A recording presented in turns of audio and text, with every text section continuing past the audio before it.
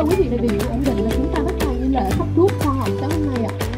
Good morning, ladies and gentlemen. The talk of knowledge will start in a few minutes, and which is memorize the first World Science event, reminded us about the Nobel Prize of Science, and supported International Year of Basic Science for Sustainable Development 2022.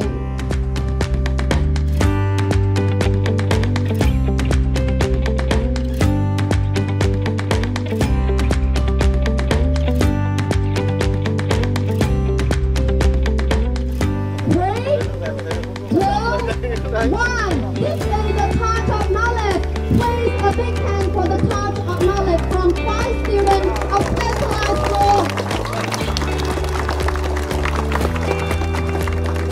Và bây giờ ngọn đuốc khoa học được thắp sáng bởi các em học sinh sẽ truyền đến đại biểu và đại diện lãnh đạo bộ khoa học công nghệ, lãnh đạo tỉnh Ninh Bình, các giáo sư và nhà khoa học là những người tiên phong trên hành trình của tuần hoàn khoa học cho thế giới hôm nay và mai sau.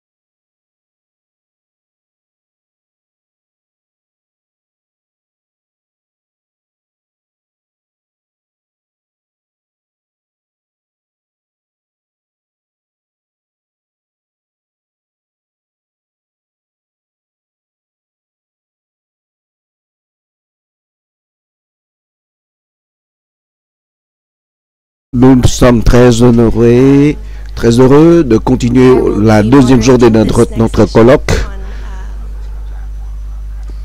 La science pour la paix. Aujourd'hui, ce matin, nous allons commencer par un atelier sur la diplomatie de l'eau au niveau multilatéral, régional, bilatéral pour la coopération dans le domaine des eaux transfrontalières. Nous allons voir que la sécurité des eaux a un impact considérable sur l'existence de l'humanité. C'est une ressource indispensable pour la vie, pour l'environnement. Les tensions croissantes liées au domaine des eaux est considérable, indéniable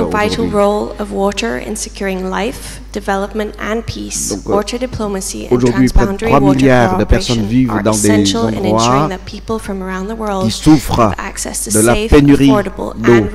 Dans ce contexte, les coopérations multilatérales, régionales et bilatérales jouent un rôle extrêmement important pour nous fournir des solutions pour bien gérer les ressources en eau à un prix abordable et pour prévenir les conflits liés à l'eau. Les politiques diplomatiques efficaces dans ce domaine nous permettront d'atteindre les objectifs du développement durable de l'ONU. Donc, c'est-à-dire avoir un accès équitable à l'eau et à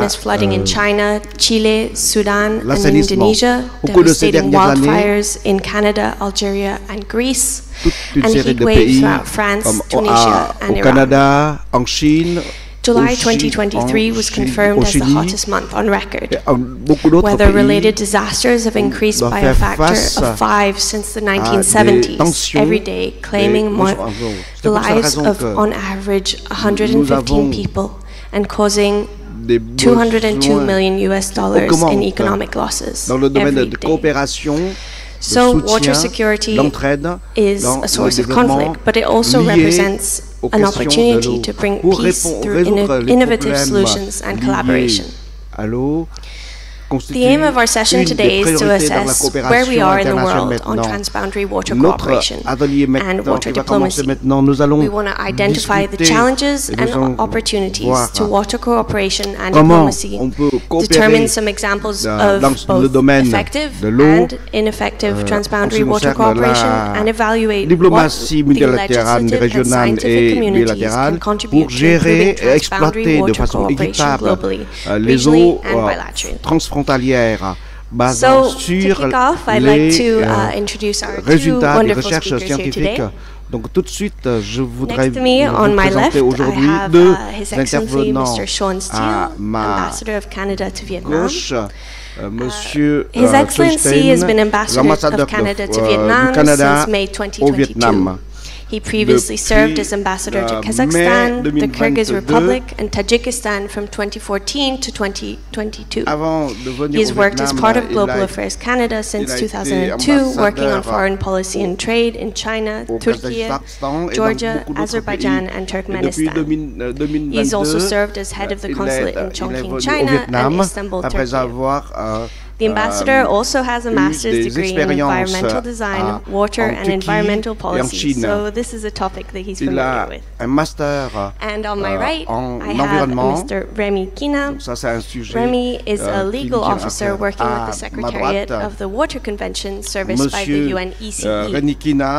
Based in Geneva. He's previously worked across Asia with environmental rights and humanitarian NGOs and consulted on international water law in the Asia-Pacific, Africa and globally. He is an international environmental lawyer specializing in international water law with experience spanning law firms, NGOs, and the UN, academia, and consulting. He's published and presented extensively on these topics and regularly commentates online. So as you can see, we have a great lineup for you today on people who really know what they're talking about. To give you a quick overview of the session we have today, we will first have a presentation by the ambassador, and then some time for questions, followed by a presentation by Remy, and we will tie it up with some key themes and questions linking the two presentations. So, if I may hand it over to the ambassador. Du juriste Remy Kina. Et puis après, on va avoir une petite présentation, des discussions, échanges avec la salle. Maintenant, tout de suite, je vais donner la parole à son excellence, monsieur l'ambassadeur.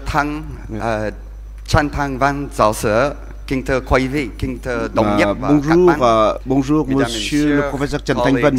What a pleasure it is mesdames et to messieurs. be with you today. I want to thank the organizers, ICISC, the IPU, for having me with you today. Les scientifiques, je tiens à remercier sincèrement la direction de la ICIS de m'avoir offert cette occasion pour m'exprimer devant vous. En fait, nous, on est en diplomatie, on travaille, on a la chance de travailler dans plusieurs pays. Et cette fois-ci, j'ai l'honneur de représenter le Canada ici au Vietnam. En fait, mes recherches ont été faites dans l'environnement.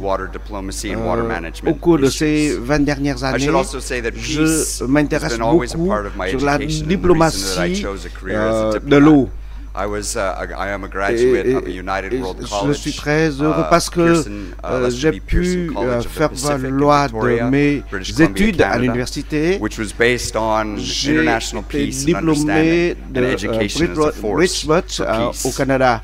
As Marine said, my master's degree was an interdisciplinary degree. I worked with mon master correspond parfaitement au sujet de notre colloque d'aujourd'hui. C'est pour cette raison que je dis que c'est une excellente occasion pour moi de m'exprimer ici. J'ai participé à des préparations des textes législatifs au Canada concernant l'eau. Et puis, lorsque j'ai été l'ambassadeur en Chine, j'ai mon master, j'ai pu compléter mes expériences par ce que j'ai appris, les connaissances découvertes dans différents pays, et en Chine, en Asie. C'est pour cette raison que j'ai quelques informations, quelques connaissances sur la gestion de l'eau, le gouvernement de l'eau. Aujourd'hui, nous parlons de la diplomatie de l'eau au niveau multilatéral, régional, bilatéral. C'est une belle occasion pour moi de partager avec vous les points de vue de notre ministre des Affaires étrangères, Stéphane Chin.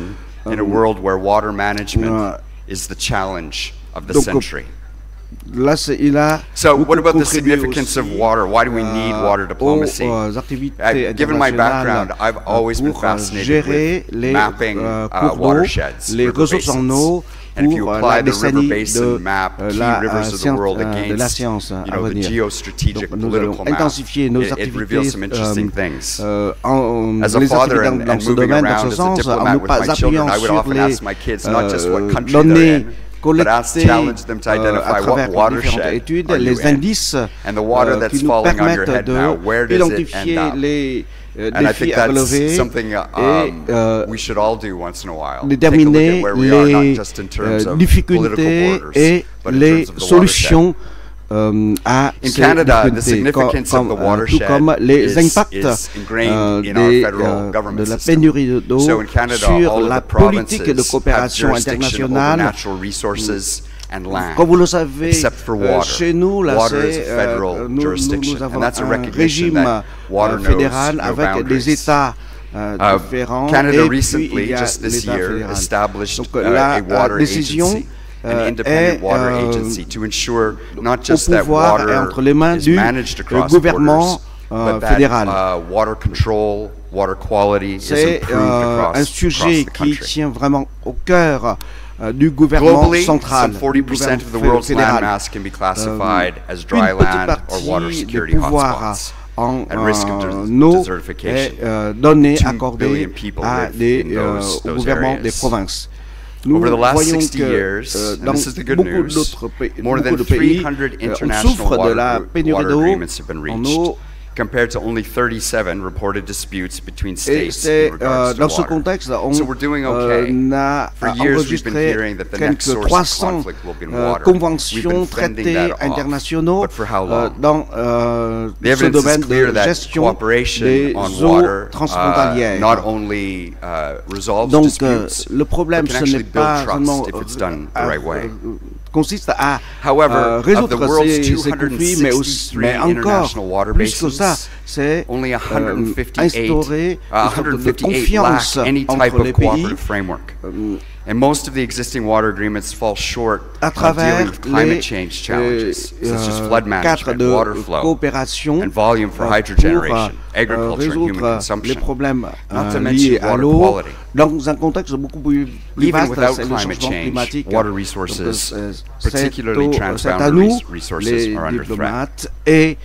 So water diplomacy, as Marina said, is about a mechanism for international cooperation to resolve disputes and solve disputes peacefully.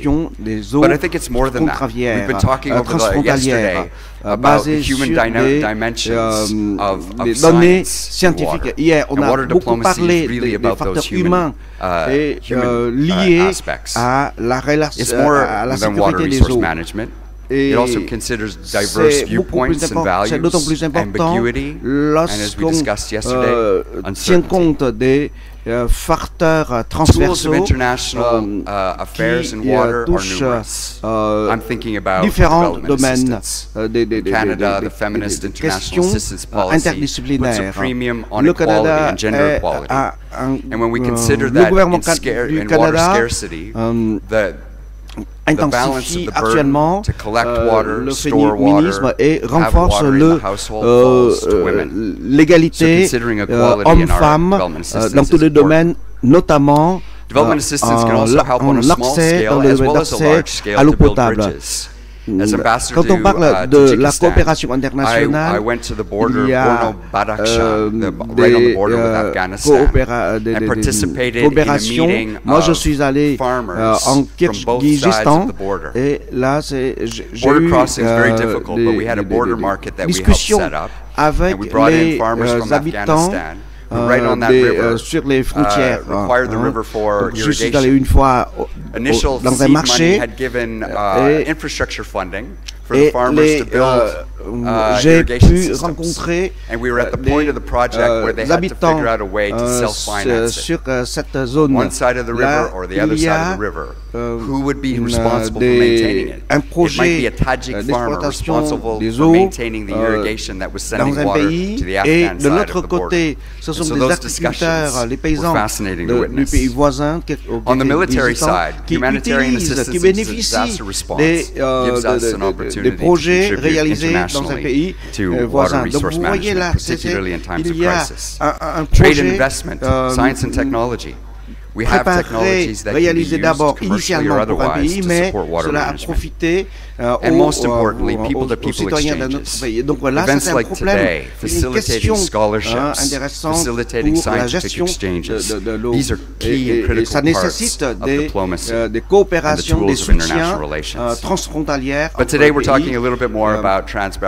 Aujourd'hui, je voudrais parler davantage that are bilateral, regional, multilateral, and international. In Tajikistan, I participated in a closing conference for the International Decade of Action on Water for Life from 2005 to 2015. A decade of action to put water on the agenda for international governments.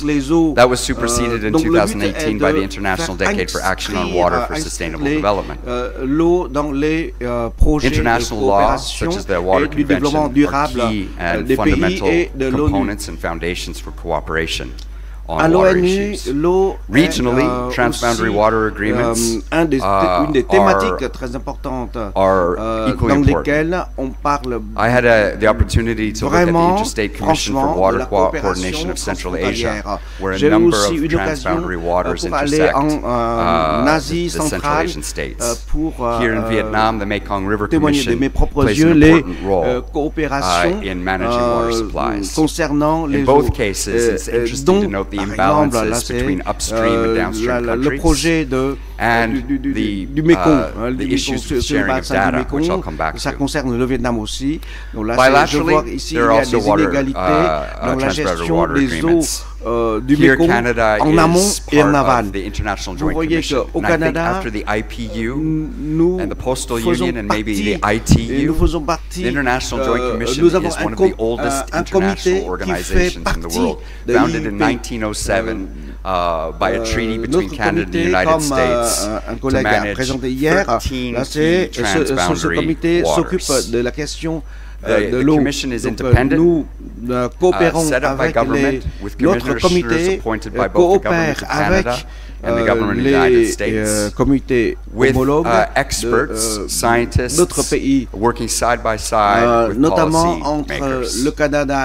So, although it's independent, it isn't, as we talked about yesterday, the ivory tower of scientists working on their own. It brings scientists at the same table as community groups, First Nations groups, to try to come solutions. Ces politiques de diplomatie de l'eau, ces questions liées à la gestion de l'exploitation des eaux frontalières, on voit que là, on a besoin de la participation, du soutien des scientifiques, et les diplomates et les décideurs politiques doivent se mettre ensemble autour d'une table pour discuter de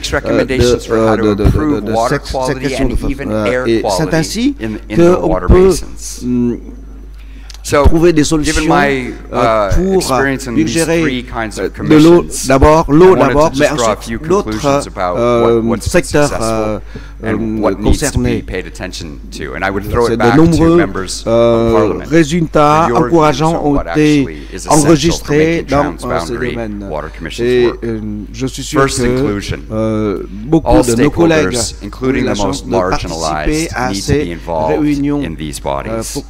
In North America, in the Canadian-US case, this means giving special attention to First Nations, traditional landholders, and their concerns for their traditional waters. Two, it has to be independent. J'ai parlé de la coopération entre les États-Unis et le Canada. It has to be free to use data, make recommendations, even if those recommendations are not binding. Related to independence, it has to be transparent. Nous appuyer du côté des décideurs politiques et des diplomates, nous appuyer sur le soutien des scientifiques.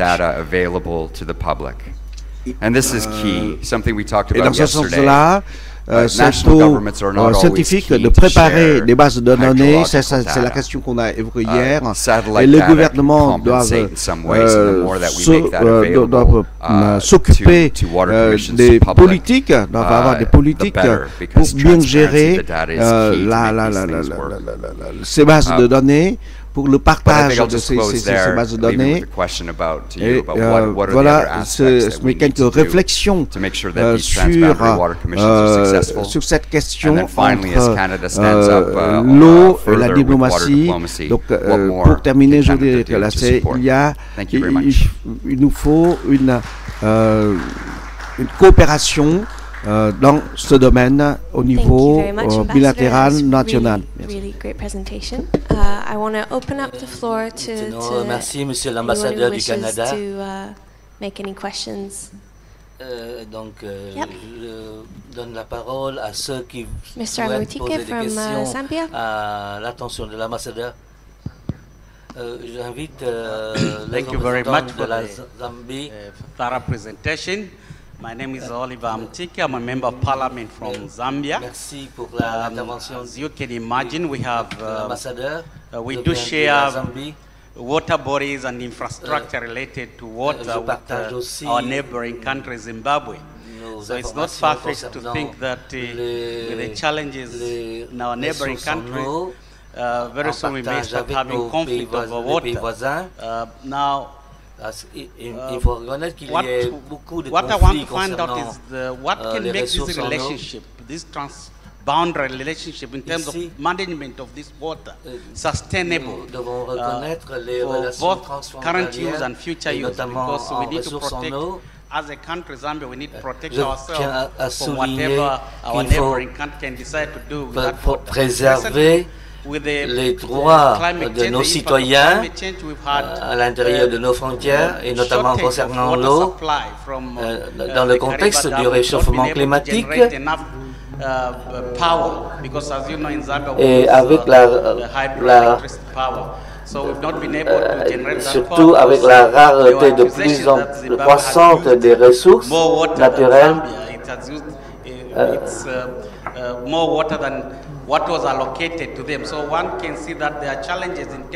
Dans un certain nombre de cas, la gestion pour prévenir les conflits concernant les ressources en eau, cela a un rapport avec nos politiques et surtout cela concerne aussi les infrastructures. Et d'après vous, quelles sont les solutions pour pouvoir les résoudre de manière adéquate, de manière radicale? Bien sûr, il y a des handicaps. Nous pouvons tenir compte des expériences américaines et canadiennes en matière de gestion des ressources, mais je tiens à souligner la coopération entre partenaires pour bien voir les intérêts de chaque partenaire. Et ce partage des ressources en eau, hydropower might be the service that basin is offered in one area. How do we then distribute the benefits of that? Et notamment, dans cette question, nous devons accorder attention aux barrages hydrauliques. Et bien que ça pourrait avoir un impact sur les pays qui se trouvent en aval. Et là, il voit le problème de l'écosystème de ces cours d'eau. And I think if we were able to sit down as governments, policy leaders, communities, to really take a look at the full services that the basin itself provides, we might be able to enter into a more rational negotiation of how to share those whole benefits. Un cercle vertueux de l'exploitation de ressources en eau. Et cela doit répondre à chacun ses intérêts. Merci beaucoup pour votre partage. Dans le contexte actuel, et cela, notamment les informations, le partage de vos expériences, de vos informations, cela permet aux partenaires de pouvoir avoir des mesures, des solutions. Very comprehensive and very thoughtful ideas Monsieur l'ambassadeur, pour votre partage. To my point of view, I see the multilateral regional water corporations. Vous avez fourni. There are different challenges. Parce que nous parlons de cette question dans le contexte d'une coopération multilatérale. The lack of financial resources, il y a bien sûr la volonté politique, inadequate legal framework, and il faut aussi parler de capacité d'investissement, institutional capacities. Et on y voit qu'il y a un manque de coopération, de partage d'informations. Studying the rivers and waters in China and Asia. So Dans le cas, par exemple, de la Chine, dans le contexte régional, les barrages construits par la Chine auraient un impact sur les pays voisins, l'impact pour le Vietnam, par exemple. Nous avons connu plusieurs contextes de coopération, par exemple concernant le delta du Mekong. Et le Canada a apporté son soutien à différents projets et en relation avec le problème de réchauffement climatique. Donc ici, il y a un problème Monsieur l'ambassadeur, dans la limite de vos compétences diplomatiques, pourriez-vous Thank you very much. I'm glad you raised the Mekong River. This is an example of where the services that the Mekong River provides us collectively need to be really fully understood. And it's in the Mekong Delta, one of the breadbaskets of the world, that we have to recognize is not just the heritage of Vietnam, but this is a source of food for the world.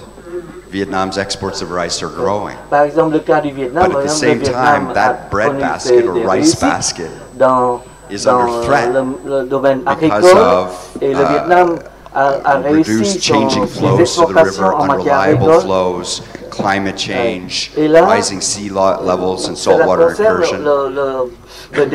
So that's one example, I think, where the countries of the Mekong River Basin need to understand that maintaining that flow is giving back to them.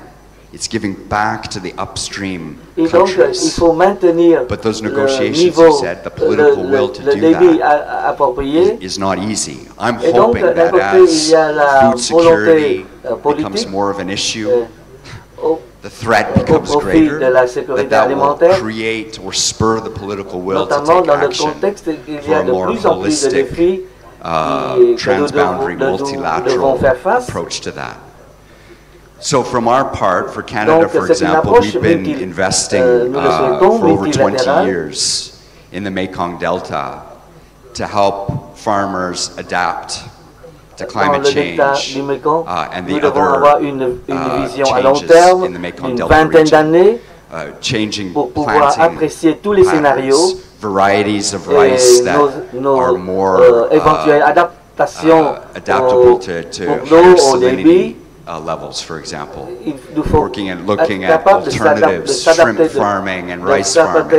We've been working with Vietnamese experts in the government to ensure that adaptation happens. Mitigation is harder. But recognizing that, Canada is now exploring reinvesting in the Mekong River Commission, and we'll be coming to the governments in the region, including yours, to understand where should we be putting our money in the commission, special projects, negotiation platforms. How is it that Canada can help make the Mekong River Commission more effective at what it's already doing? Because it is the big player in town.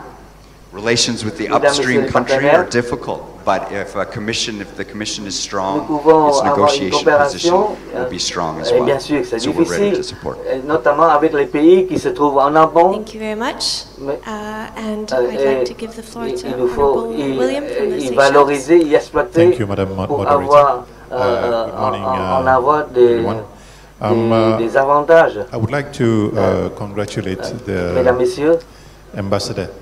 For the presentation. I mean, very interesting. I mean, based from your experience, when you say that water should be a focus for diplomacy, in terms of looking at sustainable development, now it's about 26 years since the UN Convention on Water has been adopted. What is your position in regards to progress or the status from, across the globe in terms of water for sustainable development?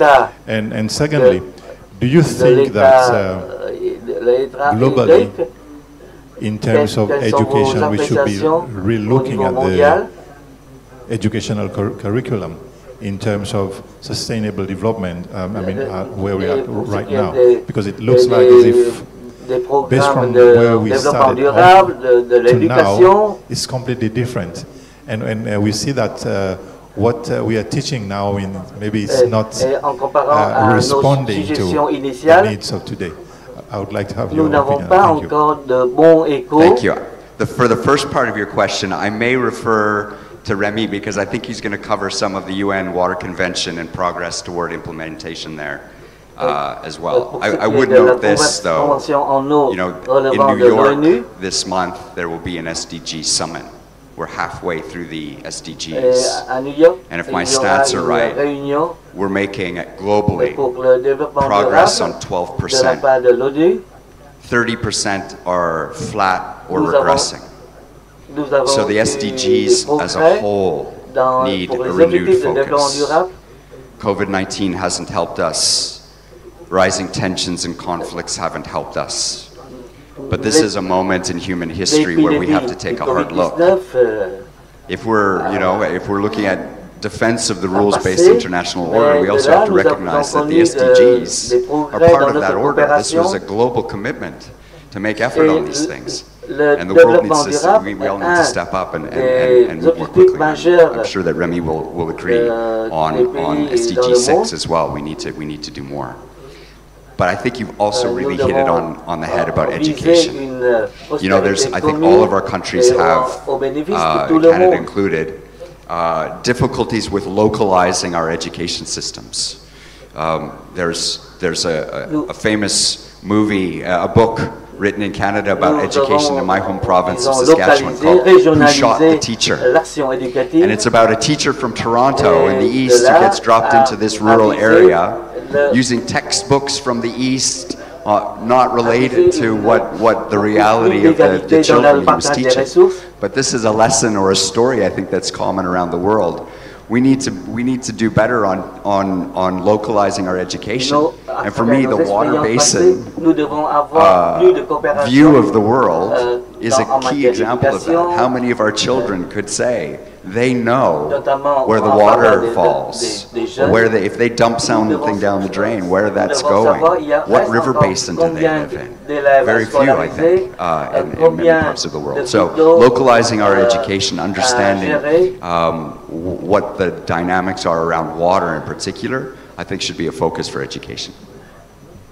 Thank you very much. I would like to give the floor to the ambassador, Mokhtar, to ask a question. Toutes les populations dans le monde.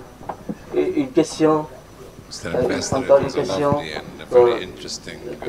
de l'audience. Remerciements pour le partage de l'ambassadeur du Canada. Une question à votre adresse. Monsieur l'ambassadeur est un spécialiste dans le domaine en question. Nous ici pour écouter les recommandations des parlementaires. Et donc la question c'est comment ce sera le futur du problème de l'eau dans le monde. Les parlementaires nous avons écouté les parlementaires, les experts. For parliamentarian, can we see a kind of parliamentary water diplomacy? Can parliamentarian help in that regard? This is number one. Number two, I have to admit that we have a great appreciation for Canada in its water diplomacy as a tool of solving conflicts and early detecting conflicts regarding I would like to understand, is there any policies or thinking for Canada to go to another zones, Africa for example? Is there any way that we can increase countries like Canada to work on that field? How can we do this? The last question. I loved what you said, that we are trying to push away conflicts of water. It gives hope. But do you really think so? We did our studies and we discovered that, you know, it is, we're trying to find any trick in the book or outside the book or outside the box to counter the notion of a conflict of water. I live in a country and in a basin that it is highly going to enter in the first big-scale conflict of water. Although there are tendency to calm down things, but I know for sure that the next year we're going to see a serious conflict. So I would like to say, what is the international mechanisms that can stop such conflicts? We used to have a dream that, and this is the last thing, we used to have a dream that new water and cooperation and water technology, desalination and all of those can ease the environment a little bit of confrontation. Can this be done, or do you think that this can help if countries like Israel, for example, can help with its technology in the region and to find another alternative source of water? And thank you very much again for a very deep and very good picture. Thank you very much. Merci, Monsieur l'Ambassadeur. Thank you, Mokhtar, for these great questions. I think, you know, I mentioned that there are mechanisms existing, right? These transboundary water commissions, but only in about, you know, half of the international river basins. It has to start somewhere. Parliamentarians can start these discussions in places where the mechanism for cooperation, negotiation doesn't exist. Parliamentarians can start it. It might not always be governments, it might not always be scientists that start those discussions. But I think if we were to look at where is there a need for support, bolstering, or creation of transboundary water commissions, I think parliamentarians can start that discussion. That's just one thought that I have. On Canada, I hear you loud and clear. And there are a few of us, myself included, I mentioned our ambassador to France, Stéphane Dion, we're suggesting that this domestic agency, the Canada Water Agency, should take on an international mandate, because we could provide an interdisciplinary team of technical assistants, diplomats and negotiators, technology companies, scientists, to help bring perspectives to regions of the world where there are water crises. And then in your third, so that's music to my ears, but we have a lot of work to do that in a comprehensive way. At the moment, it's piecemeal. We see opportunities to provide some development assistance project, but we don't come in with the full interdisciplinary team, which I think is required.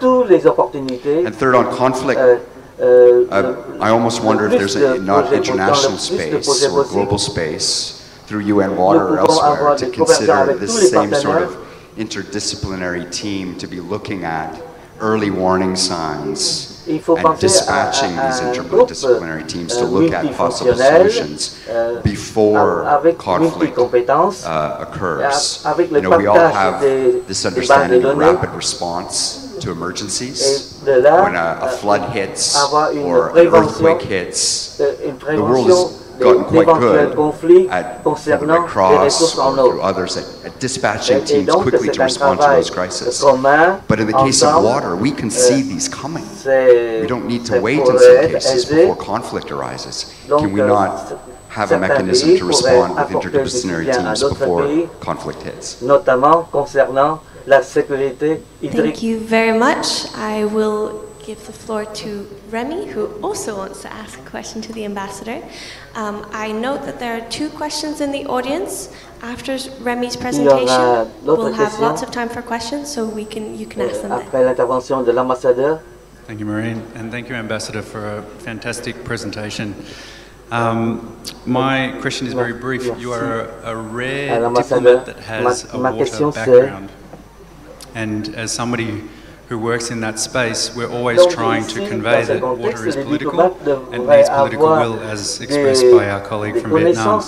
I'm just wondering, are there any strategies or methods to train diplomats to bring water to their attention as a political force for good? et en relation avec la diplomatie, Thanks, Remy. No, le travail diplomatique soit not that I'm aware of, but there ought to be. Pour la question qui but nous concerne. if I say water diplomacy as a discipline, but also ensuring that water is in our diplomacy, all of our measures that people are thinking about water should be part of the issue. It hasn't grabbed the headlines yet, the way that other issues have. So if I think about human rights, well, we have a discipline training for human rights, for diplomats working in human rights. We have a discipline for training on gender issues. We should be looking at a discipline for training on water issues to make water diplomacy real. Donc, il y aura nécessairement une formation au bénéfice des diplomates. Bon, pour l'instant, il n'y en a pas, mais ce sera une anticipation pour l'avenir. Nous avons la chance d'avoir deux excellents intervenants. C'est la deuxième exposé de M. Rémi Quina, juriste.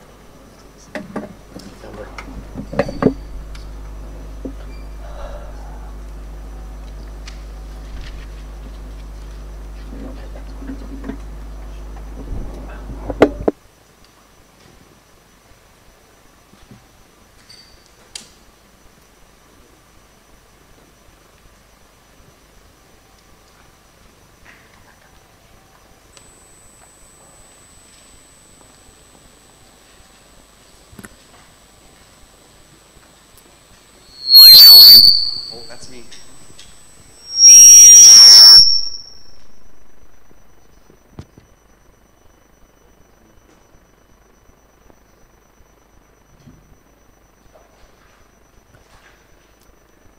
Thank you, everybody. And just while we wait for my presentation to load, I again want to reiterate my thanks. Bonjour, je tiens à remercier sincèrement UIP, les organisateurs, mesdames et messieurs ici présents qui m'avaient offert cette belle occasion, et surtout le centre ICIS de m'avoir offert cette excellente occasion pour échanger avec vous sur le sujet de diplomatie de l'eau. Donc c'est la suite du sujet que M. l'ambassadeur a commencé tout à l'heure. La question que je me suis posée, pourquoi la diplomatie de l'eau, la gestion de l'eau, des eaux transfrontalières, pourquoi est-elle si importante? Comment on peut bien le gérer? Comme vous le savez, les cours d'eau, les ressources en eau jouent un rôle extrêmement important dans les objectifs du développement durable, c'est-à-dire comment faire pour renforcer, augmenter les forces, nos ressources pour protéger les cours d'eau. Dans l'histoire, on voit qu'il y avait déjà beaucoup d'activités de coopération entre les pays dans la coopération internationale. Un des exemples, c'est dans la région du Mekong. Pourquoi la gestion des eaux transfrontalières est un problème global? En effet, l'eau est un facteur important, décisif dans la réalisation des objectifs du développement durable. Et c'est également un des défis les plus importants actuellement. Vous voyez que le Vietnam est un des pays qui se trouve dans la région où il y a des points forts, des avantages comme des greniers de riz, mais le Vietnam doit faire face aussi à des problèmes de l'eau. C'est surtout la gestion des cours d'eau transfrontaliers et des lacs internationaux. Le renforcement de la coopération entre les pays joue un rôle extrêmement dans ce domaine. Vous voyez qu'on ne peut pas parler de la lutte contre les changements climatiques si on ne parle pas de la coopération internationale, transfrontalière dans ce domaine concernant l'eau.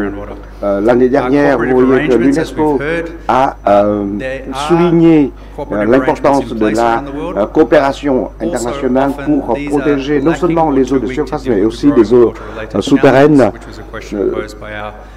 Nous voyons donc les coopérations entre la gestion des cours d'eau et des lacs frontaliers laisse encore beaucoup à désirer. C'est pour cette raison le renforcement de la coopération dans ce domaine joue un rôle très important. Je voudrais insister ici sur les objectifs, les indices SDG, l'indicateur S5.6.5.2.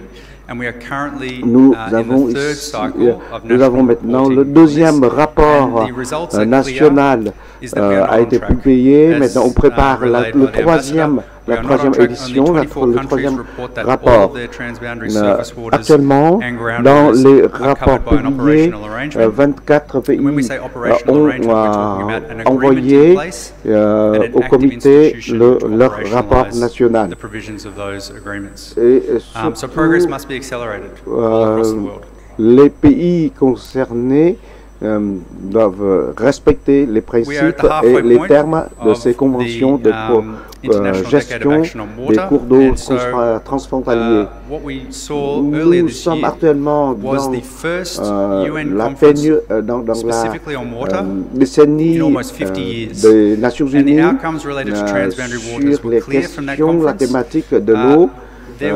On a organisé plusieurs activités et colloques sur le sujet de l'eau. Et bien sûr, là-dedans, on a parlé de la coopération internationale dans ce domaine. Et dans ce cadre, dans ce contexte, plus de 70 pays ont signé une convention, une déclaration internationale de plusieurs continents se sont engagés pour réaliser la convention de l'eau des Nations Unies. Cependant, les chiffres, les statistiques ne suivent pas encore les évolutions actuellement. Au Vietnam, je vois qu'il y a des représentants vietnamiens, des délégués vietnamiens. On voit que les objectifs, objectifs du développement durable, 5.2, on voit que le Vietnam a atteint des objectifs dans ce domaine présentés dans vos deux premiers rapports.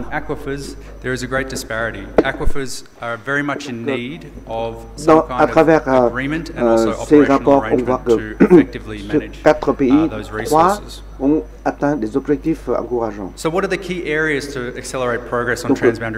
Quels sont donc les problèmes dans l'intensification de la coopération transfrontalière? D'abord, il faut des volontés politiques. Il faudrait également améliorer les compétences, la qualité des bases de données et il nous faut la coopération transfrontalière dans ce domaine. Mais je déplore qu'on est un peu en retard dans ce domaine. Donc sur ce tableau, on voit clairement dans cette analyse They do not operate in isolation. Qu'est-ce qu'on peut voir ici? D'abord, au niveau global, régional, dans les bassins, les sub-bassins, au niveau national, il y a des liens très étroits. J'ai mis en vert les contenus auxquels le Vietnam a participé. Par exemple, la Convention de l'eau en 1997, ça c'est pour la première fois. Et puis, le Vietnam est aussi une partie prenante de l'accord du traité du fleuve Mekong. Et en jaune, d'autres pays en Afrique. So the Water Convention, how does it work? It's a global legal framework to facilitate transboundary water cooperation. It's based on core international principles. So do no harm, no significant harm to your neighbour, equitable and reasonable use of a shared resource, shared water resource, and the principle of cooperation. It takes into account other core principles. One of the key aspects of this convention is its institutional framework. It is a unique global platform at the global level under the umbrella of the United Nations. Donc il nous faut nous appuyer d'abord sur un cadre juridique global, c'est-à-dire au niveau des Nations Unies. Et puis après, au niveau régional, on a des continents, il y a des régions pour partager entre nous les renseignements, les expériences. Un collègue du Zambie et du Zambia nous a fait savoir que en mettant en œuvre ces conventions, nous allons concrétiser les termes de la convention dans les traités entre les pays nationaux et internationaux. De là, il y aura des mesures concrètes. Un exemple, c'est entre le Congo et les pays voisins, se sont appuyés sur les conventions des Nations Unies sur l'eau et pour pouvoir élaborer leur coopération, le projet de coopération transfrontalier. Un autre point, il nous faudrait des institutions suffisamment fortes pour pouvoir mettre en œuvre ces conventions internationales ou nationales. Il nous faut concrétiser par les activités cohérentes entre les pays, les parties prenantes,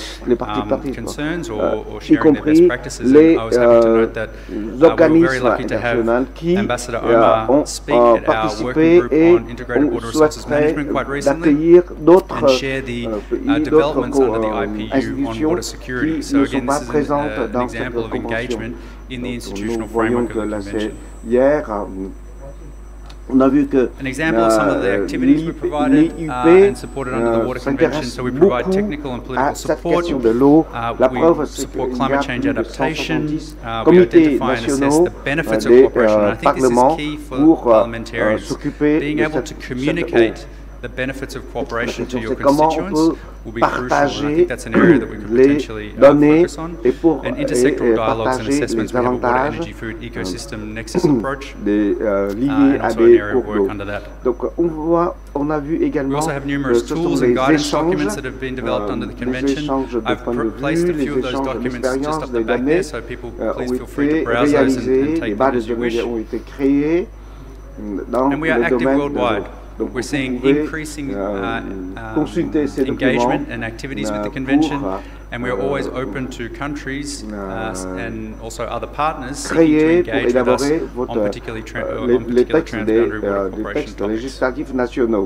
Donc, nous voyons donc le premier cadre très important, c'est les conventions de l'ONU.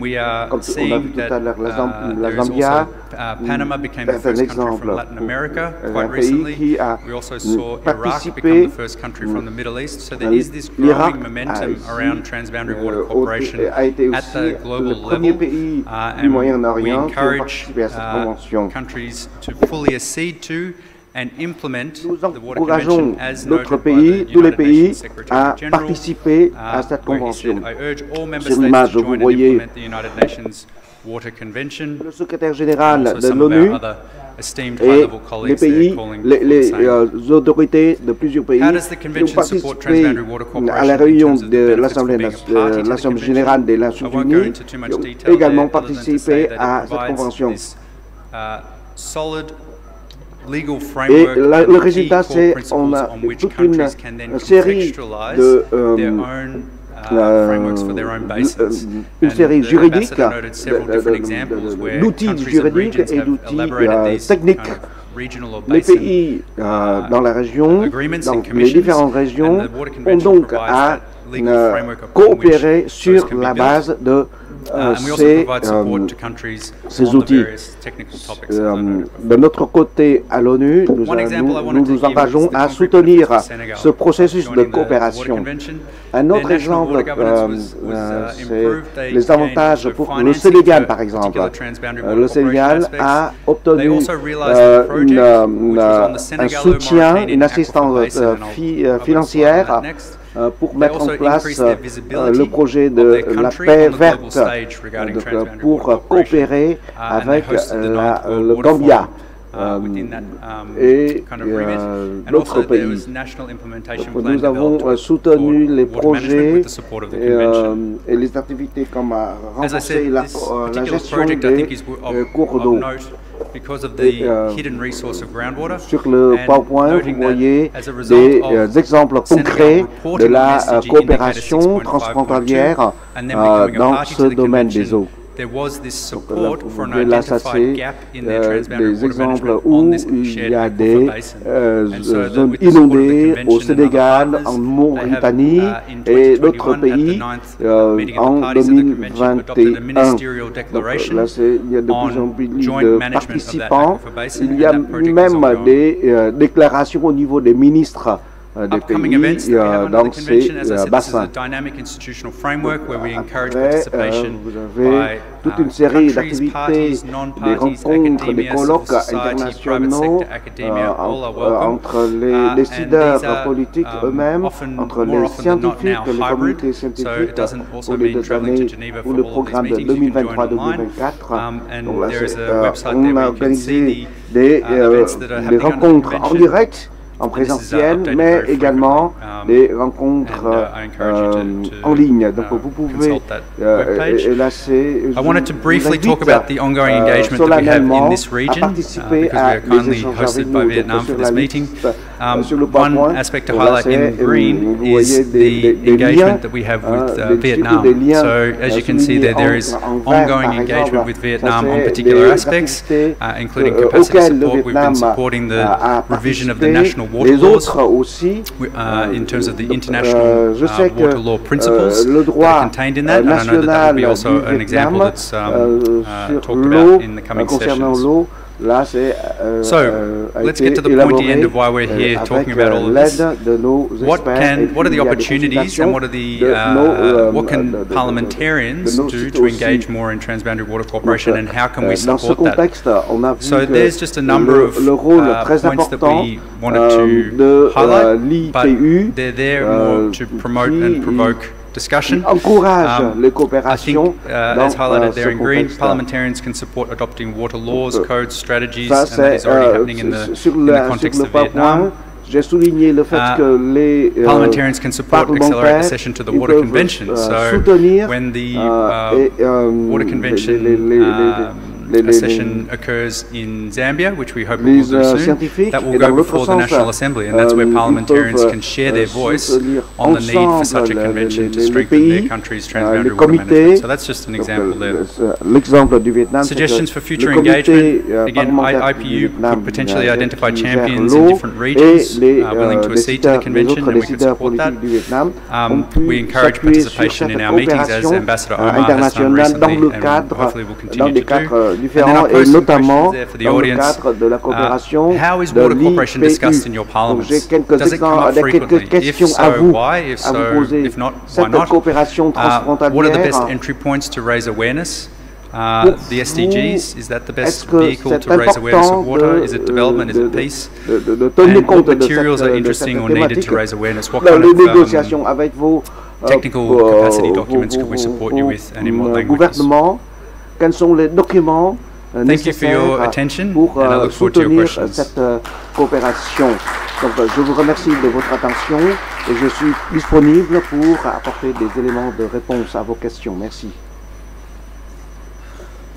Thank you very much, Remy. Merci, merci beaucoup. Merci beaucoup, Monsieur Kina, de votre présentation très riche d'informations. J'invite maintenant les intervenants à me rejoindre sur l'estrade, sur le tribune, pour continuer les échanges avec la salle. First go with Honorable William, and then we'll go to vous.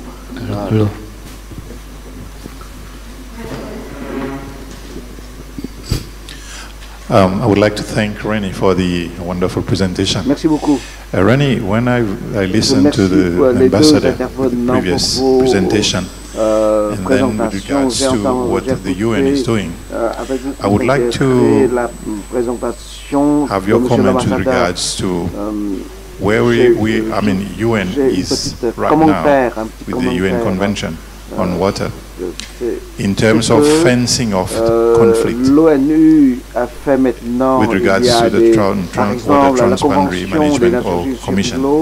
So do you think that apart from parliaments getting together, taking this issue as an important point of discussion, what more do you think that the UN can do in terms of seeing possible conflicts coming up? For example, this morning on the news I heard that Ethiopia is filling up the dam and is causing problems for Egypt.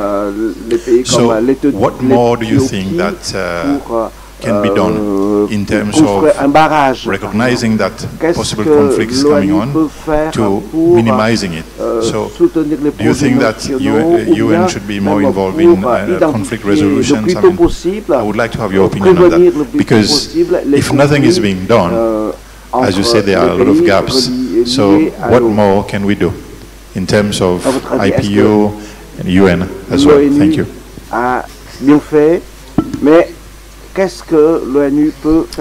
Thank you very much for the question. So I would firstly say that the United Nations and the Water Convention, again, and this links very well with the ambassador's comments, is to say that we encourage forums and frameworks such as basin commissions as the starting point for diplomatic negotiations over shared water. So in terms of conflict prevention, those ongoing negotiations that happen at the basin level are context specific to the countries. It's a trusted forum that has been established through an agreement and has an active institution in place generally. That is the encouraged first starting point for any kind of negotiations over shared water. So first and foremost, we would encourage those negotiations to happen at the basin level or sub-basin level, whatever is appropriate for the context. In terms of conflict prevention, there are definitely some tools and agencies working on this aspect of water conflict prevention. I noted interestingly the UN colleague yesterday talking about that particular tool that they have, which is an online dashboard. I think that's a fantastic resource that can be used for that particular purpose. It may not actually predict when a conflict will occur, but as the ambassador said, it really requires an interdisciplinary approach, not just focused on water solely, but getting together experts on water security, diplomatic, geostrategic interests, food, security, all of these different aspects together might be able to, and having those people in the room might be able to help with that kind of water conflict prediction. I will note under the Water Convention we actually have a implementation committee. So specifically for the Water Convention, we have a committee whereby parties can submit particular issues for consideration by an eminent group of experts. So they're not only diplomats, they're scientists, they're engineers, and they sit together to provide advice to those countries on water management issues of implementation of the convention. And I can definitely note one example. So Albania and Montenegro came to the implementation committee with a challenging issue of small hydropower plants on a shared river, the Sejevnesem River. And the implementation committee evaluated the facts and has assisted those two countries to come together to share data, to share information, and to work together on a joint solution to a shared challenge over transboundary water. So that's one example within the framework of the convention that we can talk about in terms of conflict prevention. À des coopérations, à des échanges, et dans le cadre des... Thank you very much. I will give the floor to Hubert Julien Laferrière, President of the Committee on Middle East Questions. Thank you. Thank you, Marine, and thank you, Remy, thank you, Ambassador, for your presentation. Obviously, water is a subject for diplomacy, for both United Nations diplomacy and parliamentary diplomacy, and in a region in which many of us are committed, for the region of the Middle East. Israel and occupied territories have limited hydric resources, both of them, and today, to deal with this shortage, Israel controls 97% of the water sources and water infrastructure in the occupied territories. I remember that Yitzhak Rabin had said, Prime Minister Yitzhak Rabin had said that without an agreement on water, there will be no agreement between Israel and Palestine.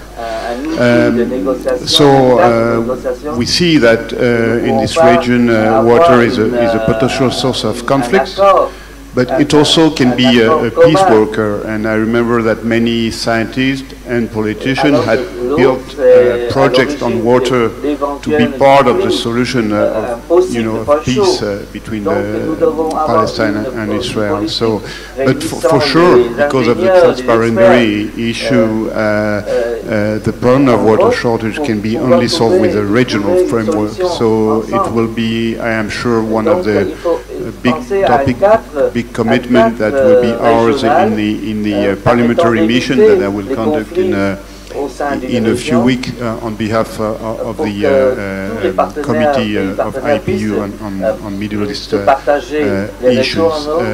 But it's also, and I'd like to hear you about this, it's also of course an issue for United Nations regarding the resolution that are not respected in the region. Thank you.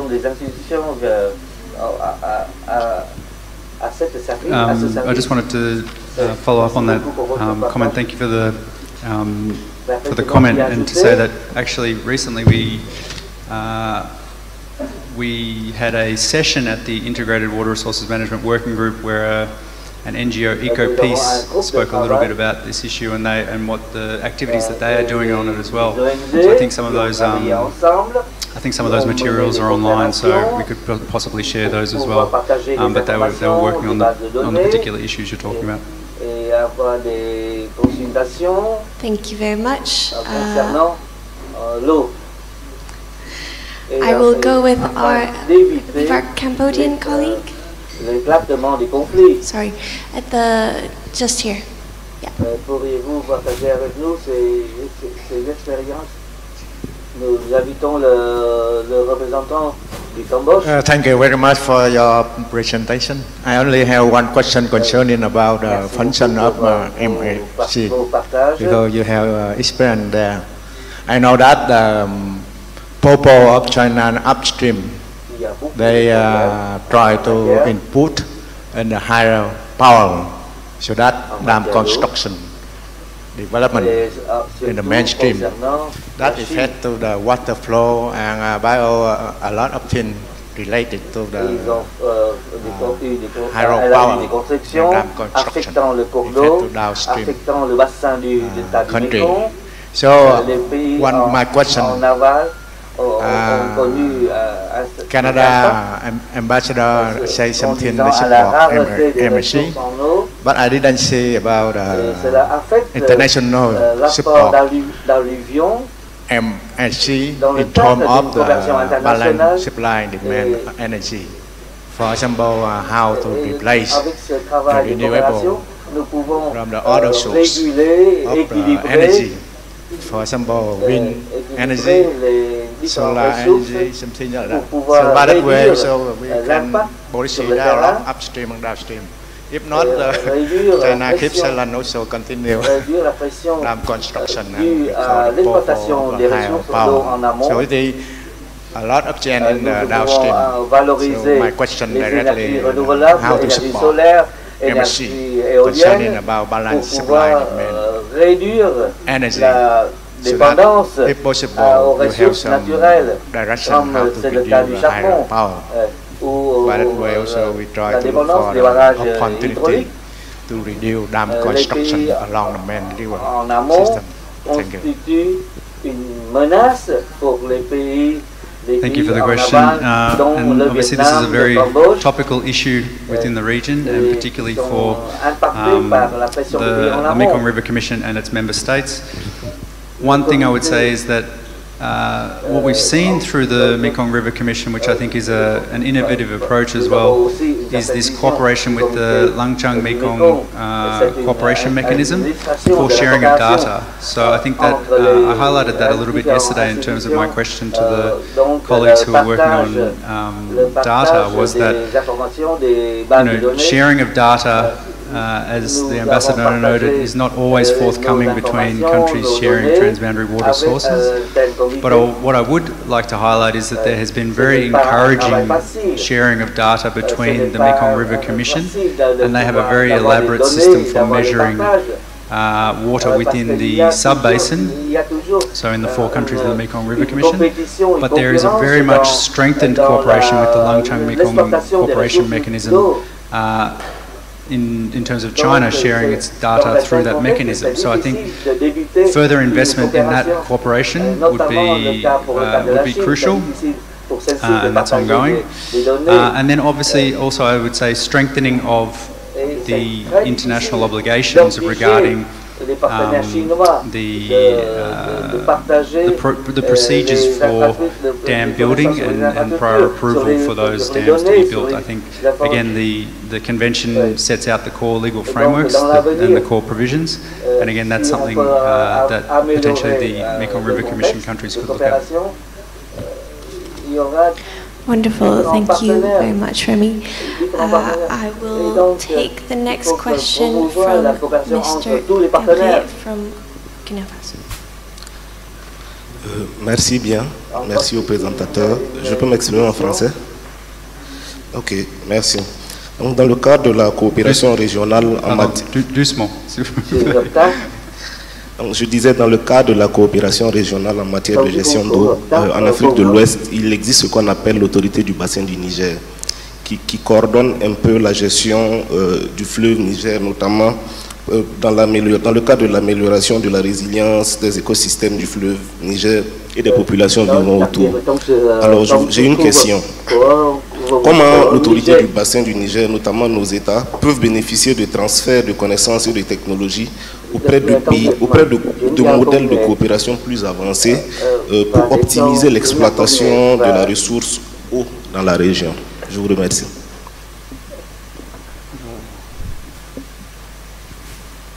Est-ce que je peux répondre en anglais ou en français? Pas de problème, j'ai un traducteur. If I got the question correctly, it's really about how the Niger Basin Authority can be supported in different technical aspects to improve water management for the basin countries. Is that correct? Des régions ont participé à la gestion de l'eau. Votre question. So one thing I would say is that the Niger Basin Authority is held up as a very great example of water cooperation within West Africa and also globally. So I think that's something to firstly note. Est-ce que vous pouvez répéter votre question en français? So we do have cooperation on a number of technical topics. to cooperate with the Niger Basin countries. I would encourage the Basin Authority to engage in technical topics under the conventions. La question en français, on n'a pas pu le traduire. Est-ce que vous pouvez répéter la question? Je disais, l'autorité du bassin du Niger est une organisation qui regroupe 9 pays d'Afrique de l'Ouest. Et qui œuvre dans la gestion de la les eaux du fleuve du Niger. Non. Son objectif, c'est d'améliorer la résilience des écosystèmes du fleuve Niger et des populations vivant aux alentours. La question est la suivante. Comment l'autorité du bassin peut bénéficier de transferts de connaissances et de technologies auprès de modèles de coopération optimiser l'exploitation de la ressource eau?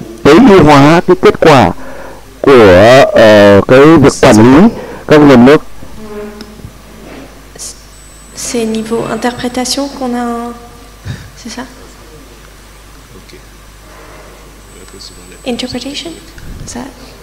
Donc, est-ce que vous pouvez répéter plus lentement parce que là, on n'a pas bien entendu la question. Ok. Merci. Donc, je reprends la question. Oui. Comment aux États, les États membres de l'autorité du bassin du Niger peuvent bénéficier de transferts de connaissances et de technologies auprès de modèles de coopération plus avancés, pour optimiser l'exploitation de la ressource eau dans la région Afrique.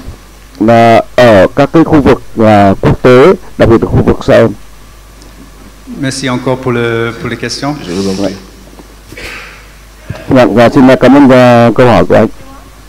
I believe I understood it's about the transfer of technology and information for the benefit of the basin countries in the implementation of their water management strategies, essentially, and resources.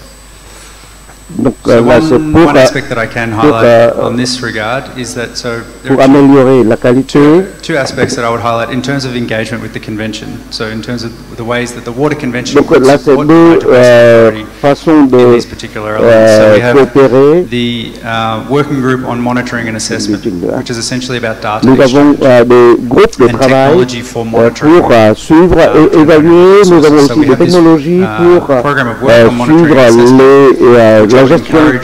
Nous avons des coopérations des institutions nationaux. En octobre, nous avons eu une séance de travail l'année dernière avec les comités nationaux pour le transfert de technologies. À cela s'ajoute également, nous avons un cadre de coopération pour chercher des financements. Nous avons eu des documents de publication sur les modèles de transfert à technologies différentes, surtout les comités internationaux, les bassins internationaux, afin d'avoir des soutiens financiers, but also for some of the more technical aspects as well. So there are two particular areas mettre en œuvre les projets ainsi que les activités de surveillance, d'analyse et d'évaluation. A question from Agnès Vadai at the back. Oui, s'il vous plaît, une déléguée de la Hongrie. Thank you very much. I would like to thank the two Merci speakers beaucoup. for their very comprehensive approach. J'ai reçu beaucoup d'informations, plusieurs approches intéressantes. Nous, en tant que nous sommes des parlementaires pour chercher des questions de l'eau, il est clair qu'il nous faut trouver des solutions. Nous avons abordé nous avons parlé de scénarios différents, des solutions juridiques pour résoudre ces problème doit être le plus concret possible. Par exemple, chez nous, on parle de la gestion du fleuve de Danube depuis 1948 pour résoudre les avantages, les intérêts des pays ayant le Danube en partage. Donc, je ne veux pas dire que toutes les conventions, tous les traités internationaux sont des solutions uniques. Il y en a d'autres, bien sûr, mais les conflits concernent plusieurs domaines et cela implique la participation de différentes institutions, le recours à des textes différents pour pouvoir avoir une solution adéquate. Nous pouvons voir que l'eau, c'est une question mondiale, internationale. Je comprends que l'ONU, c'est l'institution multilatérale la plus importante, la plus grande au monde.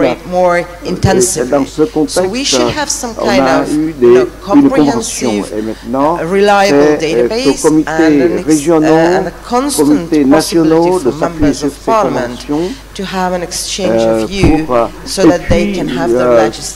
comités nationaux peuvent s'appuyer sur les résultats scientifiques et ces deux cadres juridiques et scientifiques doivent être mettre à niveau constamment pour pouvoir en ce qui concerne la coopération internationale, on voit donc que ça existe depuis longtemps cette coopération internationale dans l'histoire du monde. The Sava Basin Commission is actually a great example of cooperation, waterful cooperation in a post-conflict situation. And the countries in that region came together after the troubles that they experienced, and they used water as a vehicle for cooperation in a post-conflict situation. And again, I think that's, we're talking about preventative water diplomacy, but there's also the fact that water can be a vehicle for cooperation in post-conflict situations as well. Thank you very much, Remy. And we'll prévenir les conflits dans ce domaine. Thank you.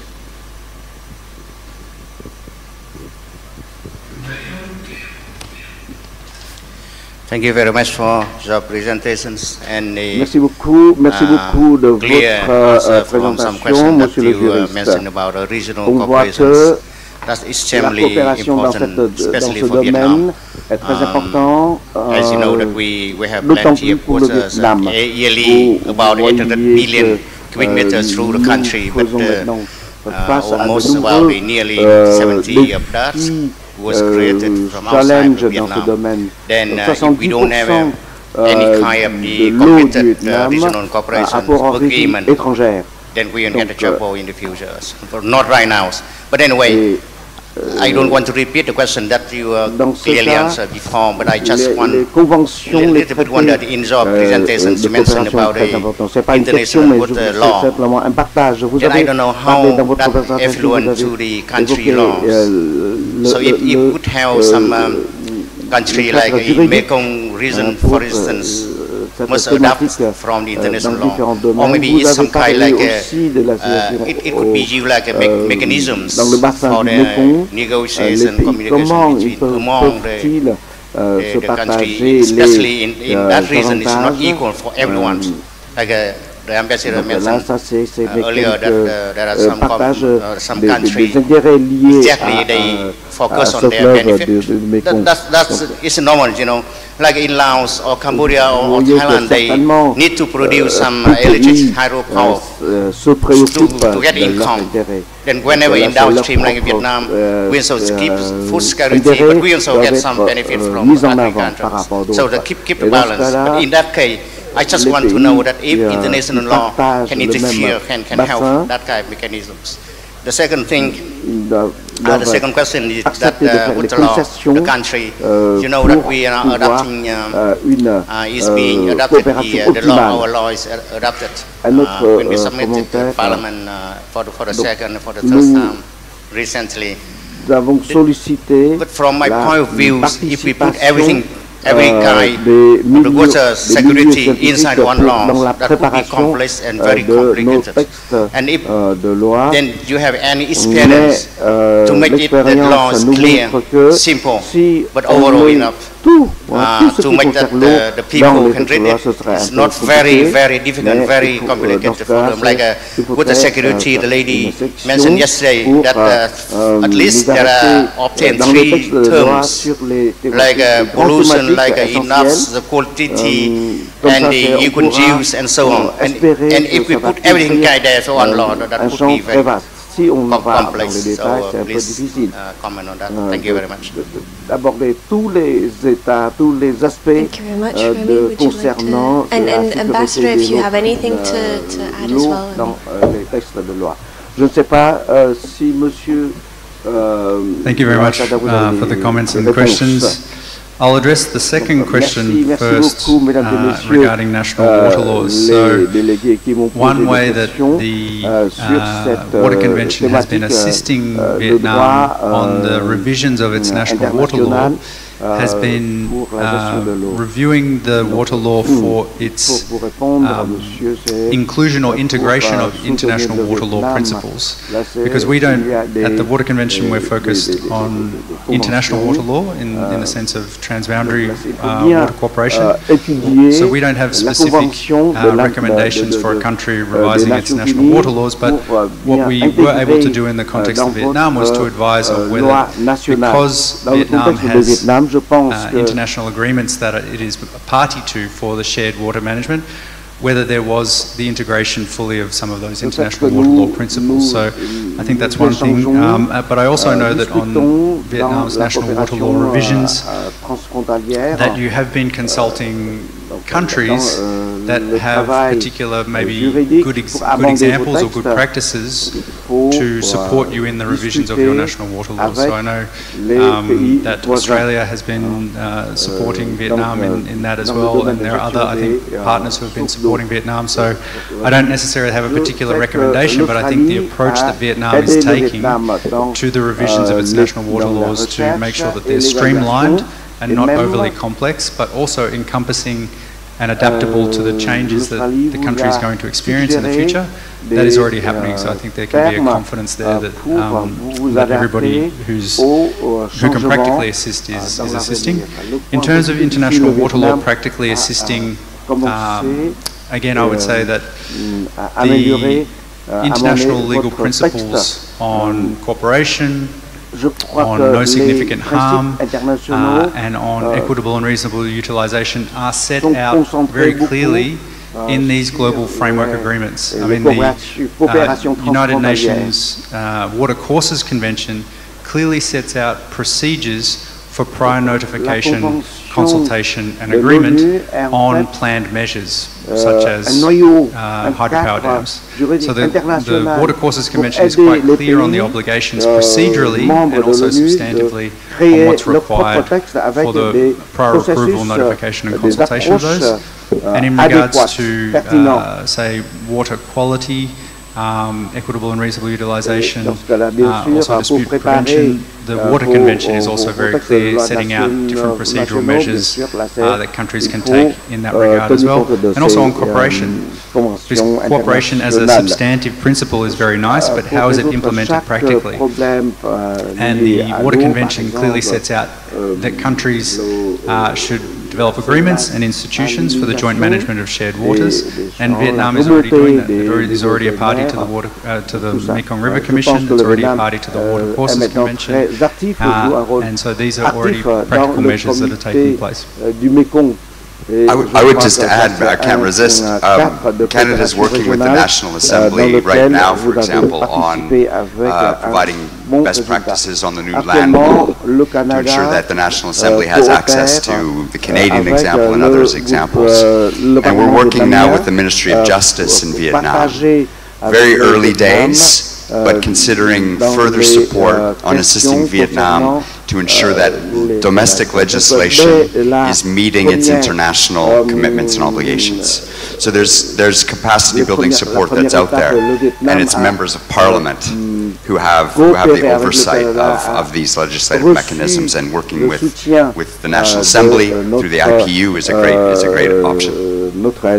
Thank you very much. I will give the floor to Maurizio. La participation du vice-président de l'Assemblée nationale du Vietnam. Donc cela montre que cela a montré l'intérêt, la volonté du Vietnam pour cette thématique. Thank you. If I'm allowed, I would like to make a comment and to ask a question as a person totally ignorant in the matter. Je voudrais bien faire quelques commentaires et poser une question. Je vois que ce matin, nous avons écouté a lot of instruments to settle the problems when they arise.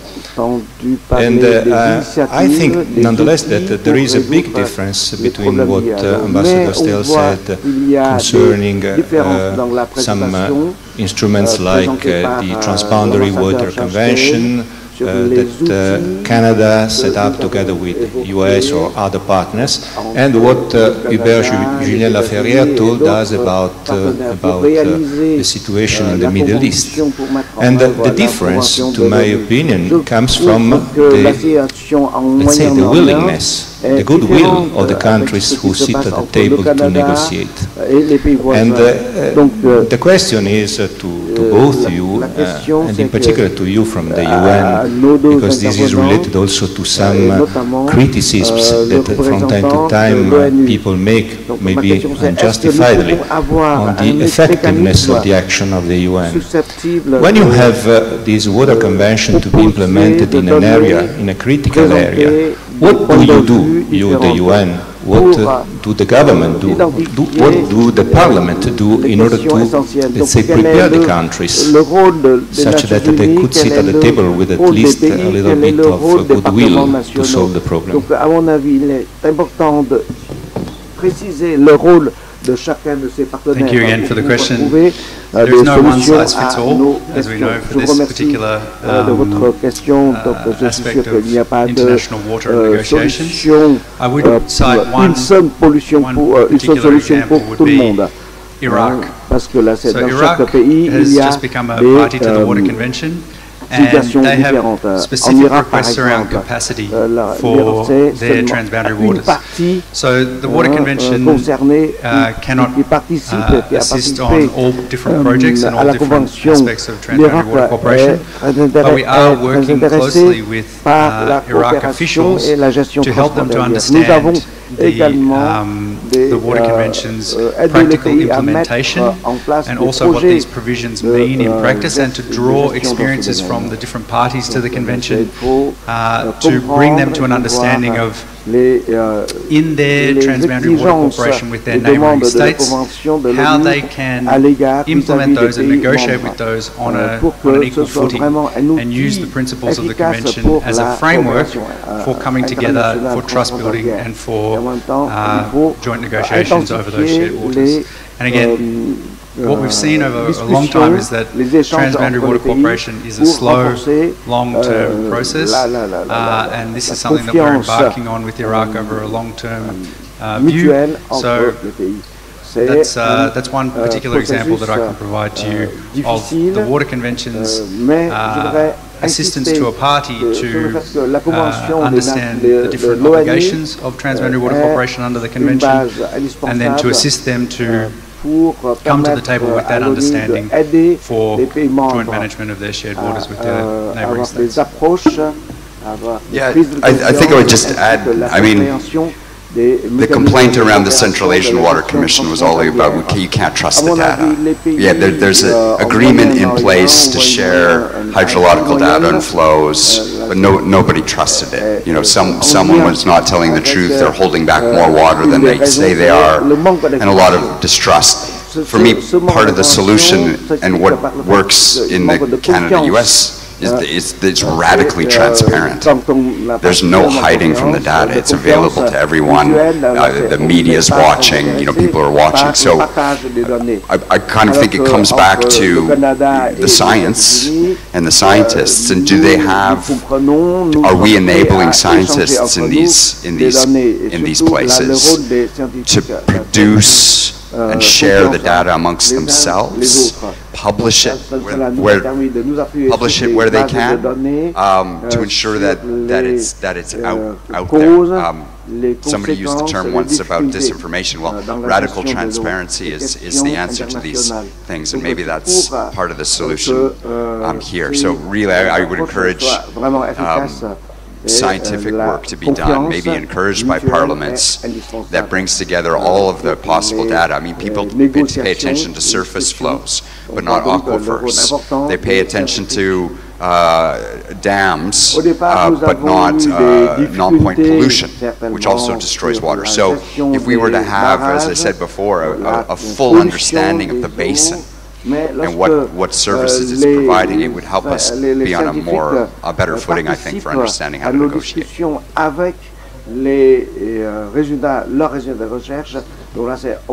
I may, I'll just quickly, yes, of course. I want to make a quick point on both your presentations and the questions we've received thus far about the role of science, really, because in transboundary water cooperation and in water diplomacy. And science, we talk about the dialogue between science and politics, and that's extremely important, but it's also interdisciplinarity within the sciences, within the information that's being used for transboundary water cooperation, and how important that is to getting sustainable solutions for all involved.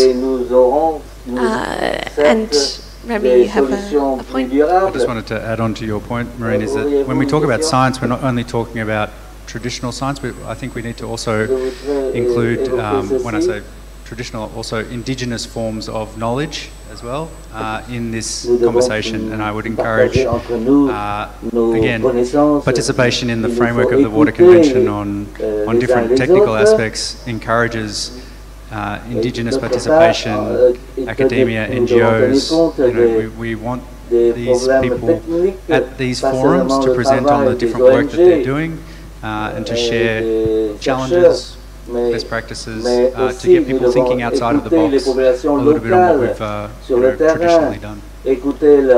Absolutely, and I really emphasize the importance of involving all the stakeholders and making sure they all have a voice. Thank you very much. I saw the gentleman at the back, you had a question?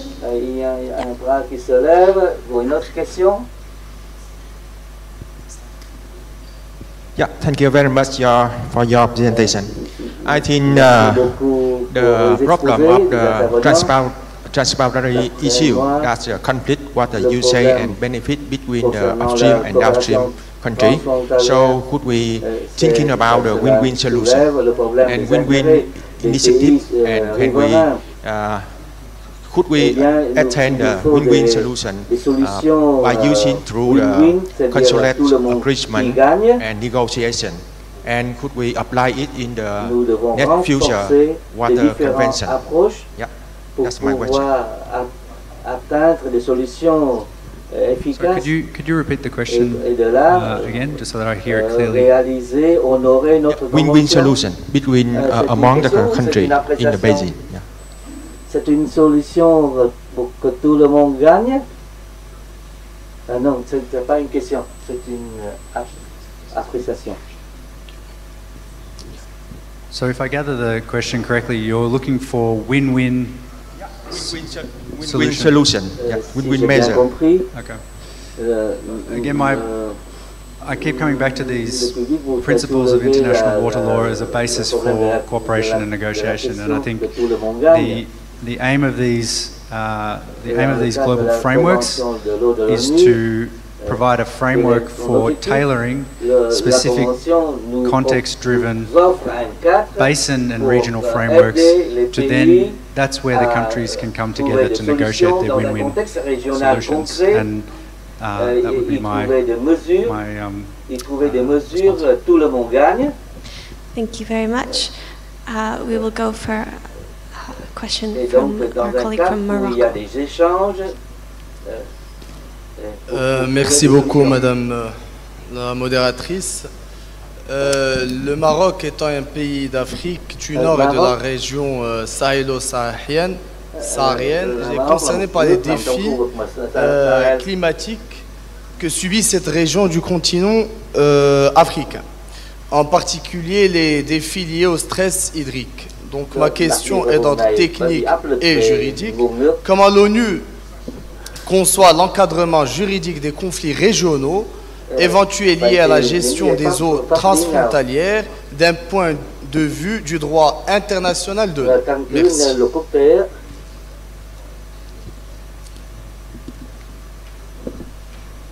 Est-ce que vous pouvez juste répéter votre question? Alors la question est comment l'ONU conçoit l'encadrement juridique des conflits régionaux éventuels liés à la gestion des eaux transfrontalières.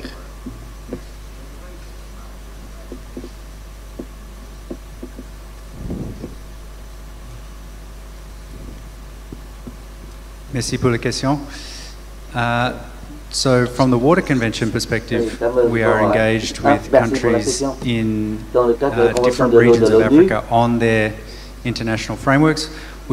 One aspect that I haven't highlighted previously is that we are engaged with the economic communities in the different regions of Africa around their different water charters, their different water frameworks, and particularly on the aspect of water for peace.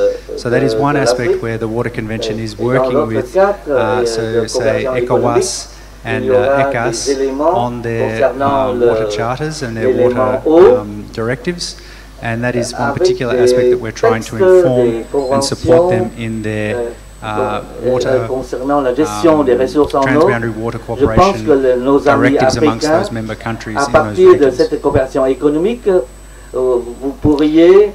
Thank you very much. Can I follow up a question for Remy? You mentioned the Serbia-Montenegro case, where the convention framework, under the framework support was provided. How is that referred? What is there a mechanism to refer a question to UN Water? Thanks for the question, Ambassador. So that's Montenegro and Albania. So under the provisions of the Implementation Committee, a country can make a submission or a request for an advisory procedure.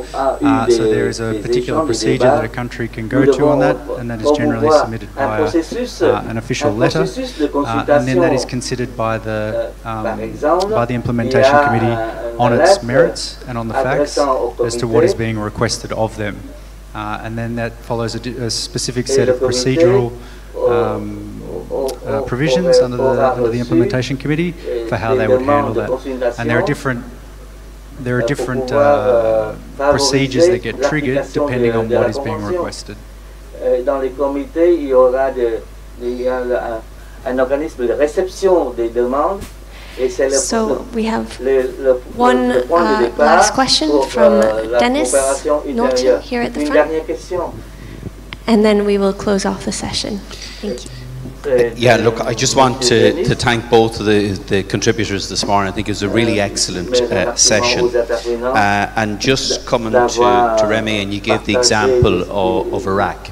I think it's a very good example of where things work and don't work and potential solutions. So the difficulty for the UN is the UN deals with governments. It's an intergovernmental organisation. It doesn't engage with parliaments.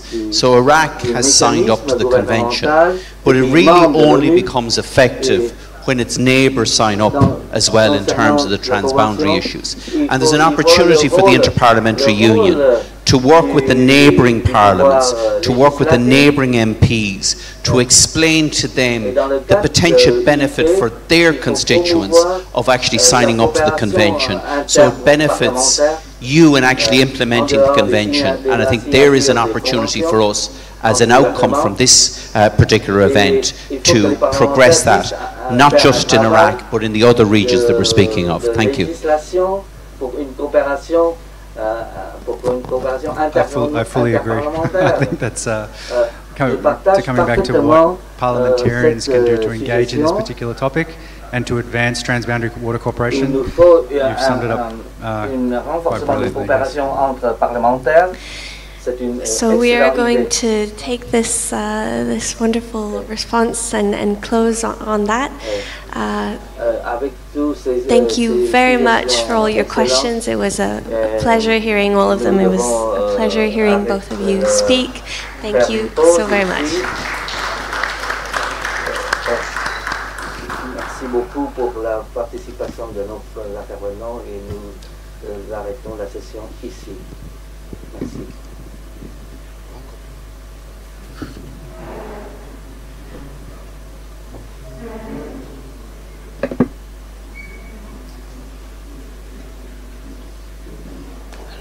Hello.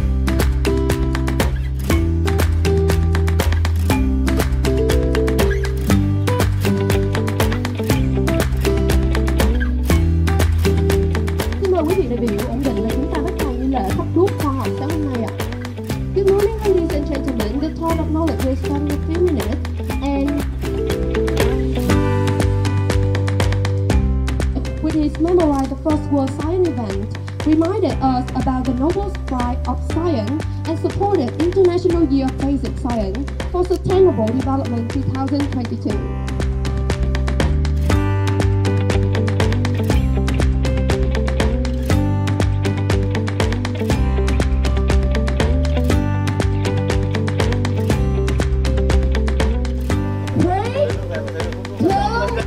One, this is the touch of knowledge. Please a big hand for the touch of knowledge from 5 students of specialized school. Và bây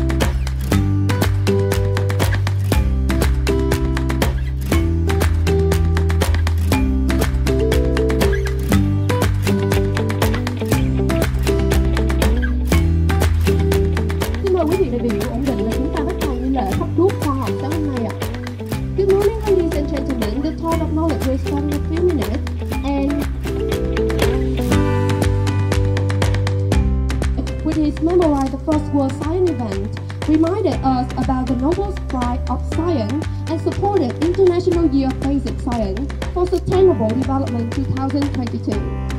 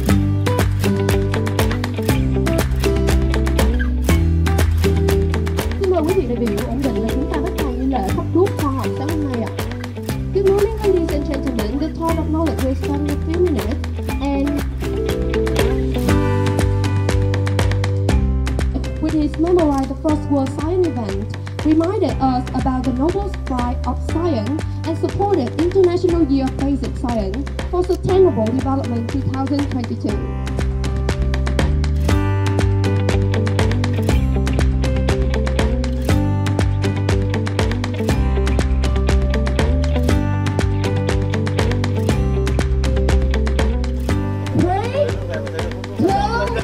One. This is the Torch of Knowledge.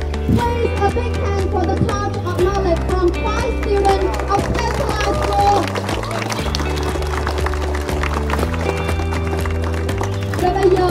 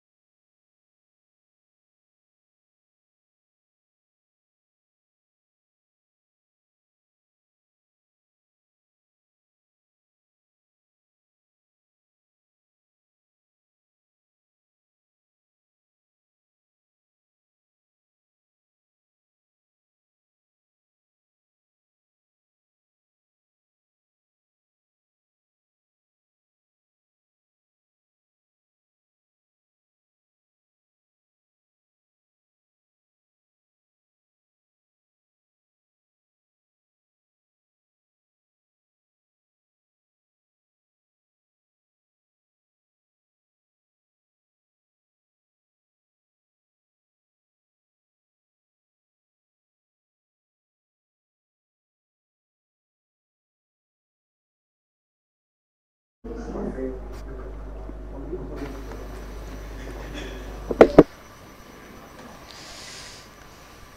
allons bientôt commencer, donc si vous pouvez prendre vos sièges et on va. Xin kính chào các quý vị, chúng ta lại tiếp tục lại các phiên thảo luận của chúng ta hôm nay.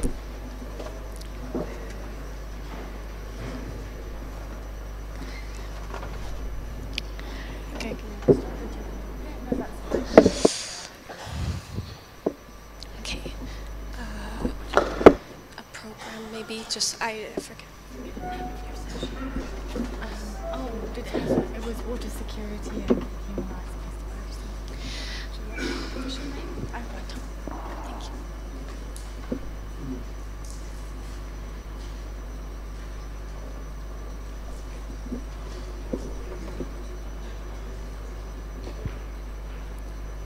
Thank you so much. So we will be starting our session right now on the human rights-based approach to water security and peace. And I am very pleased to welcome our speaker for this session, who is Amanda Luffen next to me.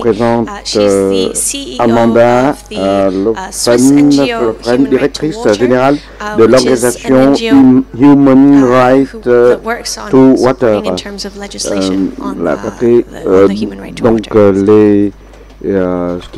Une organisation qui s'occupe des thématiques sur les liens entre les droits de l'homme et les questions de l'eau. Hello everyone.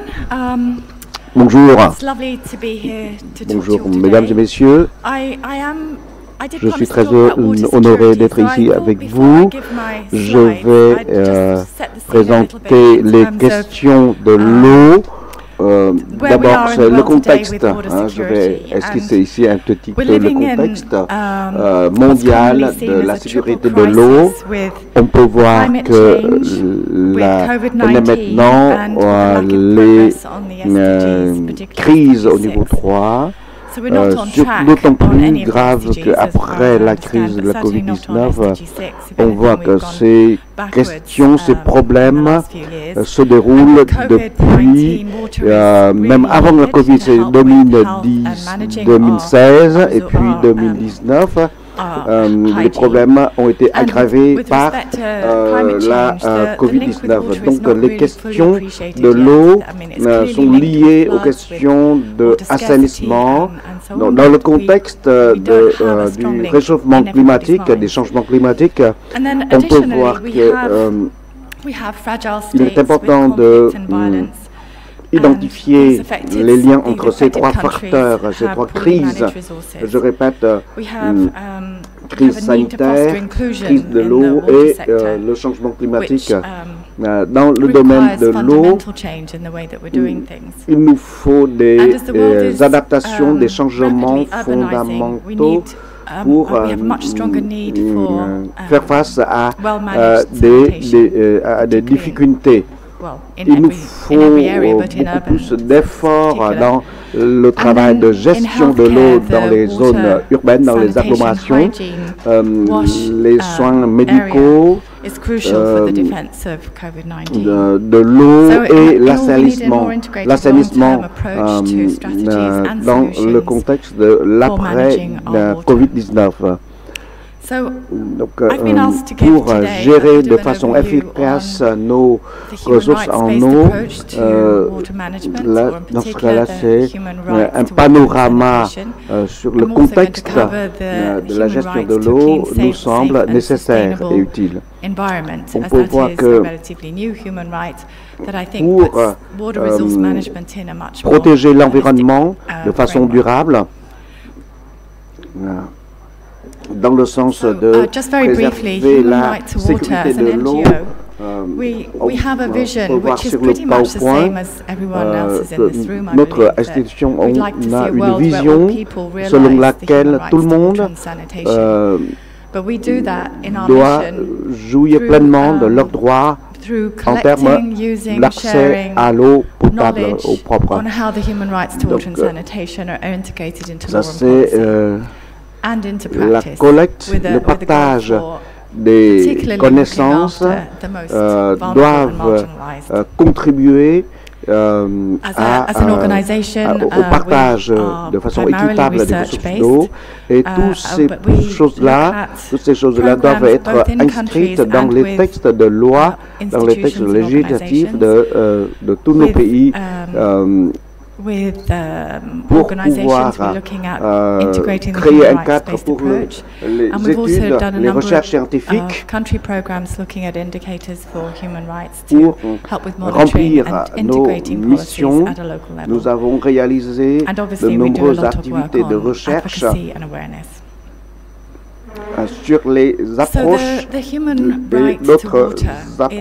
d'autres activités. En ce qui concerne le droit de l'homme, pour l'eau et l'assainissement, sont des droits fondamentaux de l'être humain. Pour avoir une vie digne, avec dignité, et avec l'équité. Donc ça, c'est un facteur fondamental dans le droit de l'homme. Le droit de l'homme dans l'eau et l'assainissement, on peut voir que le droit, la législation internationale, dans la Convention de l'eau internationale, par exemple, et les lois nationales, on voit là, on trouve partout des mentions qui concernent l'eau. Donc là, il y a des efforts louables pour la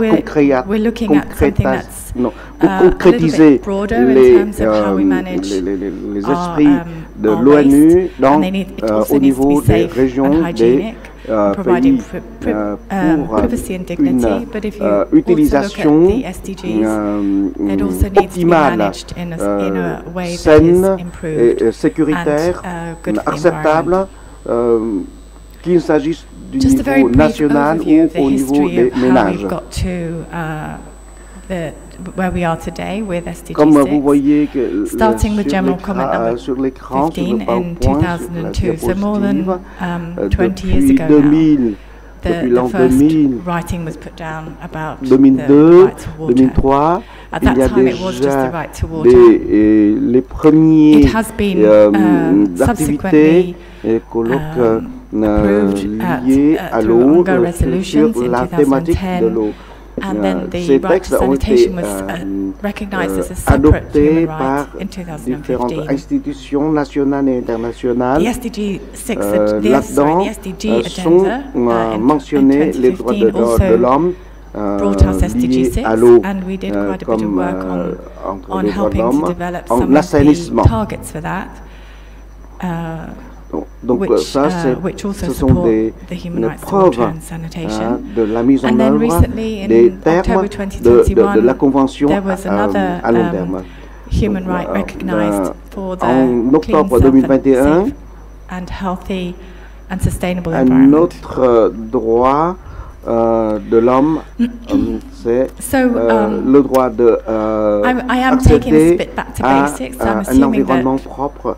Là, a été mentionné dans des textes, et les pays, chaque pays a la responsabilité de s'engager à réaliser, à mettre en œuvre et respecter ces droits de l'homme pour permettre des progrès de façon optimale ces droits. Donc lorsqu'on parle des autorités, là c'est bien sûr, on va parler des autorités nationales, les autorités régionales, avec la participation non seulement du côté des gouvernements, mais aussi du côté des parlements.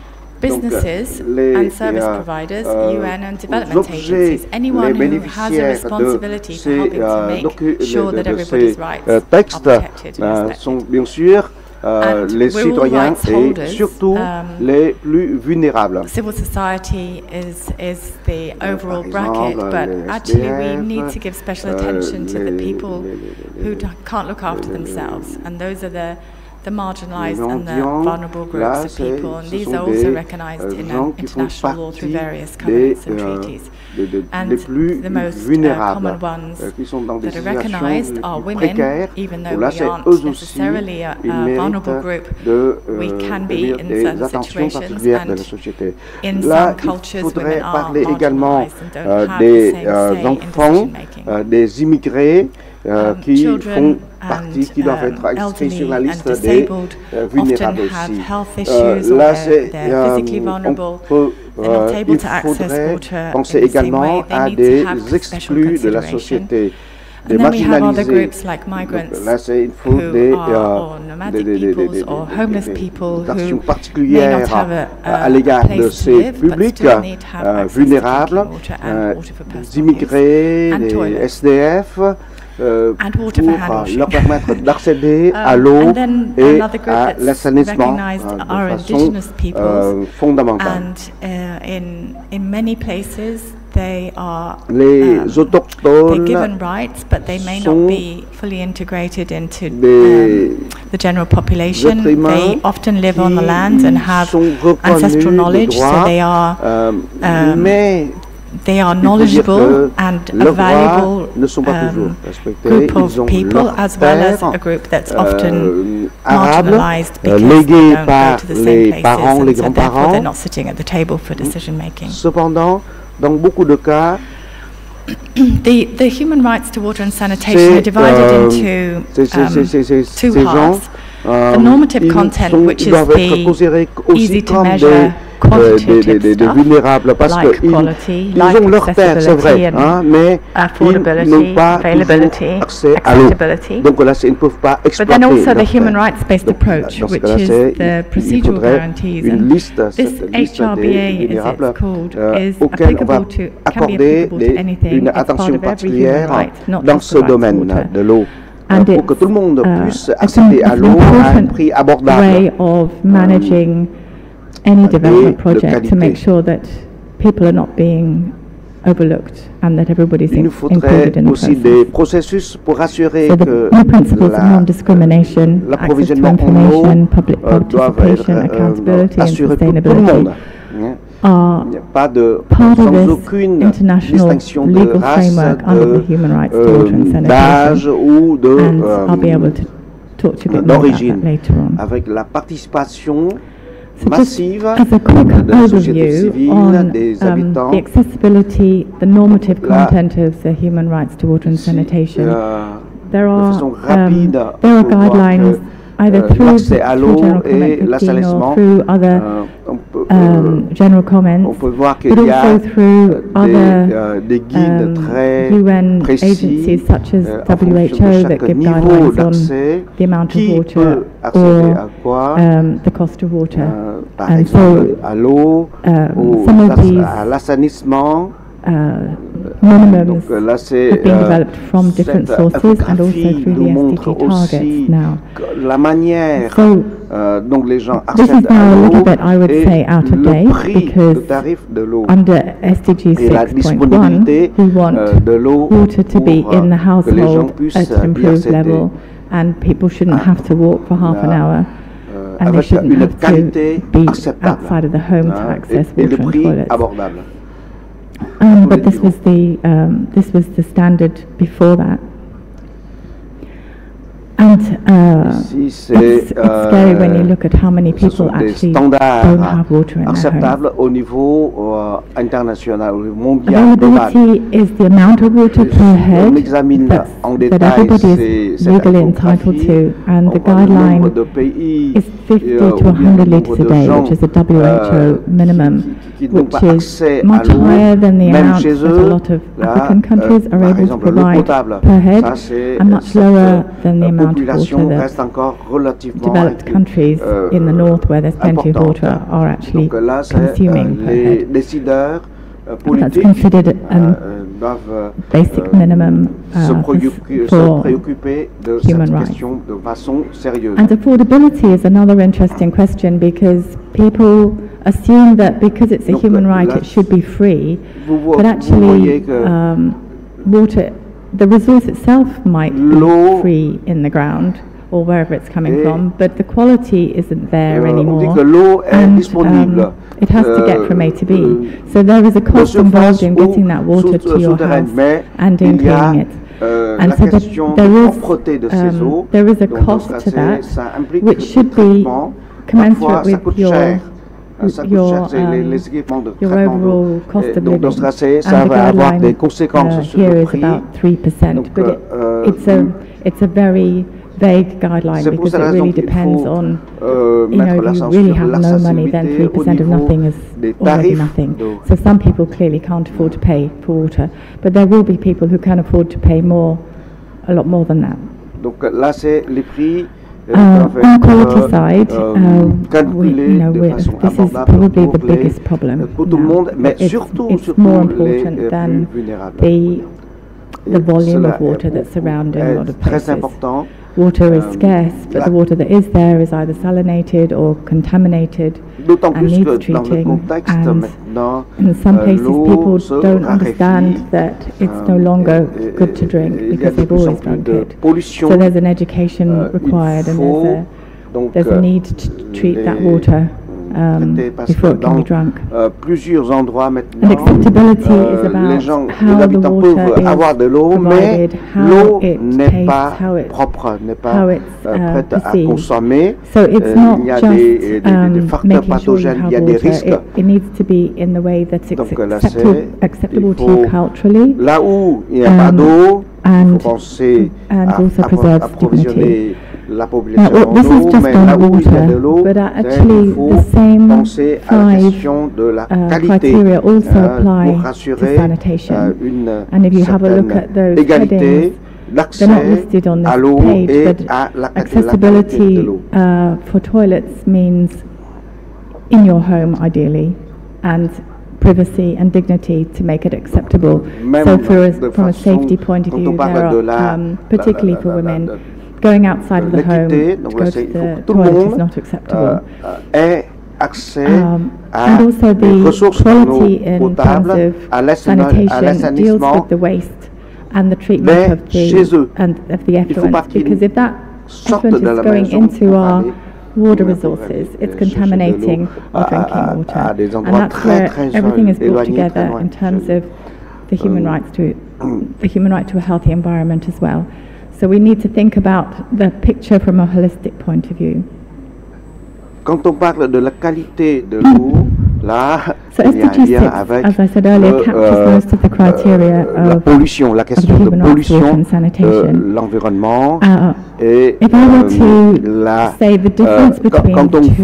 quand on regarde ici sur l'écran, l'objectif numéro 6 du développement durable. Are something that we need to do. It's avec des cibles it's a legal requirement or a legal minimum that we're trying to embed in our system so that everybody has access. So it's kind of part of the way of getting to SDG 6. It also just monitoring SDG 6 targets isn't enough, because if you get to 90-95%, you still have 5%, which are probably the most vulnerable people in your society without access to water. And that the human rights apply to everybody. So those people need to be looked after, and so we need to be looking after those people first. And if they are looked after, then all of our society is looked after. So SDG 6 is the target, and the human rights are a way of getting there, and they provide us with a policy and legal framework that we can integrate into our legal practices that will enable us to achieve the SDG targets. Looking to the human rights-based approach, which are the procedural principles. So les principes procéduraux, these 5 principles, like I said, are transversal, and they can apply not only to the right to water and the right to sanitation, but also the right to a healthy environment.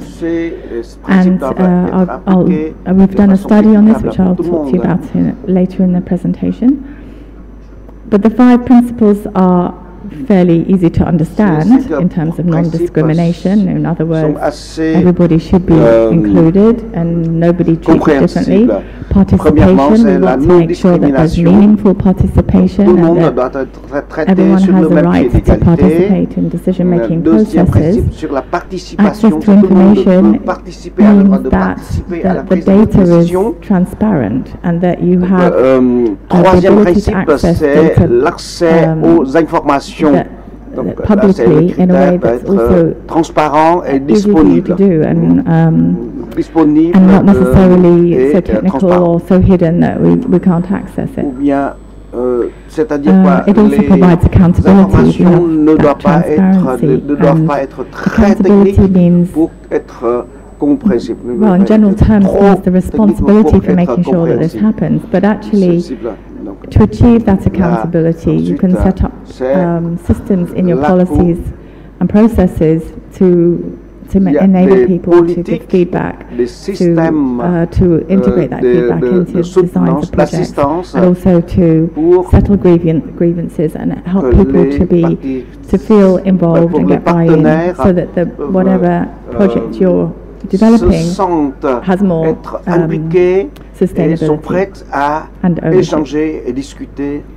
And then on the sustainability side, we're looking at here that it's more on the environmental sustainability, which means that we want to look at the whole water resource, not just the little bit that we're going to drink, but we want to look at it for future generations, and how do we conserve our water resources in a way that enables them to be préserver able to provide ces ressources en eau et assurer en même temps préserver en même temps la qualité.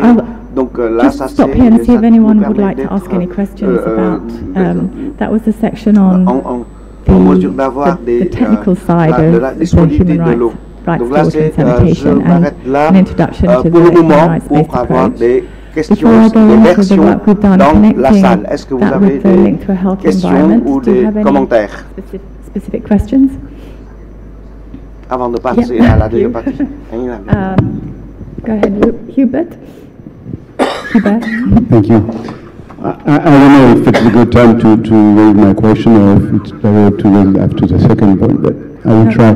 Of course, these issues are so important for us parliamentarians, but it's also a question of the legal competences of local authorities. That depending on the level of decentralization, many cities have the legal competences to take care of water supplies, sanitation, which is a key issue for the health of the citizens of their territories. So, you know, how do you say, next to what we can do as national governments and parliamentarians, you know, the cooperation, the so-called decentralized cooperation, the cooperation between cities, is so important toward these issues. So I was just wondering if you've been working on how city-to-city cooperation can you know, help to achieve the commitment that we have to take care together. Yeah, if I can give you an example, we're currently working on human rights indicators, which are for monitoring and tracking how these human rights have been integrated. We've got a project at the moment in Central America, in the Trifino region, and another one in Kenya. And we basically mapped not just the national law, but also how that's being pulled down to local policy. And it may or may not be there. But then you also look at how they've given effect to that policy and what they've integrated locally. And then working with stakeholders comment is very important conjuguer les politiques into this au niveau local, the local government or the local quels sont les council, rôles that might be. des comités, notamment au cours des discussions, et pour pouvoir en déduire de bonnes politiques. Le grand problème,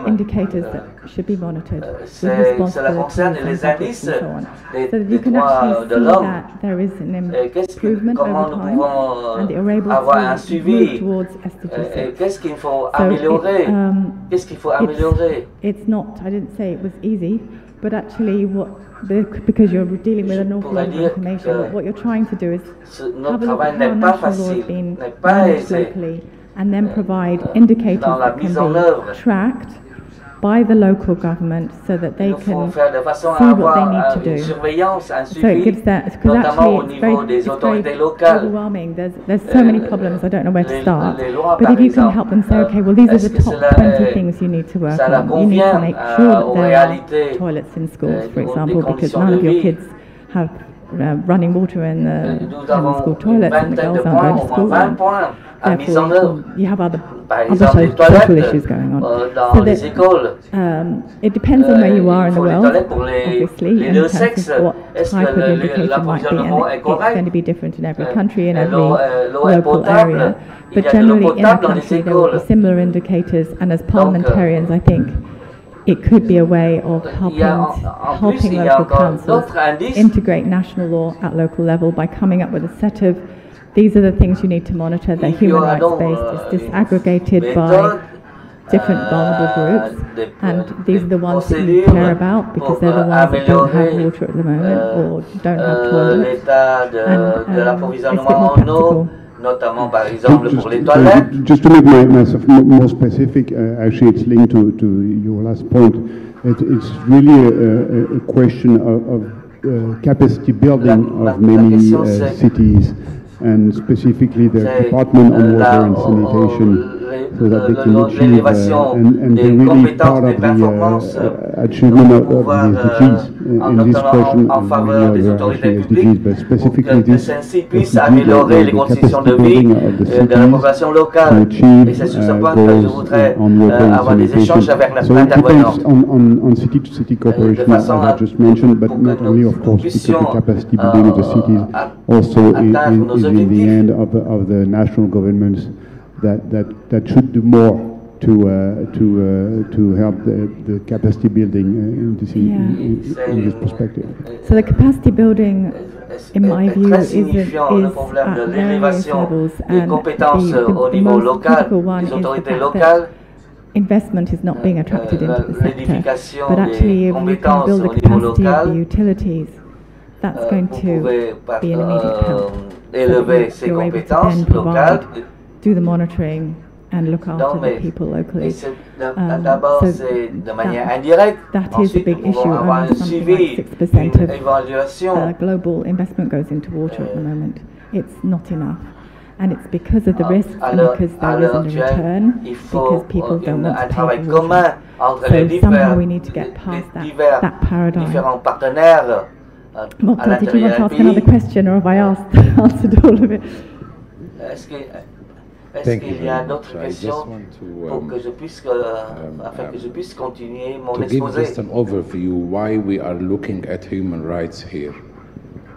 The idea that je voudrais avoir une appréciation générale pour ce qui concerne les droits de l'homme, et notamment en relation aux activités de notre institution UIP, avec la participation des chercheurs, des experts, des parlementaires, dans le but d'établir un cadre juridique et au bénéfice d'une meilleure gestion de l'eau. Alors, comment nous pouvons aborder le problème de droits de l'homme, notamment concernant la question de l'eau. Je me souviens encore, il y a 3 ans, il y a eu des échanges sur le problème de la préservation de l'environnement, et à l'époque, le le droit de l'homme n'était pas abordé clairement. Qu'est-ce que nous pouvons faire en concertation pour que nous puissions avoir une évaluation avec la participation des organisations, des compétences, compétences exécutives, du pouvoir exécutif. That will be amazing. Human rights and multilateralism. Différentes approches. The procedural principles or the accessibility? Pour ce qui concerne le droit humain, pour la question qui nous concerne. Je reviens à mon. The one of the human rights. Yeah, the process. Yeah. Yes, the process. Le processus. It would be very good for us if we can work together. In this component, the component of human rights, to be provided to parliamentarians through either self-assessment kit, good practices, because in the end we would like to give the parliamentarian or the parliaments the science of water, the multilateral of water, SDGs and the convention, and the human rights of water, and then the parliamentary aspects and legislations that can govern and help in the implementation of the mentioned above. Thank you very much. Maybe I can answer some of your questions in the second half, and then we can talk about something more specific. So we started looking at how the right to a healthy environment could support the right to water as soon as it became obvious that it was becoming a human right. And actually this slide I developed for the groundwater summit in Paris last December, because groundwater is that connecting area between the environment and water for drinking. More than half of our water comes from groundwater globally, and people aren't really aware of what's happening under the ground because they can't see it and they don't know where it is or where it's going. Given that governments have a duty to protect, respect and fulfill the human right to water, they also need to think about what's under the ground and the environment that can support providing this to people. So we conducted a study in 16 countries looking at their national water laws, looking not just at water and sanitation, which is our normal methodology, but also integrating the healthy environment in the context of water resources. So the mapping looks at the whole water law in the country, from how it applies regional treaties and international law, what's in the constitution, and then how they've integrated the different criteria and principles for human rights to water and sanitation.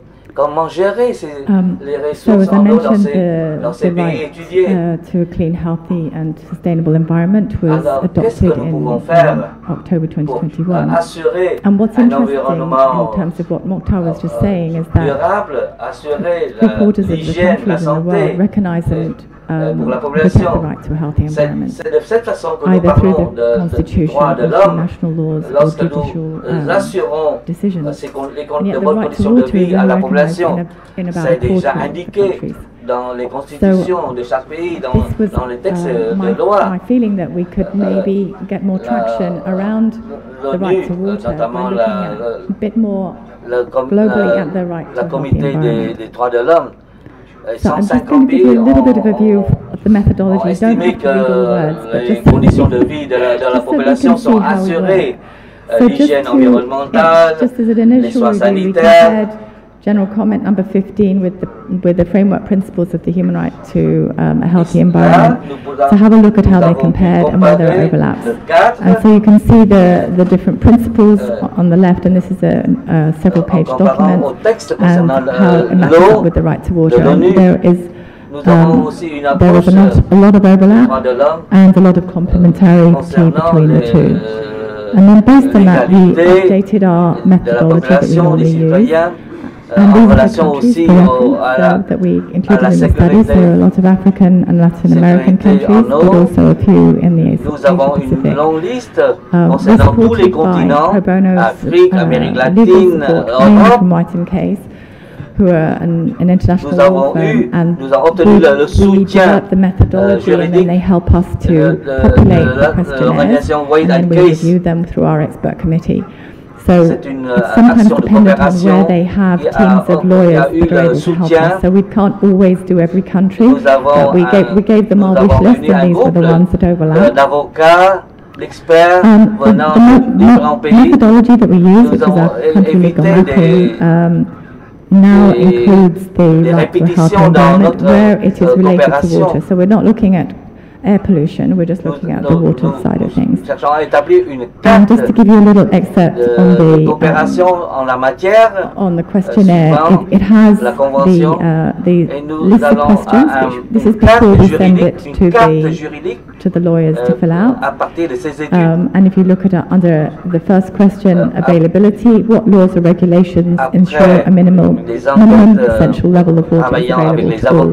So we basically go through questions that we think are important as part of, in terms of how the human rights is reflected in legislation in that country.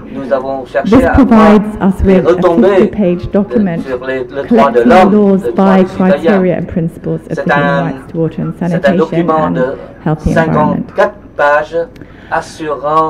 What can we do with this information? Well, as a start, we have like a summary page, a dashboard that tells you roughly what's in the general structure of the water governance in that country, and whether or not they recognise the right to water and the right to healthy environment in the constitution. In actual fact, in Honduras, they recognise the right to water and the right to sanitation, but not the right to a clean, safe and healthy environment. It's one of the few the other way around. But you can also see from the colour chart, we don't publish the numbers without permission from the country, but actually you can see that we are able to grade each section so that we can actually compare how the different countries are doing and which ones have done well in different areas, so that we can look at good practices. It's based on how many references in law there are. And then if you summarize some of the results that we've got from this study, it's clear that water and sanitation is much lower visibility than the healthy environment. Many national governments don't see the importance of protecting these rights, at least in the Constitution. We're just going through a judicial review at the moment to countries that don't recognise it in the Constitution, because quite often there are cases where they do, and so we'll have that report out shortly. Can environmental protection be used to protect sources of water for drinking? Was another question. And can safely managed sanitation and safe disposal of toilet waste support environmental goals? So these are the kind of questions that we're able to ask ourselves after the report. And if you look at the benchmarking, and this is what I wanted to draw your attention to, is that the areas where there is very little legislative inclusion in national law are under acceptability. 3 out of those 4 areas, which are the low scoring areas, are the human rights-based approach rather than the standards. Availability and accessibility is still pretty low at 40%, so that means that only 42% of the countries had legislation that really fully recognise that people need a standard amount, a minimum amount of water in their legislation. That's a shocking number to start with, because if you don't have it in your legislation, there's very little chance it's going to be happening at the local level. And then on the human rights-based approach, the participation and the non-discrimination laws are also only half there. So this is only interesting from a very overview kind of position. What you would want to do with these results then is to sit down bilaterally with the countries, go through the results with them and discuss where there are gaps and look at other similar countries and how they've managed to use the legislation that could be transferable. Où se trouvent les problèmes, où sont les acquis, et de là, how the reports look when they're completed. We have extracts of the reference laws with reference to the documents where you can find them, so that as a publication, as a standalone publication, they're quite useful, and we do publish them on our website once they've been fully reviewed. So about a third of the ones in this study have now been fully reviewed and can be found on our website if you want to have a look at the results. So in terms of environmental protection, I suppose these are some of the aspects to think about in terms of standards that protect healthy water bodies, to maintain sustainable sources of water for drinking. Thinking about how groundwater sources might have a certain amount of water volume protected from extraction to ensure long-term sustainability. These are things that are very rarely considered. And regulations to control or monitor the quality of groundwater aquifers so they don't become contaminated. Again, it's like an invisible underground water resource that people don't manage very well. I just want to draw your attention to a report that we've just published. We've launched it at World Water Week. I've got a copy of the short version here, but on your desks, I put a few slides with the QR code to the full report. It actually summarizes some of the inclusive decision-making principles from the 16-country study that we've just completed. So it's taking good practices from countries in each of the 3 regions, and under each of the headings, non-discrimination, participation, inclusivity, and so on, and said here are some good practices that you can look at if you would like to see how this could be done if you feel like you need to strengthen the laws in your national framework. So that QR code that's on the leaflets that I threw around the room, or if you need to look at it, that in very simple terms comes up with one key recommendation for each of the 5 principles based on what we found in those reports. And they're a little bit obvious if you think about it, but under non-discrimination, there needs to be legal measures taken to protect vulnerable people. These are not normally included in legislation. It's amazing that it's absent at all, because it should be an obvious one. Under public participation, we're talking about meaningful participation of all relevant stakeholders. Needs to be actively encouraged through law and policy. And we're talking about water resource management now. So it's about what Jour was saying earlier on, that inclusion is really important in transboundary water management. Anywhere, you need to make sure that you bring people to the table so that they can share their concerns, their knowledge, and they feel included, so that you come up with a more sustainable solution. And then for access to information, water resources should be, the data should be simple and easily accessible, and in a format that communities can access. It's no good putting it on the internet if people don't have access to the internet, but they might need to see what water quality there is, or what the water levels are, how much water they've got for irrigation, whatever the question might be. And accountability. So feedback mechanisms are only going to work if people feel like they have the freedom to speak honestly about how they feel, and that somebody will respond to that and do something about it without feeling scared that they're going to get into trouble for doing so.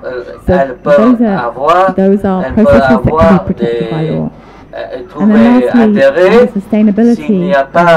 There are some really good examples of nature-based solutions that can be considered as part of long-term strategy. They're the least expensive. They don't necessarily work quickly, but they work really well. And things like wetlands, forest land, those kind of investments can really help to improve water resources over the long term, and it needs to be given some kind of priority. So there are some examples in the document. So other potential uses for this data, I mean, apart from, my initial thought was, let's get people more interested in the right to water through the right to healthy environment.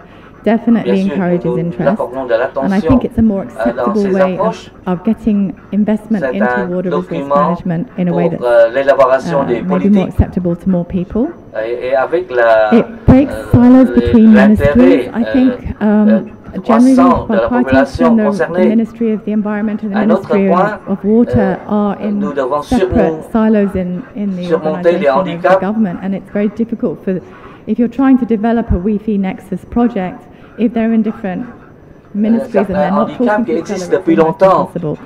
So having some kind of legislation that enables that to be brought together is une élaboration juridique de manière globale.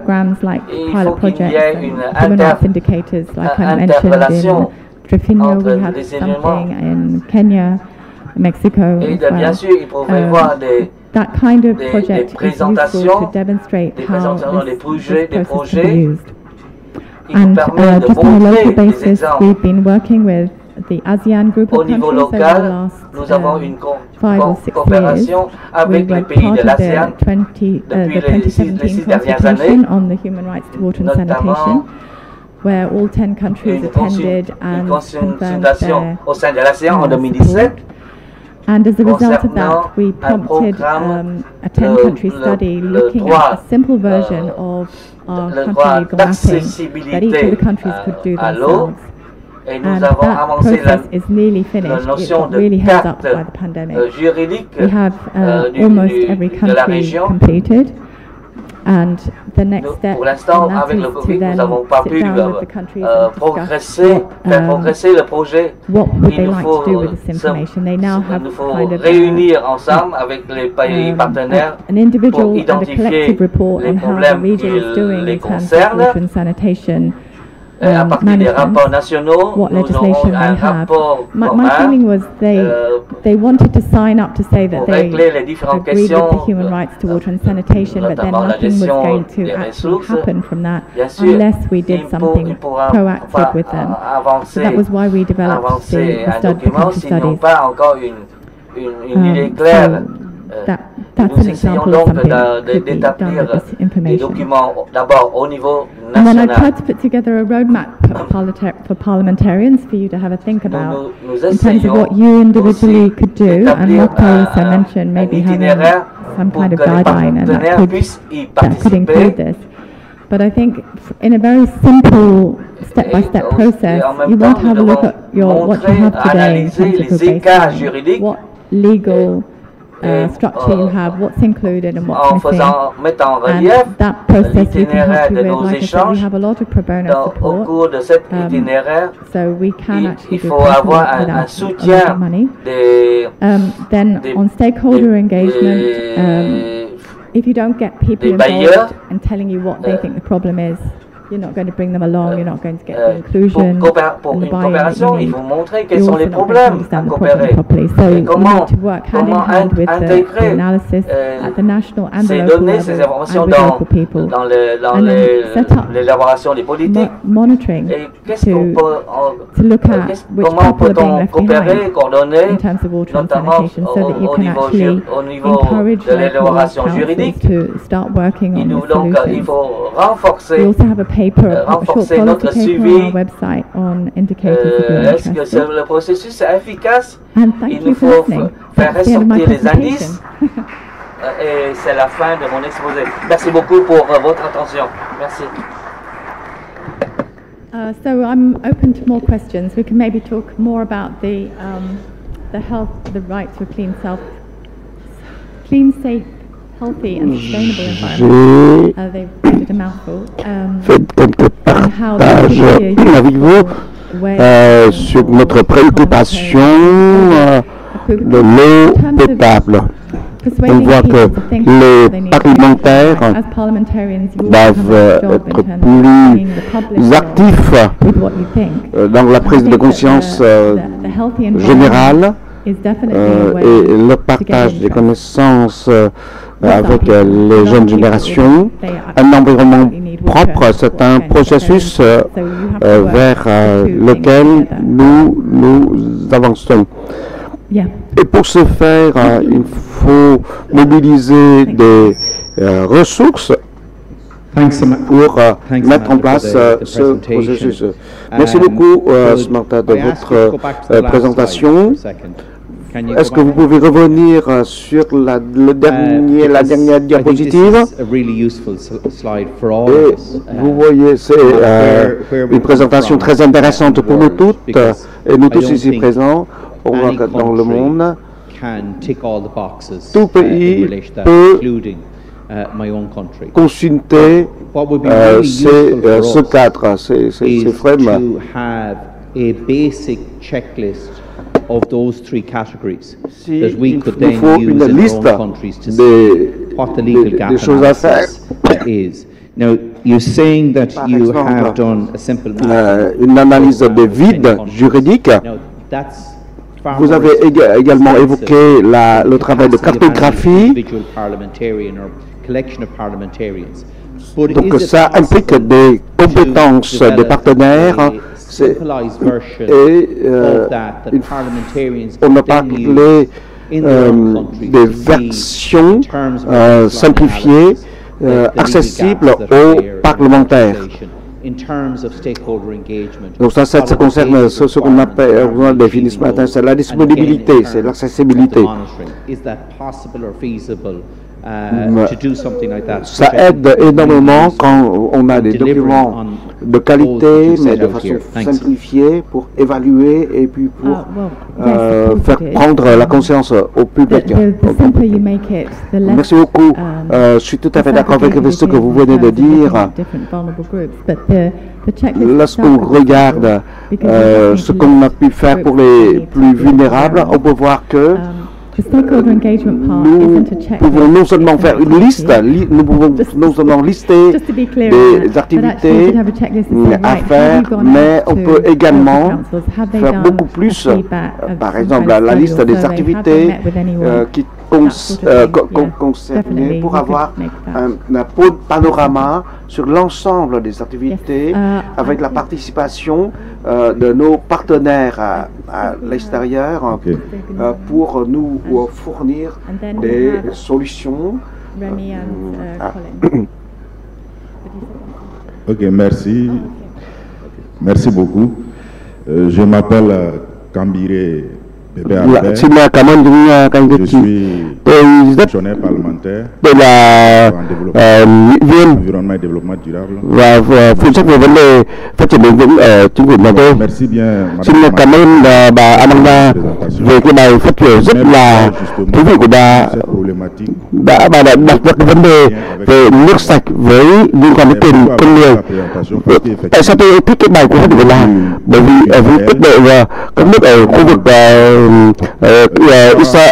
vùng Sahel Burkina Faso của chúng tôi thì nước là một vấn đề đã được là đưa vào hiến pháp của chúng tôi để cho người dân ý thức được cái tầm quan trọng của nước và trách nhiệm của toàn người. Và chúng tôi cũng thích bài phát biểu là vì cái vấn đề bà nêu ra nó đang là vấn đề hết sức cấp bách ở đất nước chúng tôi. Phần lớn những người dân thành phố vẫn cũng có vấn đề về nước sạch. Có khoảng 95% dân thành phố sống ở trong những khu ổ chuột, cho nên là cái khó khăn rất là lớn, kể cả dân thành phố. Cái câu hỏi đặt ra là để làm sao đó có thể giải quyết, hỗ trợ cho những người dân mà gọi là yếu thế này, ngay kể cả sống thành thị nhưng mà vẫn sống trong khu vực khó khăn, để làm sao họ có thể có được nước sạch. Cho những người và environ 3 milliards d'euros. Chúng tôi đã chi khoảng 30 tỷ đô la để làm sạch các khu này, nhưng mà vẫn chưa đủ. Vấn đề ở đây là các nước cần phải làm gì, các chính phủ cần phải làm gì để có thể giải quyết được cái vấn đề nước sạch cho những người yếu thế ở các khu vực chúng tôi. Khoảng từ 70 đến 80% dân số sống ở thành phố làm sao để mà các cái vòi nước đấy là phải có nước, và để chính vì vậy nếu mà nước lại còn sạch nữa thế thì sẽ tránh được những cái bệnh tật sẽ xảy ra. Xin cảm ơn.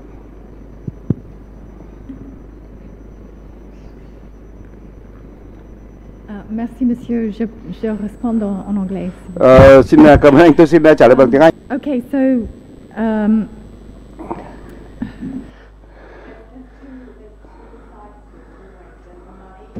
nous pouvons voir qu'ici il y a deux problèmes.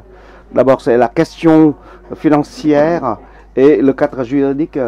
Comment faire pour faire fonctionner de façon efficace. Donc il faut un travail de surveillance, de suivi, baser nos activités sur les critères de droit, en termes de droits de l'homme pour l'accès à l'eau potable. Il faut un tableau, une grille nationale. Et en même temps, on peut voir qu'il y a une suggestion, c'est comment on peut mobiliser, utiliser les ressources disponibles. Avant tout, c'est nous appuyer sur ces ressources disponibles dans les pays, parce que là, c'est la population est prête aussi à participer. Et d'autre part, il faut voir que les institutions internationales ne sont pas toujours prêtes, pour différentes raisons, à venir en aide. Surtout lorsque, quand on a une population assez importante qui se trouve dans des situations précaires. Donc il faut aller vers cette population, discuter avec elle, avec ses habitants, et ensemble on peut trouver des solutions adéquates. Donc là c'est à mon avis, c'est une approche, un processus étape par étape. Au Burkina Faso, nous avons également quelques études dans ce pays, dans des pays qui ressemblent à la situation de Burkina Faso, c'est-à-dire de 80-90% de la population vivent dans des bidonvilles qui n'ont pas d'accès à l'eau potable. La question de assainissement laisse beaucoup à désirer. Donc on peut voir que une manière très utilisée, c'est on travaille avec des partenaires. D'abord les autorités locales pour comprendre les difficultés, les défis à relever, les vides juridiques, et de là on peut mobiliser des ressources disponibles avec des ressources financières très modestes, très limitées, mais on peut quand même trouver des solutions. Donc là c'est donc même si en attendant des aides internationales, même si avec le peu dont on peut disposer, on peut quand même faire quelque chose. Donc là je vois qu'il y a beaucoup de mains qui levées. Merci beaucoup madame. On peut dire que le droit de l'homme et l'eau, ça c'est un grand défi à relever. Même pour le Vietnam, nous avons un comité au niveau de l'Assemblée nationale qui s'occupe des droits de l'homme et de l'eau aussi. Donc, et là, pour nous, la population vulnérables ici, c'est des populations qui vivent dans des régions montagneuses et reculées. Donc ma question c'est, en 2025, quel est notre objectif au Vietnam? C'est 100% de la population urbaine auront accès à l'eau potable et à l'assainissement, alors que la population rurale donc c'est 60% de la population vietnamienne vivent en milieu rural. Donc là, elles doivent aussi avoir accès à cette eau. Et comment on peut traiter de l'eau pour qu'elle ait une qualité satisfaisante pour l'usage quotidien. Donc là, c'est pour le moment au Vietnam, c'est en ville, hein, notre objectif, je répète, c'est 100% de la population urbaine auront l'accès à l'eau. Et ce taux en milieu rural, c'est 60% seulement. Donc, alors, d'après vous, est-ce que là, il y a une inégalité? Et puis, comment on peut traiter de l'eau pour assurer l'égalité pour tous les types de population en termes d'accès à l'eau de qualité, l'eau propre, l'eau potable, pour prévenir des maladies. Donc là, ici, je pense que le travail de sensibilisation d'information joue un rôle extrêmement important parce que ce travail permet aux gens de mieux comprendre de leur contexte, surtout lorsqu'ils se trouvent dans un contexte difficile. Donc, à travers les rencontres, les séminaires, les discussions, donc les populations sont mieux consciencieux de la situation et eux-mêmes, comme je vous disais tout à l'heure, ils participent à notre œuvre commune et puis là, on peut augmenter ces taux. En ce qui concerne les termes de 60 ou 110% de la population rurale ou bien urbaine et accès à l'eau, donc là, pour moi, ce n'est pas une disparité, ce n'est pas une inégalité, mais vu les conditions logistiques aussi, donc dans ce cas, c'est pour cette raison que dans ce cas, je pense qu'un travail de sensibilisation est très, très important.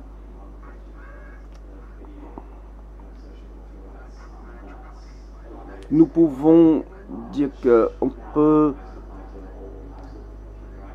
accéder à l'eau potable d'un point de vue des droits de l'homme.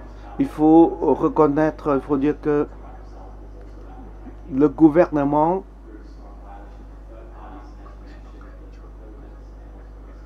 est-ce que les gouvernements sont prêts, actifs à assurer ces droits aux gens vulnérables. Donc, surtout lorsqu'on parle, quand on aborde la question des droits de l'homme, là c'est une question plus ou moins sensible dans plusieurs pays. Mais en plus de ces droits de l'homme, l'eau est concernée, l'eau doit être mise en relation avec la pollution, le changement climatique, tout un système. C'est pas seulement le droit de l'homme. Donc, d'un point de vue des sanctions pour les cas de non-respect des droits de l'homme, dans ce cas-là, où il y a des conflits armés, par exemple, donc là, il y a peut-être un phénomène d'empêcher les gens à accéder aux droits. Donc, est-ce que là, on peut considérer que ces actes, ce sont des actes de violation des droits de l'homme en termes d'accès à l'eau? Je partage parfaitement votre point de vue. D'ailleurs, vous avez fait des suggestions très intéressantes. Moi, je n'ai pas approfondi ici la question de droit pénal en termes de protection de l'environnement ou bien l'accès à l'eau. Mais on peut voir que pour l'environnement, les activités comme l'exploitation des mines ou bien la surexploitation des ressources, donc jusque-là, dans plusieurs pays, on a des sanctions très concrètes. Mais on peut dire que le contrôle de la qualité, la préservation de la qualité des ressources en eau, donc là, si on peut travailler, investir davantage dans la communication et dans la sensibilisation, ce travail nous permettra de ne pas avoir recours à des sanctions pénales, mais déjà on peut avoir des solutions, parce que on peut mobiliser les gens à changer, à modifier leur comportement vis-à-vis de la gestion de l'eau, le partage de l'eau.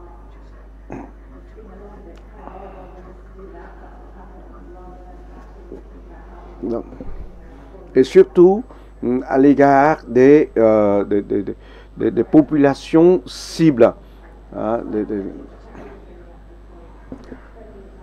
Voici donc quelques réflexions de ma part.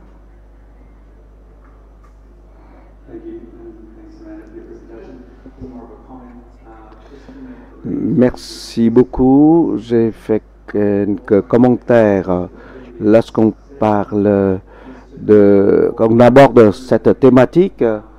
Nous trouvons qu'il nous faut orienter vers le renforcement de la sécurité et la paix, la sécurité de l'eau, et puis il faut également souligner le rôle de la science là-dedans.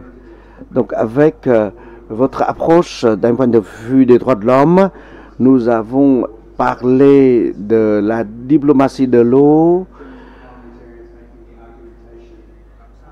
Et ma question c'est comment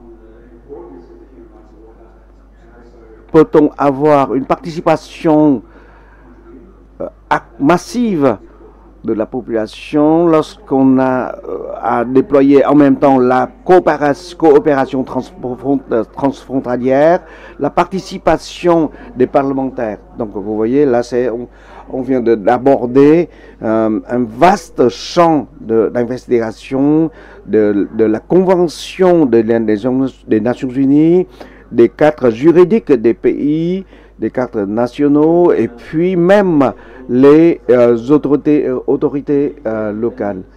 Merci beaucoup, madame. Je voudrais insister sur la nature de l'indépendance dans l'approche des droits d'un point de vue droits de l'homme pour l'eau.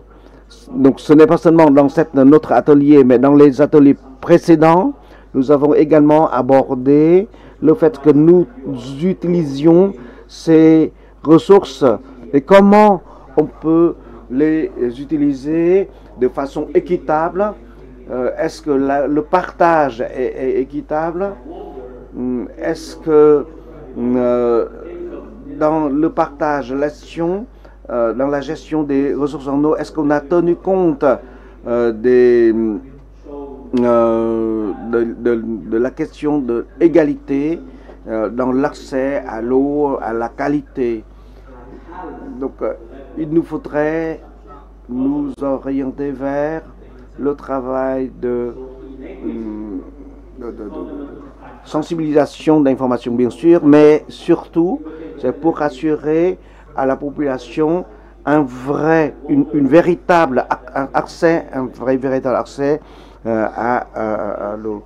Je ne sais pas si vous et votre institution, vous avez abordé ces éléments dans les textes de loi de votre association, de votre organisme.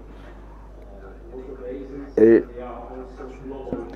nous avons parlé de la coopération transfrontalière parce qu'on a vu que le processus d'assurance de la sécurité des ressources implique la coopération, le croisement de plusieurs disciplines et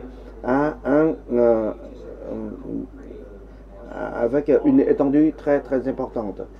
Je ne sais pas si vous y avez pensé, ou bien les autres ici. Est-ce que, d'après vous, l'accès et le partage des ressources d'eau est équitable dans différents pays? Et lorsqu'on parle de l'accès à l'eau potable, bien sûr, il faut penser à l'assainissement. C'est ainsi qu'on peut assurer une bonne santé, de permettre aux populations d'être toujours en bonne santé. Donc ça c'est d'autant plus que aujourd'hui on est à l'aise à l'ère de numérique. Ah, votre question, c'est un très grand sujet. Alors pour moi maintenant, je me concentre sur la protection des droits fondamentaux, minimes, très modestes, alors que votre question concerne l'inégalité et en plus l'inégalité transfrontalière. Donc là, ça c'est vraiment une question intéressante, mais très très grande. Donc moi j'ai eu la chance de participer à quelques petits projets, de l'accès à l'eau. Donc c'est pour ça que je me suis permis de proposer tout à l'heure des solutions pour empêcher, prévenir des conflits. En d'autres termes, il nous faut avoir une vue globale sur l'ensemble des ressources disponibles pour assurer la durabilité de nos mesures. Nous avons des rapports sur les ressources en eau et dans ce cas-là, c'est à partir de ces documents précieux, on peut faire des propositions en termes de gestion et de suivi. Et en un mot, on peut dire que l'eau est un facteur particulier, une marchandise particulière qui doivent être bien gérées et réparties de façon équitable. Et pour ce faire, les techniciens tout seuls ne suffisent pas. Donc il faut la participation des hommes politiques, des parlementaires, des scientifiques pour discuter des solutions à plus ou moins long terme.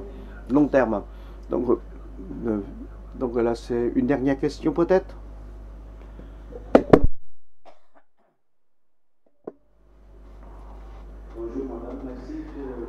Xin kính chào các anh chị xin về tôi có một câu hỏi nhỏ thôi ạ. Trong cái bài phát biểu của chị,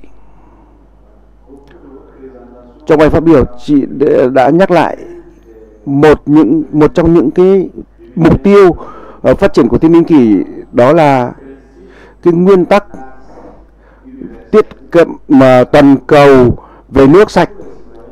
Có nghĩa tất cả mọi công dân trên toàn thế giới này từ nay đến năm 2020 là muộn nhất đều phải tiếp cận đến nước, mà hiện nay chúng ta đã 2023, 4 tháng nữa là hết năm nay rồi. Như vậy trong trường hợp đó chúng ta chỉ còn có 6 năm, làm sao liệu chúng ta có thể đạt được cái mục tiêu đó?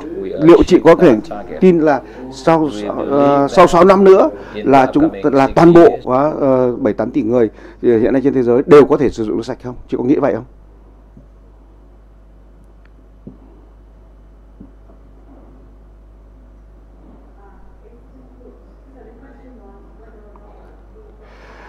Là, c'est aussi une question intéressante mais difficile pour moi. Dans 6 ans, selon l'ordre programme, l'ordre du jour, selon le programme, est-ce qu'on peut assurer atteindre cet objectif? Théoriquement, oui, mais il faudrait que d'abord, il faut penser sur l'attitude, sur le comportement, comment on voit cet accès. Et puis, cet accès doit être analysé à différents niveaux. Donc, l'eau doit être fournie. On dit c'est gratuitement, mais c'est pas vrai. Il faut dire que ça c'est une ressource comme l'énergie, une source d'énergie naturelle. Donc, sans des subventions, sans des investissements, on ne pourrait pas assurer de l'eau propre pour tout le monde. Donc là, il faut des investissements. Et d'un point de vue de droits de l'homme, je pense que dans votre pays, a beaucoup de difficultés dans cet accès pour atteindre cet objectif, surtout lorsqu'on parle des ressources propres de façon responsable.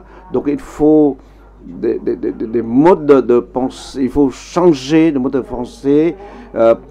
Désolé, je ne peux pas donner de réponse tout de suite, mais quand on parle d'un point de vue technologie, on peut parler de l'eau de pluie. Donc là, ça c'est aussi une source d'eau qui nous aide à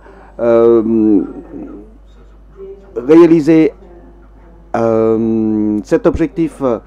Pourquoi la question est difficile? Parce que l'eau, pour avoir de l'eau, on voit que l'eau douce disponible sur la Terre est très limitée. Donc c'est non seulement pour les besoins au quotidien, mais aussi pour l'industrie, pour l'agriculture aussi, hein, alors qu'il faut augmenter la production agricole. Donc là, l'eau sera encore partagée et divisée, dispatchée vers cette activité. Donc d'ici 2030, atteindre cet objectif, ça c'est vraiment un grand défi à relever. Et dans ce contexte, théoriquement, oui, mais en réalité, là, il faut beaucoup d'investissement en termes de facteurs humains, en termes de financiers, pour pouvoir avoir des solutions à long terme. Bon, là, je veux quand même poser une dernière question.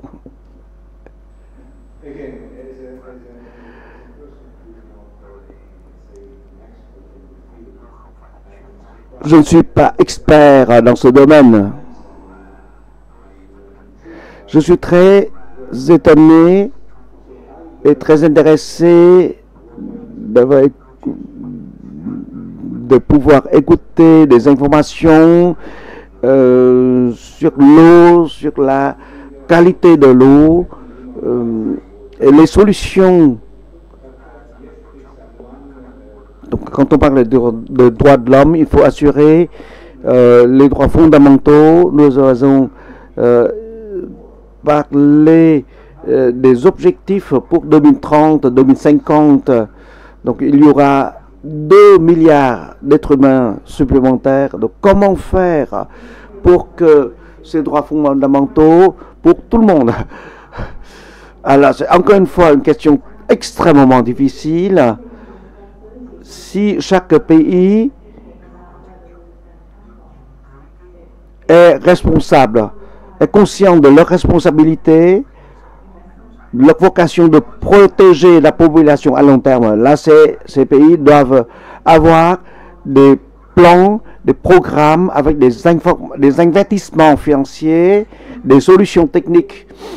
Là, je pense que ça, c'est un gros problème pour tous les pays. Il faut que tous les pays aient une vue globale, intégrée. Je vous remercie beaucoup de votre intérêt et de votre partage. Merci beaucoup. Merci beaucoup, Amanda. Nous allons faire une petite pause pour la restauration maintenant. On va reprendre nos activités à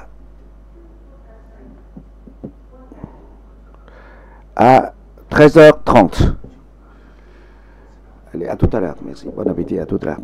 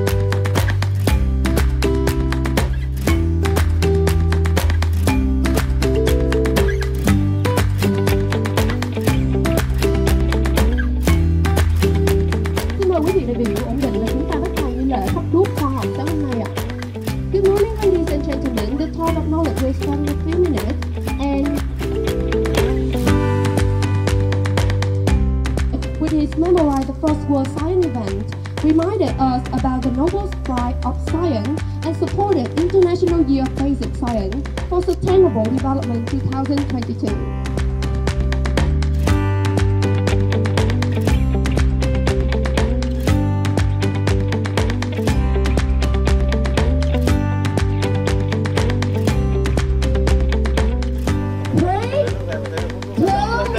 One. This is the Torch of Knowledge. Please, a big hand for the Torch of Knowledge from 5 students of specialized school. Và bây giờ ngọn đuốc khoa học được thắp sáng bởi các em học sinh sẽ truyền đến đại biểu và đại diện lãnh đạo bộ khoa học công nghệ, lãnh đạo tỉnh Ninh Bình, các giáo sư và nhà khoa học là những người tiên phong trên hành trình của tuần hoàn khoa học cho thế giới hôm nay và mai sau.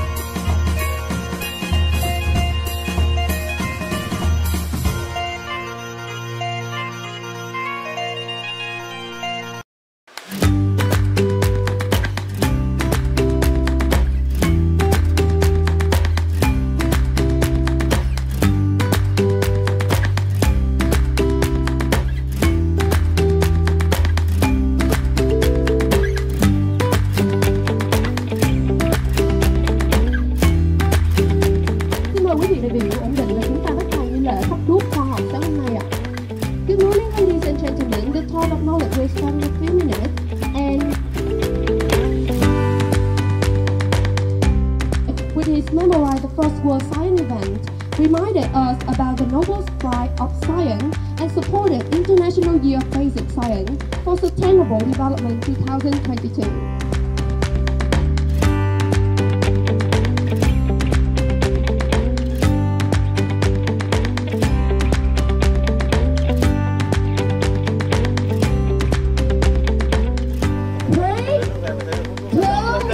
One. This is the Touch of Knowledge. Please, a big hand for the Touch of Knowledge from 5 students of specialized school. Và bây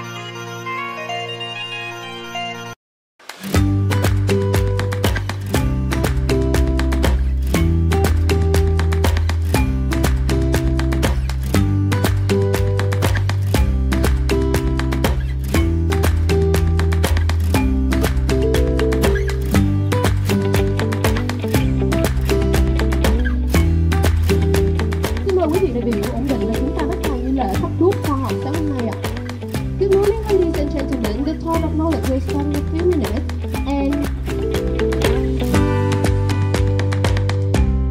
which is memorize the first World Science event, reminded us about the Nobel Prize of Science and supported International Year of Basic Science for Sustainable Development 2022.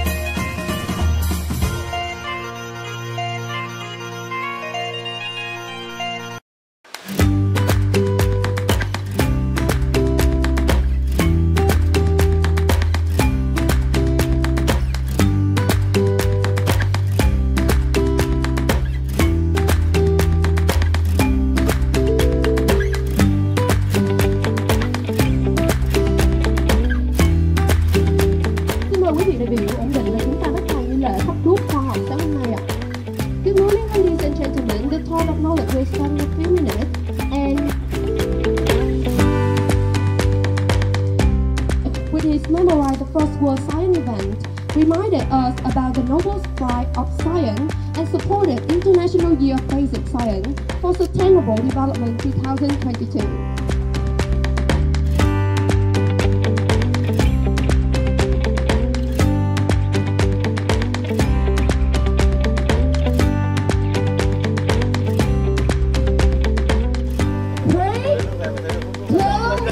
One, this is the touch of knowledge. Please a big hand for the touch of knowledge from 5 students of specialized school. Và bây giờ ngọn đuốc khoa học được thắp sáng bởi các em học sinh sẽ truyền đến đại biểu và đại diện lãnh đạo bộ khoa học công nghệ, lãnh đạo tỉnh Bình Định, các giáo sư và nhà khoa học là những người tiên phong trên hành trình thổi tung ngọn khoa học cho thế giới hôm nay và mai sau.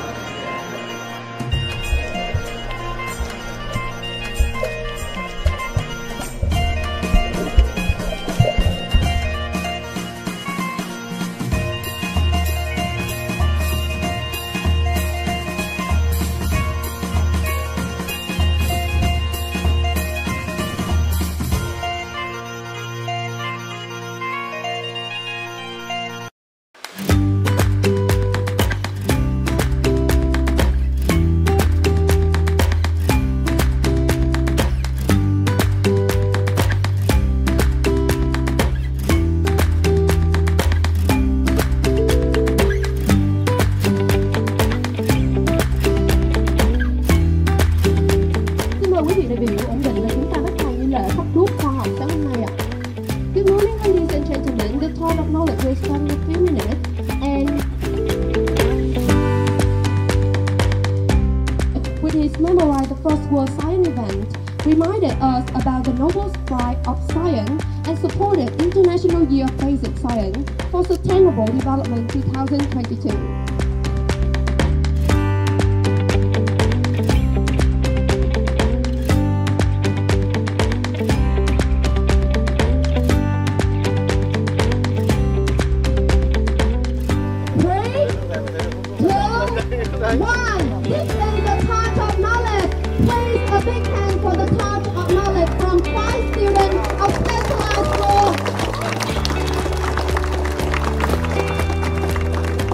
Bây giờ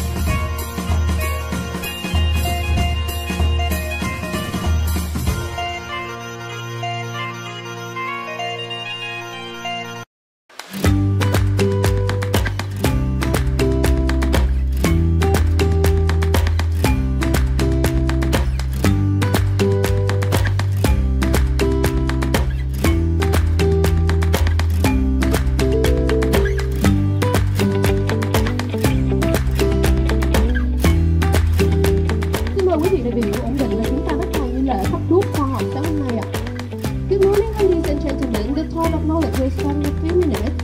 And with his memorize the First World Science event, reminded us about the noble pride of science and supported International Year of Basic Science for Sustainable Development 2022.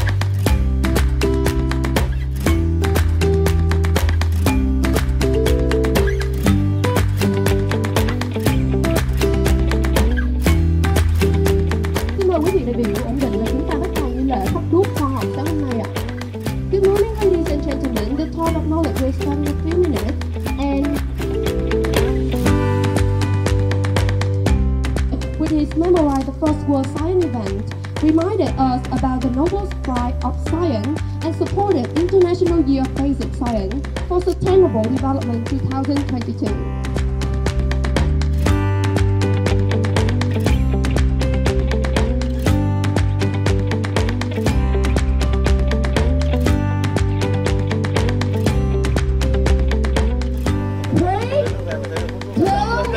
One. This is the Torch of Knowledge. Please a big hand for the Torch of Knowledge from 5 students of specialized school. Và bây giờ ngọn đuốc khoa học được thắp sáng bởi các em học sinh sẽ truyền đến đại biểu và đại diện lãnh đạo của khoa học công nghệ, lãnh đạo tỉnh Bình Định, các giáo sư và nhà khoa học là những người tiên phong trên hành trình bổ sung nguồn lực khoa học cho thế giới hôm nay và mai sau.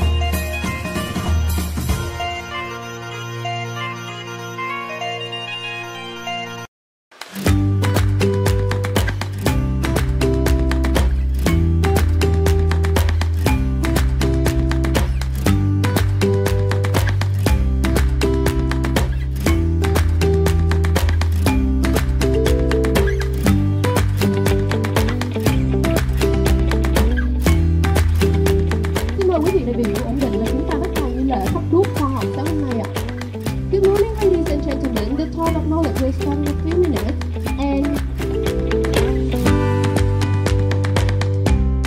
which is memorize the first World Science event, reminded us about the Nobel Prize of Science and supported International Year of Basic Science for Sustainable Development 2022.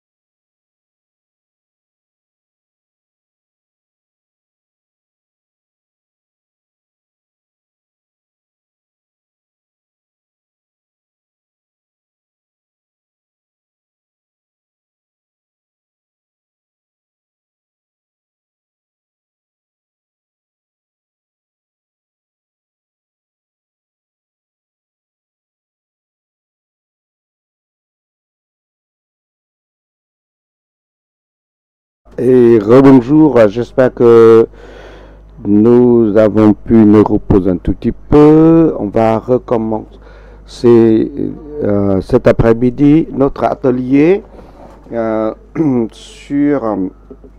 qui porte sur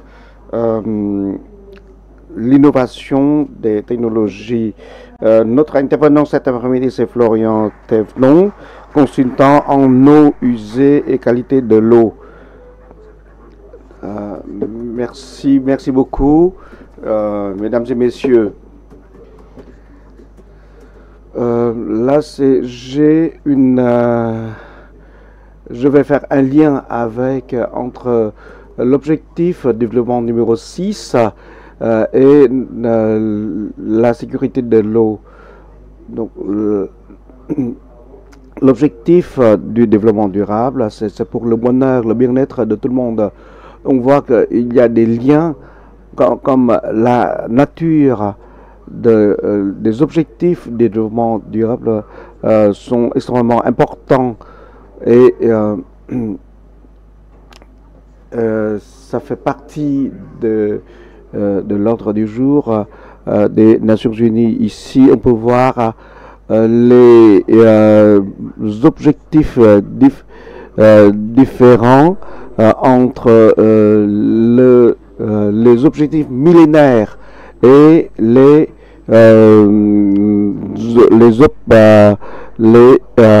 objectifs du développement durable. D'une part, vous avez quand on compare ces deux types d'objectifs, on voit que là, ça c'est dans un droit. Dans un cas, c'est au niveau international et de l'autre, c'est piloté par des pays. Donc, dans l'objectif 6, il y a 8 cibles, dont l'eau potable.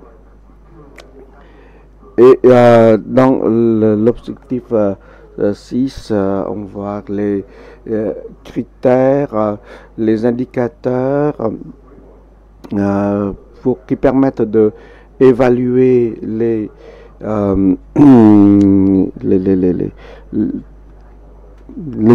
différents niveaux d'atteindre les objectifs de réalisation de ces objectifs pour assurer l'accès équitable à l'eau potable comme à l'assainissement. Donc là, beaucoup d'informations. Vous avez entendu parler dans différentes conférences, présentations ce matin. L'objectif, ici vous avez les indicateurs qui nous permettent de suivre les niveaux d'atteindre ces objectifs. Ces indicateurs au niveau mondial, établis au niveau mondial, et à partir de là, chaque pays va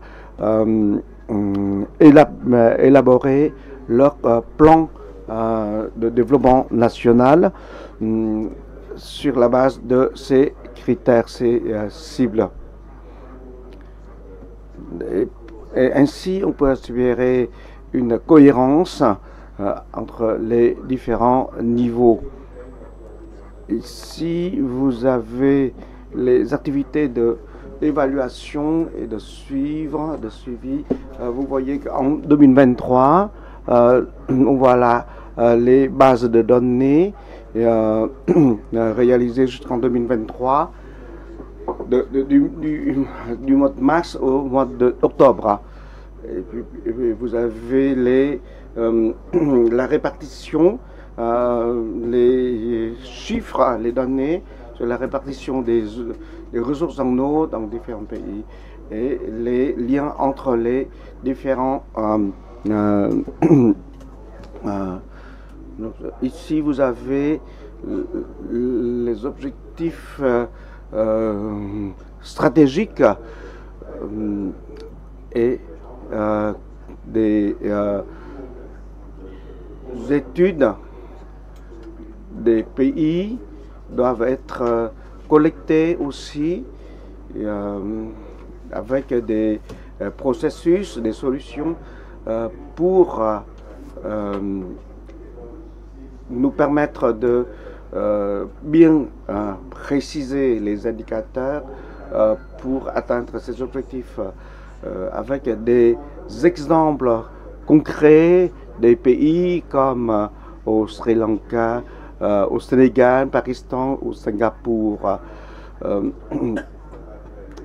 Pour les dates 2023-2026,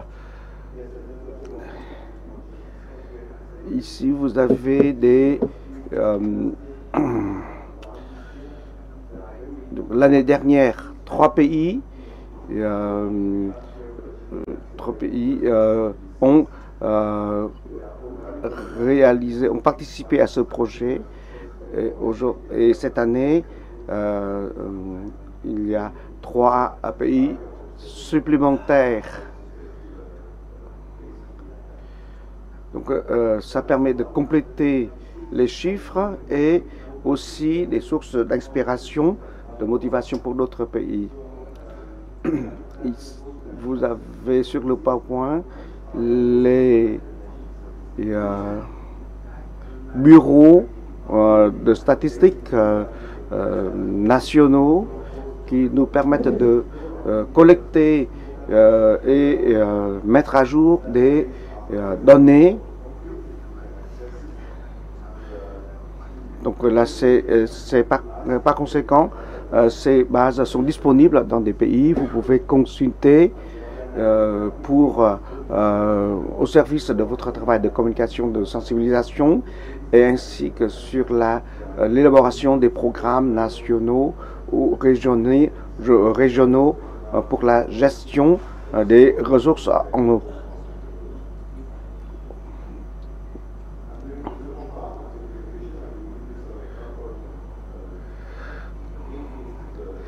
Dans la deuxième partie de mon intervention, je voudrais aborder ici l'indicateur 6.1, c'est pour l'eau potable. Et dans cette étude, comme vous voyez sur cette infographie, on peut disposer des sources d'eau potable, sont fournies, approvisionnées dans des familles selon des processus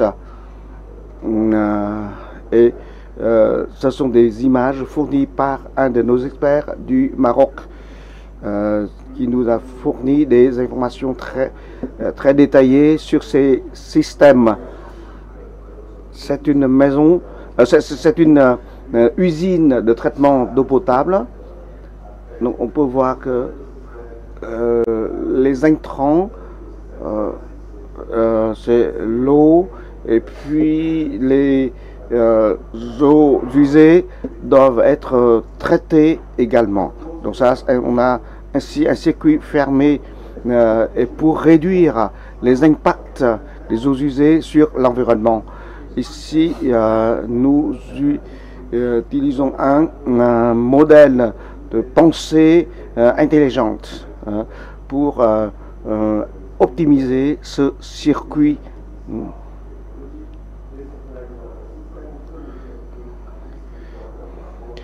Nous pouvons voir sur cette image un modèle qu'on peut appliquer dans différents contextes, dans à des tailles différentes, dans des endroits avec une superficie limitée, mais également dans une zone beaucoup plus vaste. Ici, on peut voir les technologies, des techniques pour traiter des eaux. Ces techniques ont été développées par des ONG qui contribuent au processus de fourniture de l'eau potable, pour l'eau propre dans les pays où on a fait nos études. Ce sont d'autres exemples de traitement de l'eau. Donc vous voyez des objectifs du millénaire et puis des objectifs du développement durable, et puis dans des processus concrets, on a maintenant un modèle de l'économie circulaire. On peut voir que des eaux usées sont utilisées pour produire de l'électricité au service de la production. Donc ici, c'est sur l'image, vous avez une économie intelligente, une économie circulaire pour faire des économies des ressources naturelles.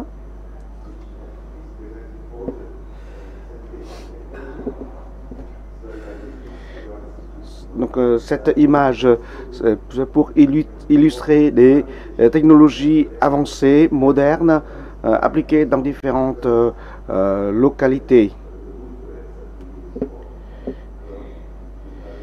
Ce sont des plaques en bois utilisées dans le traitement des eaux usées dans notre étude de cas.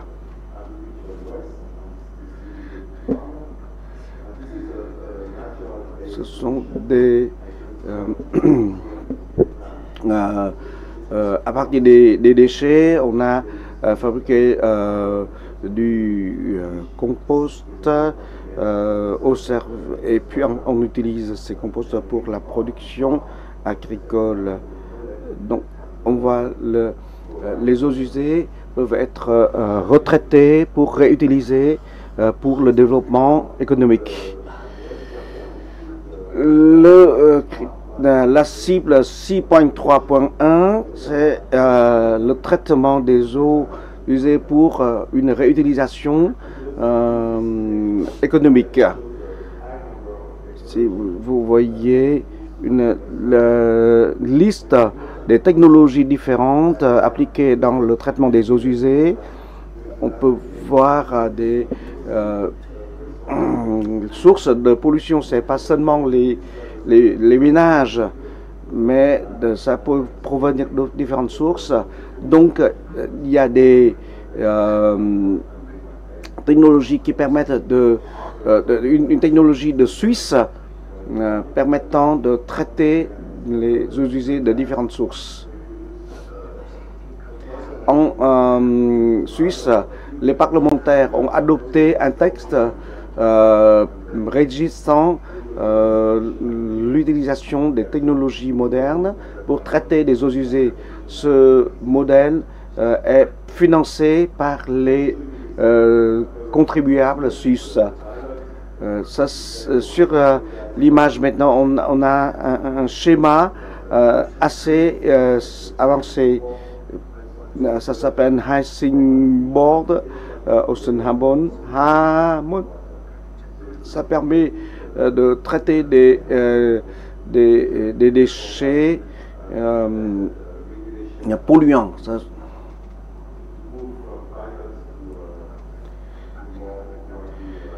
Et pour le moment, on est en phase de transition entre les études pilotes vers des applications à grande échelle.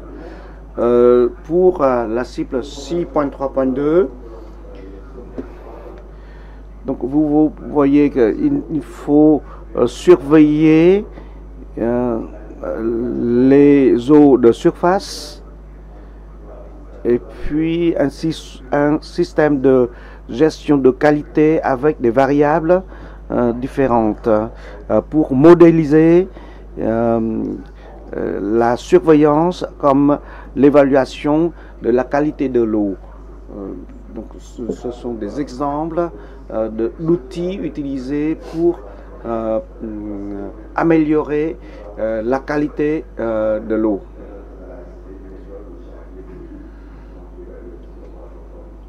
Et pour traiter les eaux usées aussi. Donc vous avez ici, c'est une autre technologie pour le traitement des eaux usées.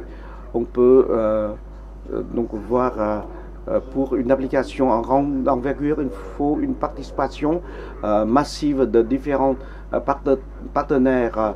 La cible 6.4.1, c'est l'orientation de la transition d'un système d'irrigation traditionnel vers un système d'irrigation intelligente, piloté par les ordinateurs, par les robots à distance pour permettre un fonctionnement optimal de ces systèmes. Et ainsi, l'efficience d'utilisation de l'eau est nettement améliorée. La cible 6.4.2, c'est le niveau de l'eau comme un élément de poids dans les activités économiques. On voit que ici, nous utilisons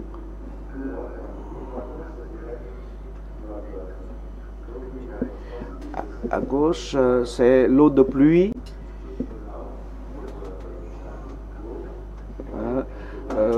qui peuvent être utilisées, mais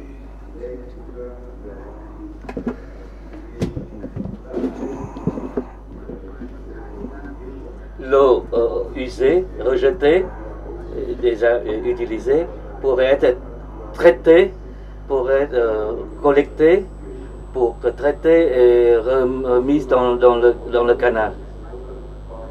Donc c'est une nouvelle solution.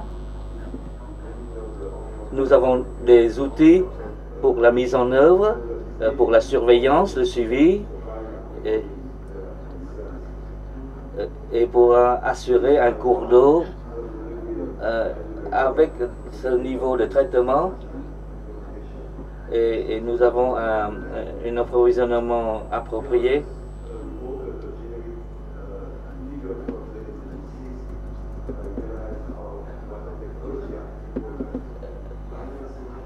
Nous avons des chiffres, des indices en vue d'un développement durable dans la gestion de l'eau,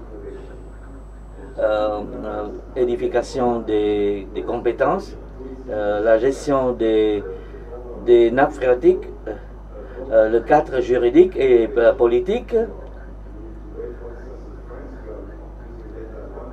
et tous ces volets doivent être mis en commun pour pouvoir atteindre les objectifs de développement durable.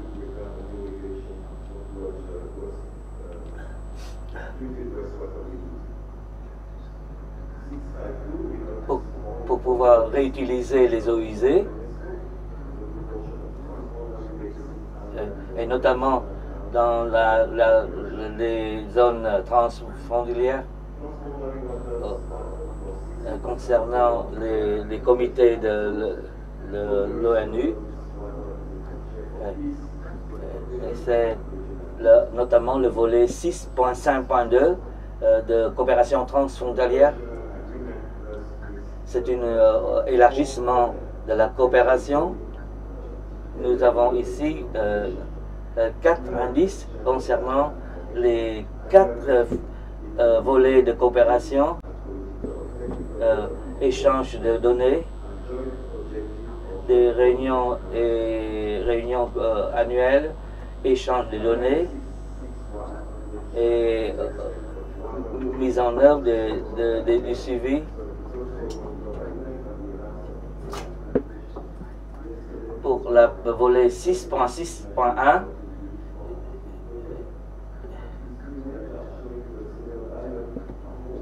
nous devons appliquer la réalisation des données, notamment en valorisant les données fournies par satellite. Avec ces photos par satellite, nous pouvons facilement, à partir de ces données, établir des cartes, des variations des cours d'eau et les régions de la planète qui sont suivies, surveillées, Et qu'est-ce que nous pouvons en tirer? L'observation satellitaire nous permet de visionner la qualité de l'eau, des surfaces d'eau, avec le renforcement de la surveillance satellitaire. C'est le travail des...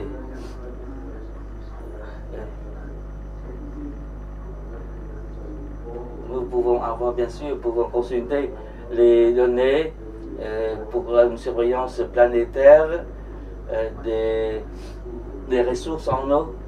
Et de là, nous pouvons avoir des initiatives, des appréciations assurant la réalisation des objectifs de l'ONU. Auriez-vous des questions?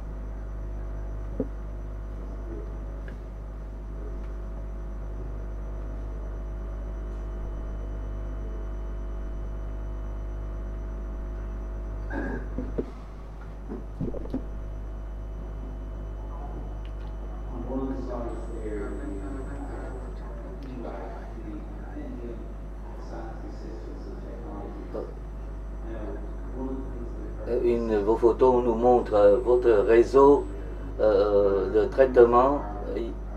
Hier, nous avons écouté, les parlementaires sont en train de chercher des mesures authentiques, et votre présentation nous montre des illustrations des cas d'application technologique au bénéfice du traitement et de réutilisation des eaux usées, et ce, au service de l'exploitation agricole.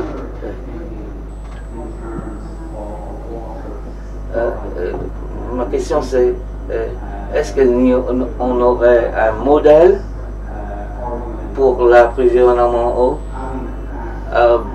via les outils fournis, suggérés par les comités de l'ONU? Toutes ces données de l'ONU sont seulement valorisées par les experts. Est-ce que tout le monde pourrait aborder toutes ces données? Toutes ces données sont ouvertes, sont des bases ouvertes, et tout le monde peut y accéder, il n'y a pas de limite. L'esprit de ces documents, de ces données, c'est de manière concrète, on traduit en 5 langues pour que maintes populations, maintes continents pourraient les consulter, les utiliser. Toutes ces données sont mises en service pour être exploitées au niveau local. Toutes ces bases de données sont, bien sûr, ne sont pas faciles à utiliser par les parlementaires, mais nous savons que c'est une interface accessible, facilement accessible, et en faveur du travail de gestion des eaux usées, des sources d'eau usées. Et dans ces bases de données, nous pourrons, comment dire, imaginer les différents outils pour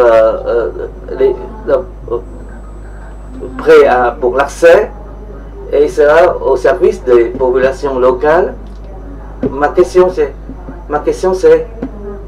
est-ce que nous pouvons élargir la valorisation de toutes ces bases de données? Est-ce qu'on peut les élargir l'accès? Est-ce que par exemple nous voulons concentrer le traitement en un point? Est-ce que nous pouvons valoriser toutes ces données? notamment, cela concerne les pays qui n'ont pas les moyens et que tout le monde peut y accéder, en apprendre quelque chose. Est-ce que notre suggestion est faisable ou non? Eh bien sûr, nous encourageons la coopération des autorités au niveau local pour apprendre un peu plus sur ce modèle. Est-ce qu'il y a, avec quels moyens financiers qu'on peut mise en œuvre ce genre de réseau, système? Donc il faut penser à la capacité financière, celle technique, celle de maintenance.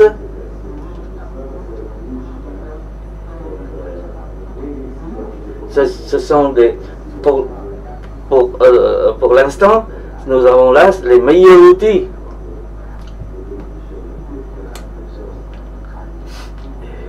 Dans le traitement des eaux usées, dans la valorisation du retraitement des eaux usées. Non, toutes ces données sont ouvertes à tout le monde et ne sont pas limitées. Donc, nous devons tenir compte de l'opportunité.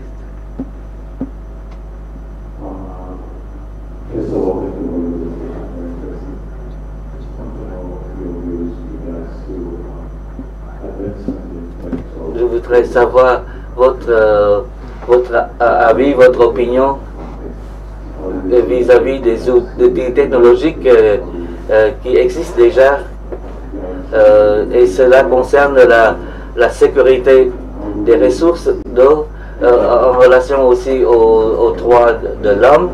Quelle est votre conception, votre point de vue vis-à-vis des technologies au service de l'homme? Est-ce que nous devons tenir compte du secteur privé pour pouvoir valoriser tous ces outils technologiques? Moi-même, je ne suis pas ingénieur. Je m'exprime en tant que représentant d'une institution de l'ONU. Donc, nous évaluons les outils et nous fournissons les outils pour que tout le monde puisse en valoriser.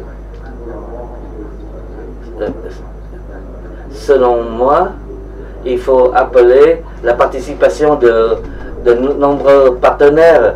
Le travail de l'ONU, ce n'est pas seulement le secteur public. Donc c'est idéal si nous pouvons avoir la participation du secteur privé, mobilisant toutes les ressources financières possibles. Donc, ce faisant, nous pouvons mobiliser d'autres ressources au niveau local. Donc, notre travail, c'est d'utiliser les outils pour pouvoir apprécier les technologies et estimer la mise en œuvre de ceci.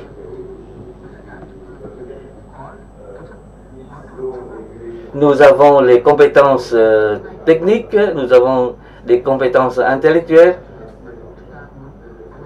et en cas de volonté d'élargissement pour un projet modèle, et dans le cas dans un élargissement au niveau local, au niveau national, bien sûr, nous pouvons vous aider à vous fournir notre soutien. Nous avons déjà la technologie. Le problème, c'est de la mise en œuvre, la mise en application. Mais il y a le problème des finances, des problèmes techniques. Et donc, comment assimiler ces technologies et techniques et comment les mises en œuvre? Et cela concerne différents secteurs. Le niveau d'application des minerais est très différent suivant la coopération. Est-ce que les parlementaires pourront soutenir la mise en œuvre, l'objectif nos objectifs et quelles sont les technologies pour le traitement de l'eau, des eaux usées. Comment nous pouvons apporter des outils au service du travail des parlementaires.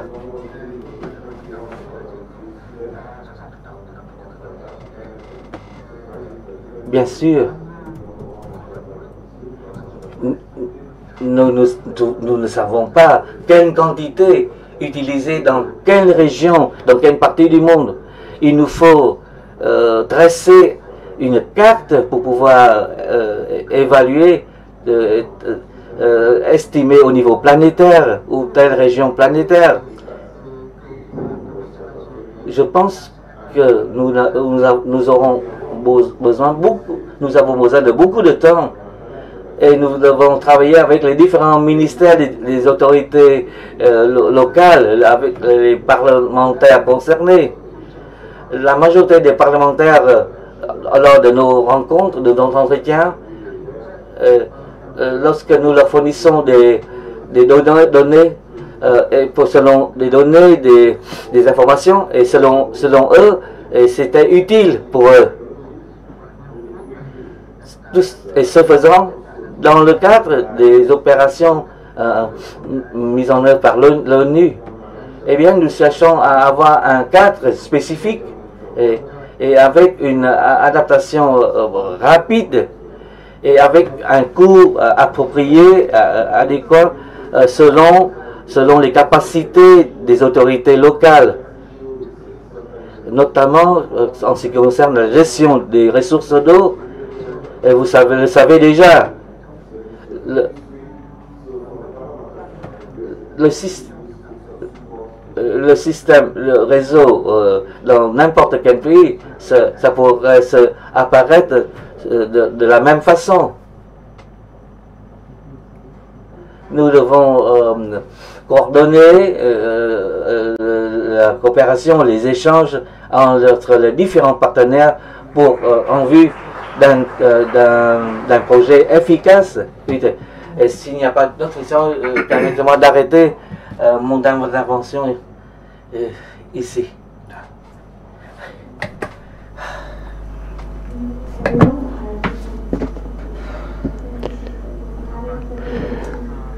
Oui, nous allons maintenant visiter un petit musée de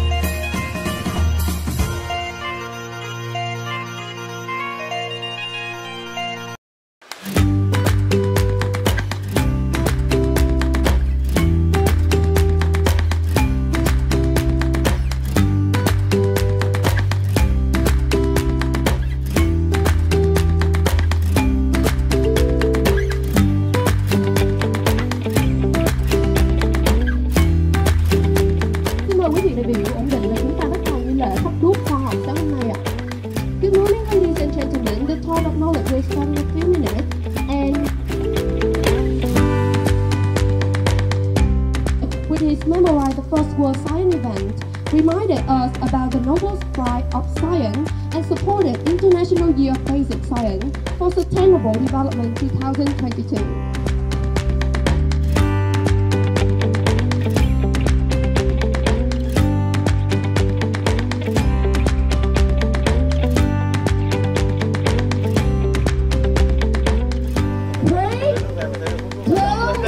One. This is the Touch of Knowledge. Please, a big hand for the Touch of Knowledge from 5 students of specialized school. Và bây giờ ngọn đuốc khoa học được thắp sáng bởi các em học sinh sẽ truyền đến đại biểu và đại diện lãnh đạo bộ khoa học công nghệ, lãnh đạo tỉnh Ninh Bình, các giáo sư và nhà khoa học là những người tiên phong trên hành trình của tuần hoàn khoa học cho thế giới hôm nay và mai sau.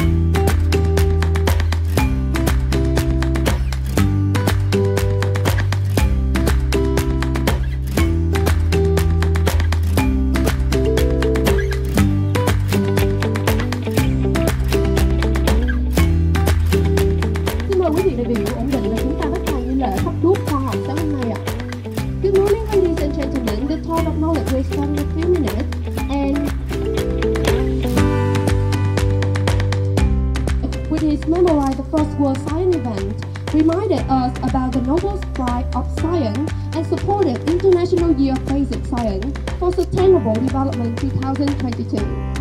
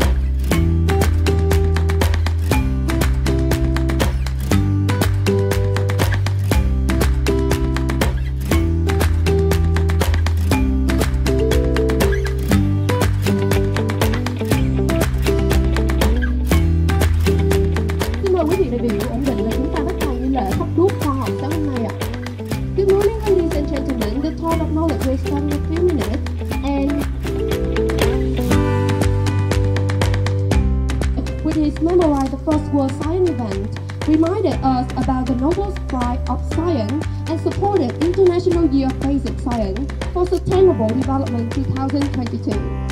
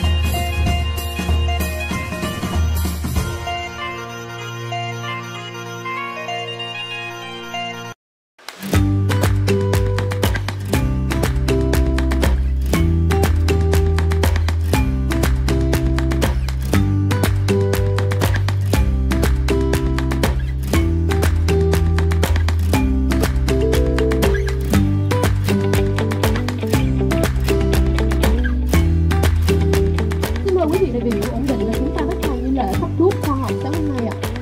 Good morning, ladies and gentlemen. The talk of knowledge will start in a few minutes, and with his memorize the first World Science event, reminded us about the Nobel Prize of Science and supported International Year of Basic Science for Sustainable Development 2022.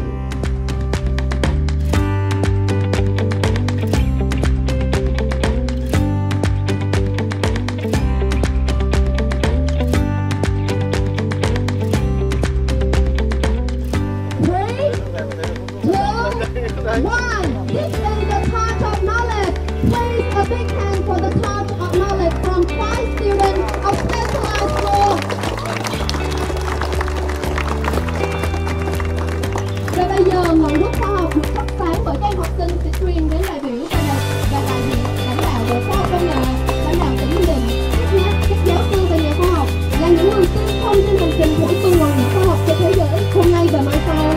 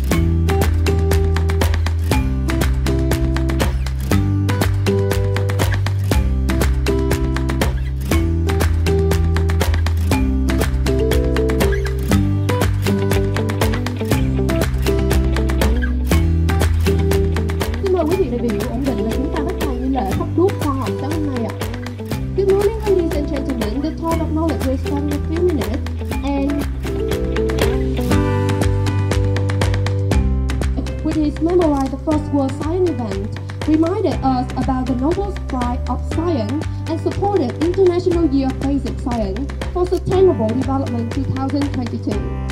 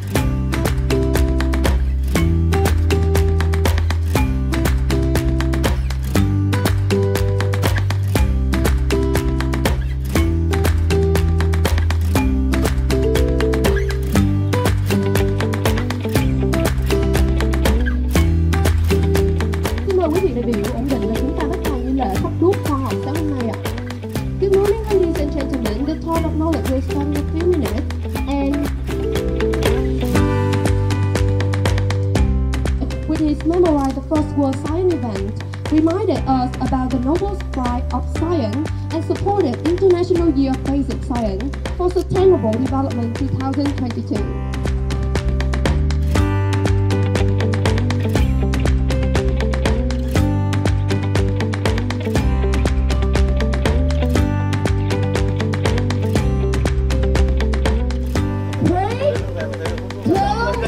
One. This is the touch of knowledge.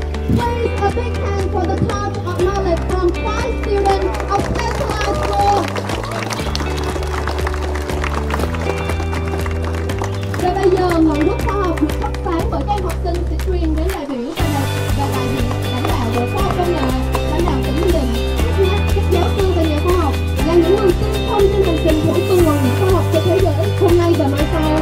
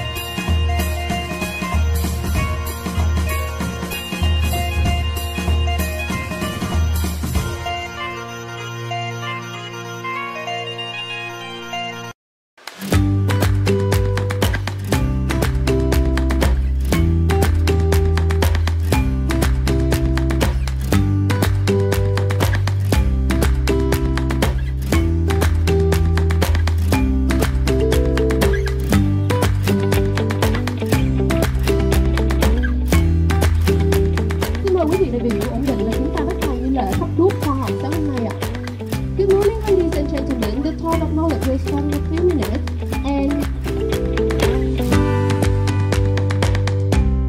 which is memorize the first World Science event, reminded us about the Nobel Prize of Science and supported International Year of Basic Science for Sustainable Development 2022.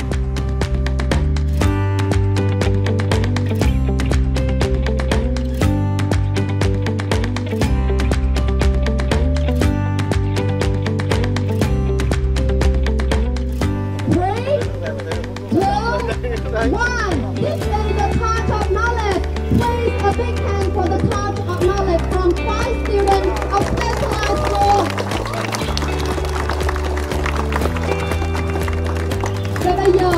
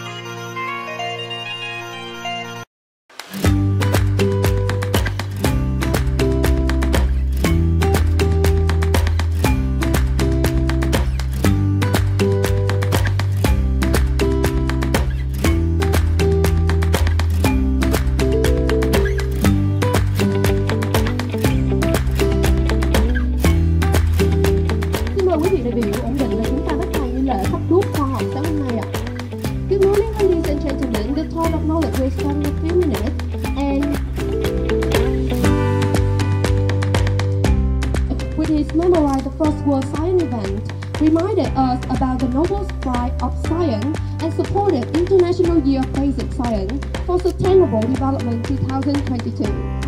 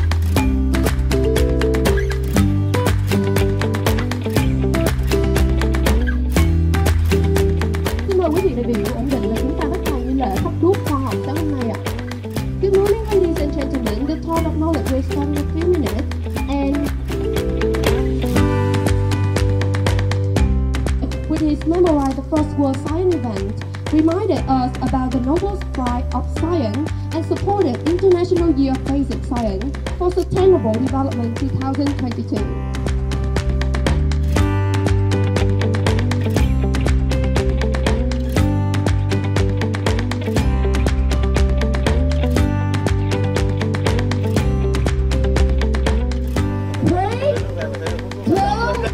One. This is the Touch of Knowledge.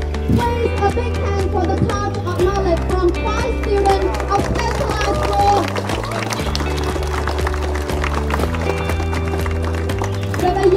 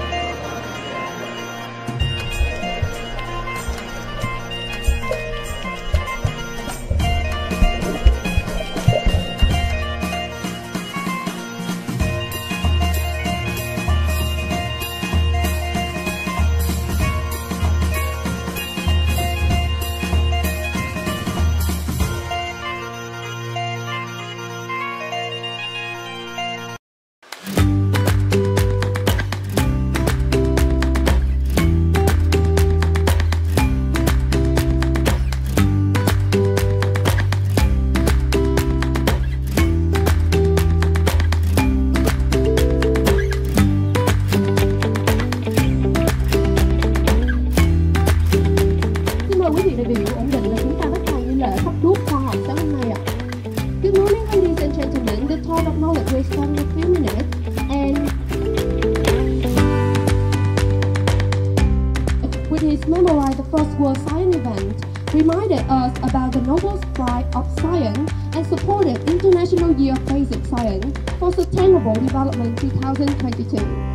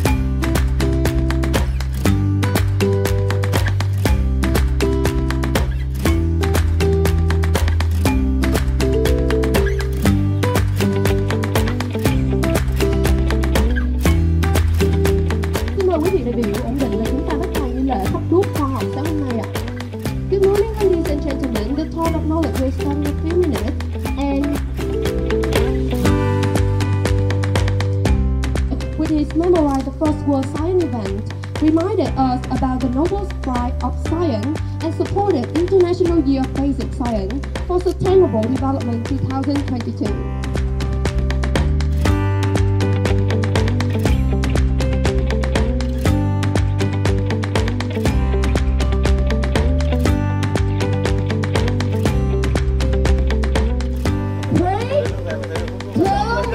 One. This is the touch of knowledge. Please a big hand for the touch of knowledge from 5 students of specialized school. Và bây giờ ngọn đuốc khoa học được thắp sáng bởi các em học sinh sẽ truyền đến đại biểu và đại diện lãnh đạo bộ khoa học công nghệ, lãnh đạo tỉnh Bình Định, các giáo sư và nhà khoa học là những người tiên phong trên hành trình hỗ trợ nguồn khoa học cho thế giới hôm nay và mai sau.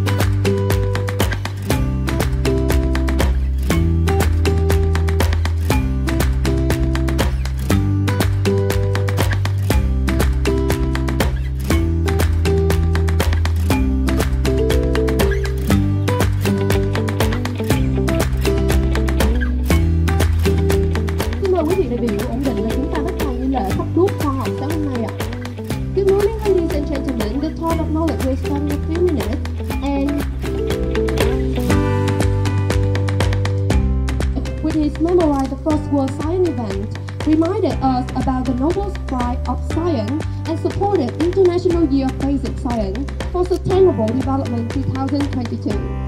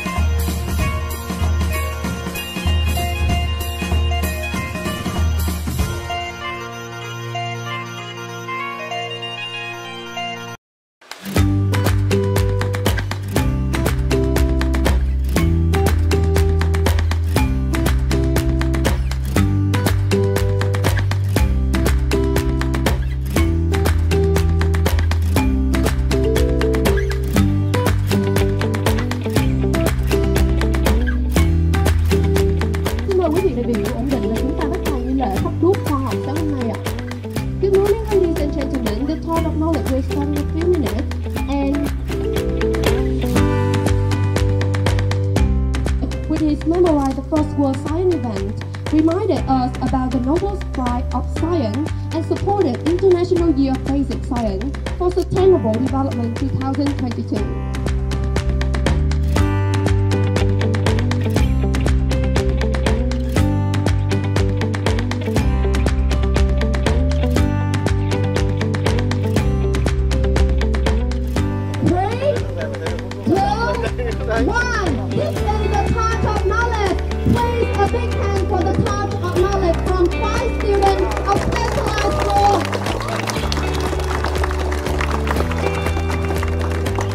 Bây giờ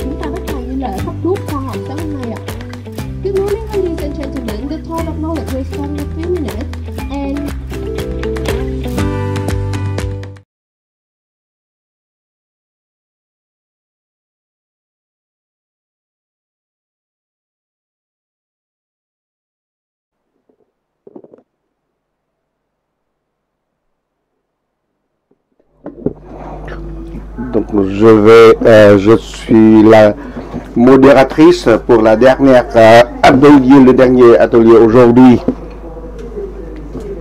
Donc je vous remercie les organisateurs et vous, mesdames et messieurs, chers collègues, de m'aider à animer notre atelier où on peut partager nos expériences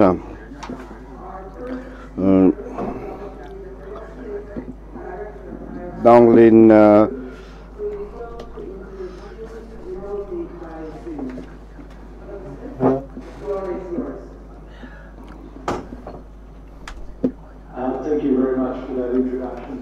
donc, mesdames et messieurs, je vous remercie de votre introduction.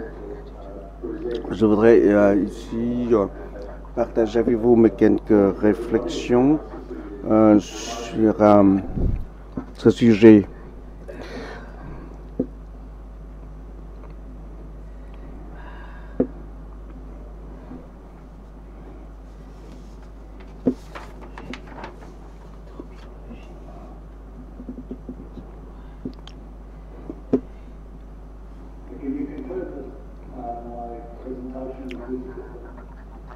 Vous voyez sur le PowerPoint les valeurs non financières de l'eau.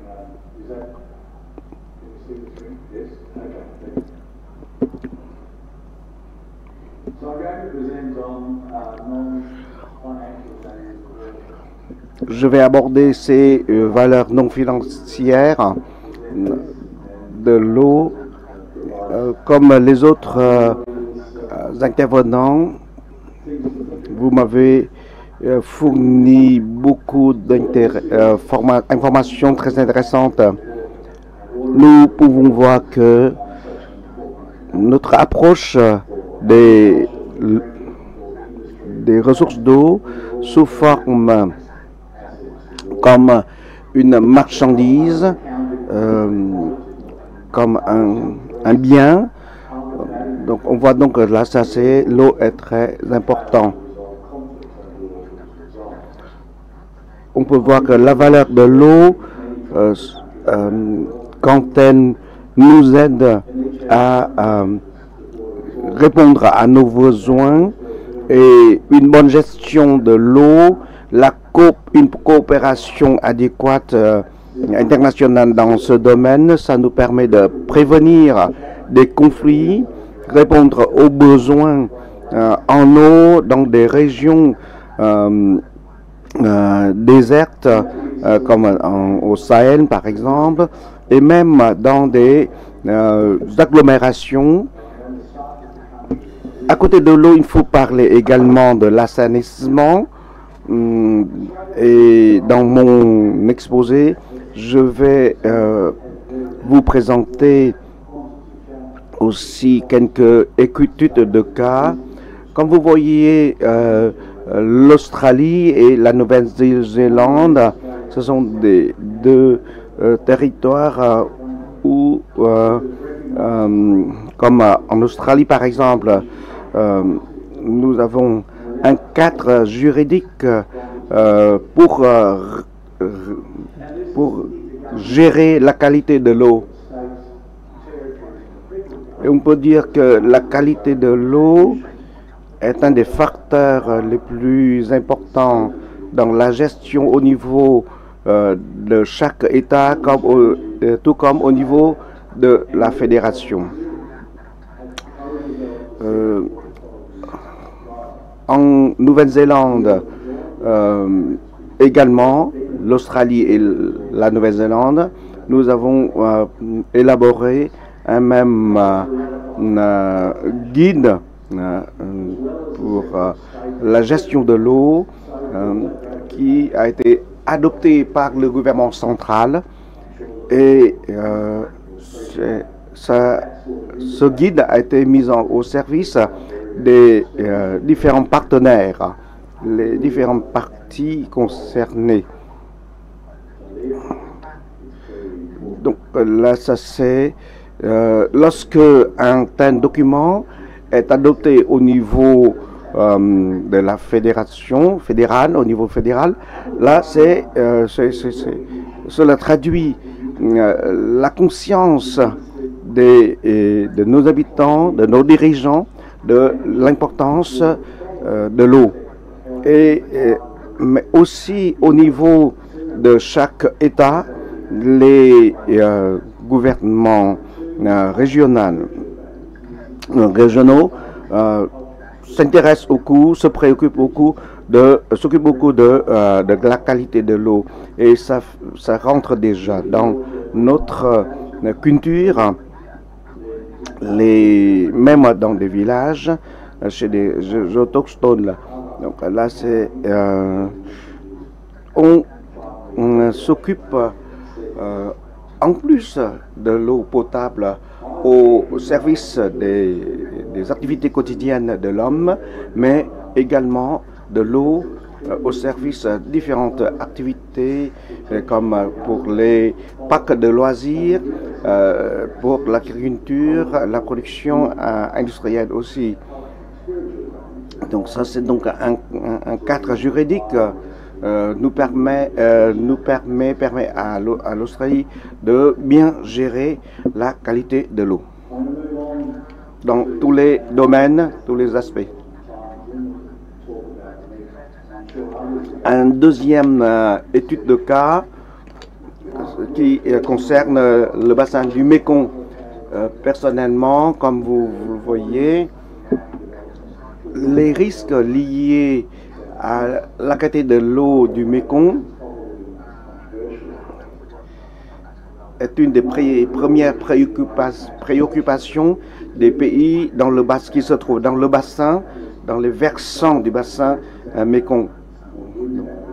Donc, une bonne partie du Mékong se trouve en amont avec des barrages très grands, même gigantesques en Chine. Donc, et alors qu'en aval, dans le sud du Vietnam, selon on peut comparer les photos satellites prises en 84 et en 2020. Vous pouvez constater donc la zone côtière entre 84 et 2020 a été modifiée énormément.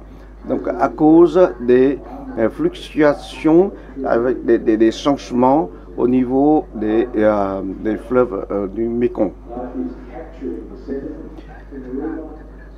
On peut constater que les cours d'eau du Mékong et les fluviaux, les cours de fluviaux transportés, le fluvial, les alluvions, je crois, hein, là c'est transporté véhiculé par le Mékong a été modifié et cela a répercuté, cela a impacté sur le sol, sur les champs dans le delta du Mékong. Nous avons fait également une étude pour comparer dans les différentes régions en amont et en aval du Mékong. Et on peut voir clairement, nettement, que les communautés des autochtones, dont la vie dépend des activités sur le fleuve du Mékong, par exemple la pêche d'eau douce sur le Mékong, donc, a été impactée énormément par les changements des débits du Mékong. Depuis les années 80, l'exploitation des mines à proximité du Mékong a aussi influencé, impacté la qualité de l'eau du Mékong, et de là les poissons, les crevettes vivant dans les Mékong sont plus ou moins exterminés. Donc là, ça c'est c'est comme ça que ça va répercuter sur la vie, sur les revenus des riverains. Donc là, ça c'est, je crois que donc ce sont des études qui méritent notre attention, et beaucoup d'autres pays de par le monde peuvent consulter ces études pour comparer les impacts dans cette région avec ce qui se passe dans d'autres régions du monde.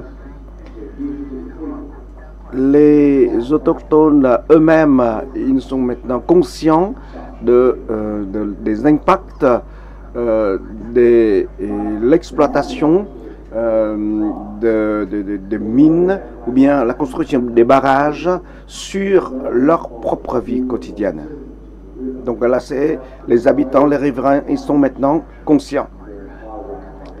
Donc c'est pour ça qu'ils ont lancé des appels, même au niveau des politiques, pour qu'on maîtrise mieux les exploitations de ce Mékong, et ils ont exigé même l'élaboration des principes de bonne conduite pour les activités d'exploitation de ce fleuve. Donc on voit donc là maintenant l'exploitation, la surexploitation du fleuve Mékong commence maintenant à impacter, et puis dégâts causés par l'exploitation de ce fleuve en amont sont de plus en plus nets et qui a posé des dégâts vraiment considérables pour la vie des habitants. Donc là, mais ce n'est pas le cas unique au Vietnam, parce que là, on peut constater des phénomènes semblables dans quelques États de l'Australie.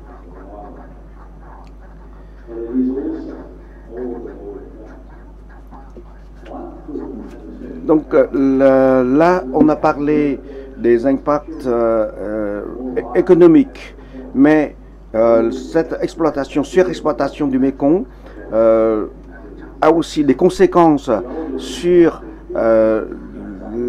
les questions d'hygiène, c'est-à-dire ça peut générer des crises sanitaires, des pandémies, des épidémies par exemple. Parce que cela est lié, la pollution est liée à la pollution des cours d'eau. Donc c'est donc des leçons qu'on peut tirer pour aider les autres pays à éviter des erreurs de ce type. Dans ce contexte, le traitement des eaux pour rendre à l'eau les premières valeurs joue un rôle extrêmement important. La communauté des habitants ont fait des réunions, ils ont formulé leurs attentes, leurs demandes en ce qui concerne l'amélioration de la qualité de l'eau dans cette région. Les programmes ont été élaborés. Les exemples que je viens de citer montrent que l'eau n'est pas simplement une marchandise, mais aussi c'est une source de richesse pour les habitants et d'autres aspects de la vie des riverains. Donc l'eau contribue, bien sûr, tout le monde le sait, à la production agricole, au développement du tourisme, et à cela s'ajoute également des valeurs culturelles, spirituelles, morales pour les autochtones, pour les riverains dont la vie dépend de ces cours d'eau. On voit que les valeurs non financières de l'eau sont très importantes.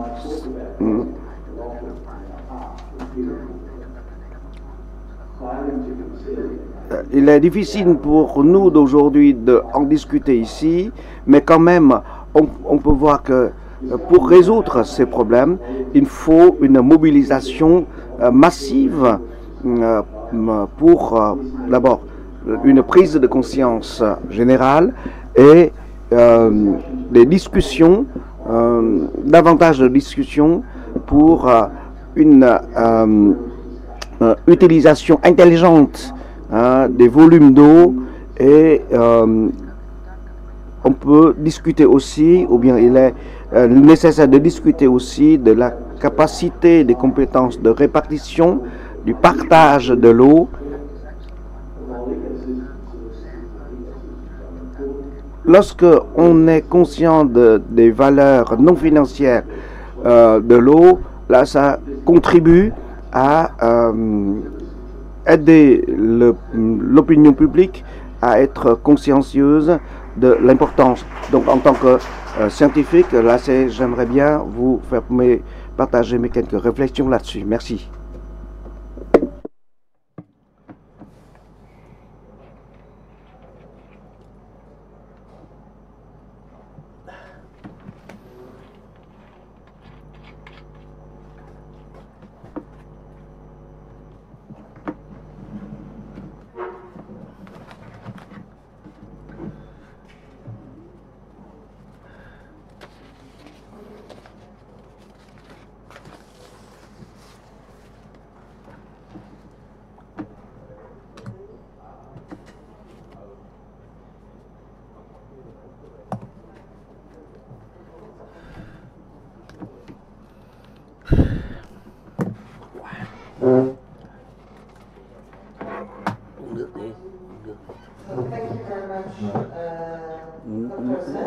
Mes remerciements à l'intervenant, Dr. Rochbit. Nous allons une séance de débat en parallèle. Nous allons écouter les questions et les échanges. D'abord,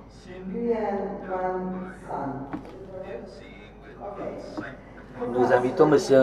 Dr. Nguyen qui vient de l'Université de Canter.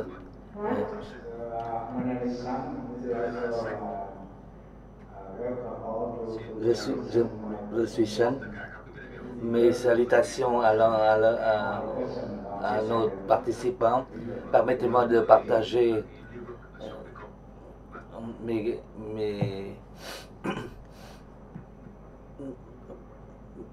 nombre de mes idées, notamment concernant le bassin du Mékong.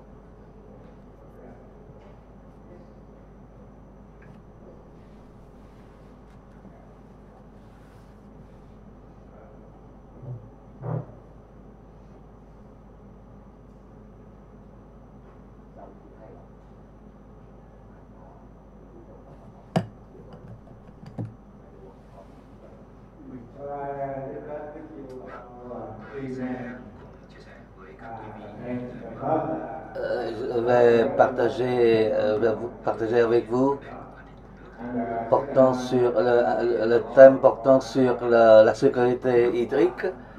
D'abord, la valeur du facteur eau dans le bassin du Mékong.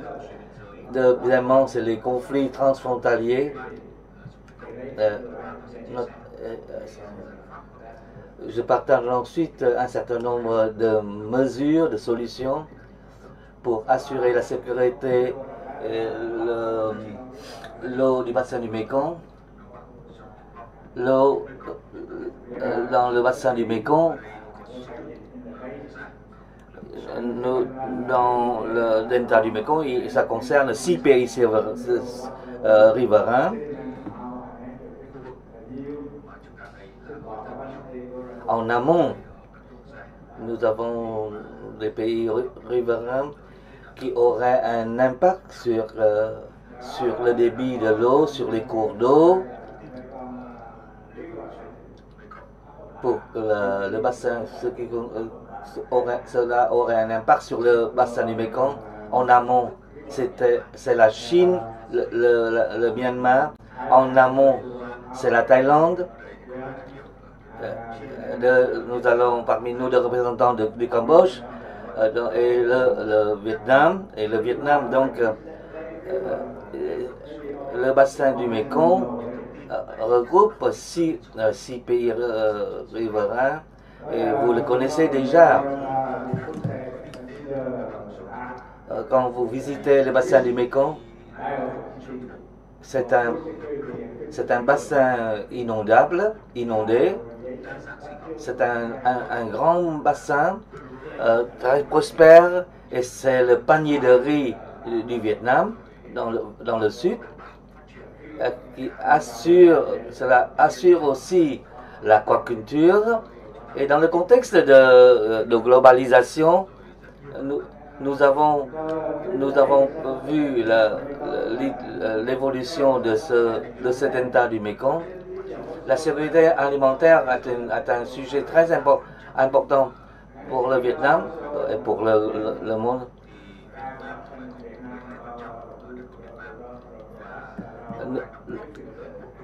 Le Vietnam possède 12% de ce bassin, mais contribue une énorme quantité de riz, avec 90% des exportations vietnamiennes. De production, c'est destiné à exporter. Nous avons d'autres chiffres très importants pour l'exportation des produits aussi, d'autres produits aussi de ce bassin. Et il y a différentes espèces végétales, différentes plantes, et qui assurent un grand marché pour les produits nationaux. Et pour cela, donc, cela demande beaucoup d'attention pour assurer la sécurité alimentaire et environnementale de ce bassin. Deuxièmement, ce qui concerne le problème transfrontalier, nous constatons beaucoup de changements dans le contexte actuel, notamment dans le contexte de la croissance économique, et notamment celle de ce bassin.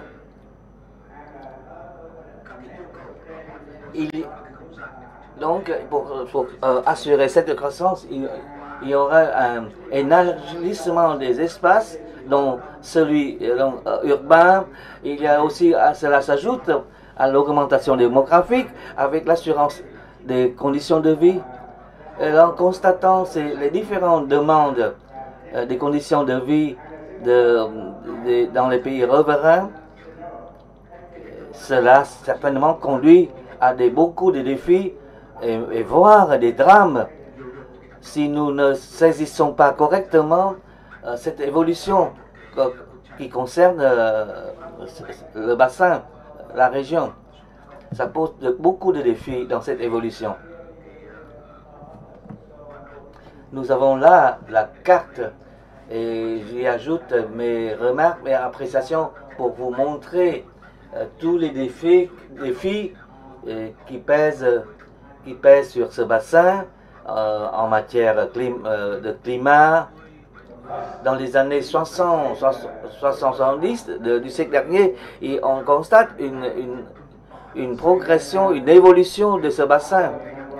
Et surtout, cette évolution devient de plus en plus pressante, rapide. Quand la guerre est finie, dès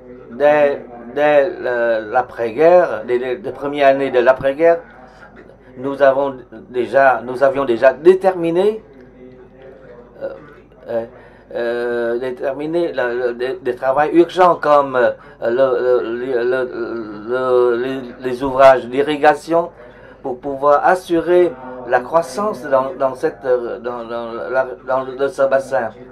Mais sur le long terme, notamment depuis 2008, lorsque nous avons bien constaté le changement climatique, nous avons identifié ce défi et beaucoup de questions se posent et nombre de scénarios se sont produits. C'est la sécurité alimentaire, mais la solution, c'est quelle solution pour assurer un développement durable pour la région concernée. C'est une région qui connaît le plus grand impact du changement climatique. Nous constatons nettement l'impact, notamment suite à la construction de grands barrages sur le Mekong. Et les retombées, bien sûr, avec des modifications du débit, des cours d'eau, cela accompagné avec la montée des eaux, de l'eau de mer. Les projets, les infrastructures ne sont pas encore assurées.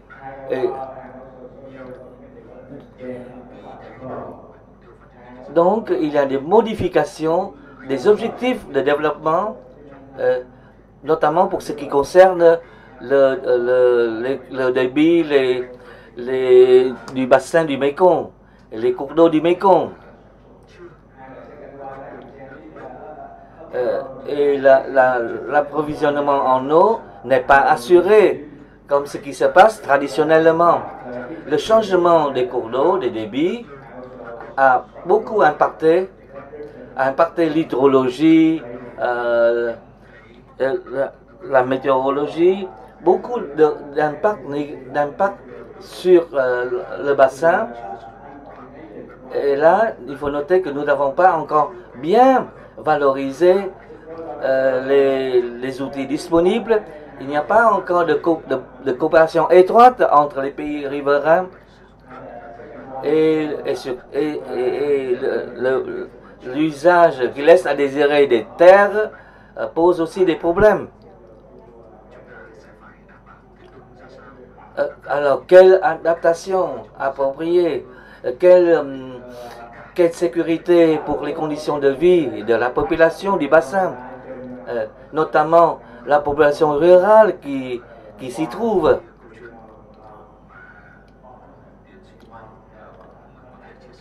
Dr Huang va bien sûr à la suite va nous encore partager d'autres informations concernant la question et ce pour nous aider à identifier les problèmes qui pèsent sur cette région, notamment surtout ce qui concerne le revenu, le gagne-pain de la population locale, et cela concerne toutes les populations des pays riverains. Pour faire face donc à ce défi, et donc l'un des facteurs c'est la sécurité hydrique de la région. Les solutions sont à différents niveaux. Par exemple, l'assurance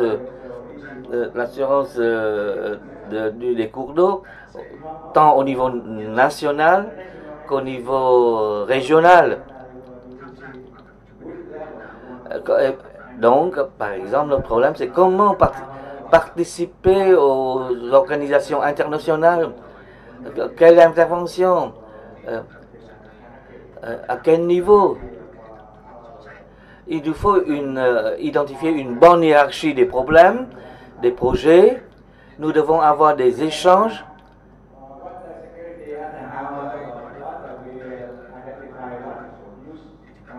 Pour ce qui est de la sécurité de l'eau,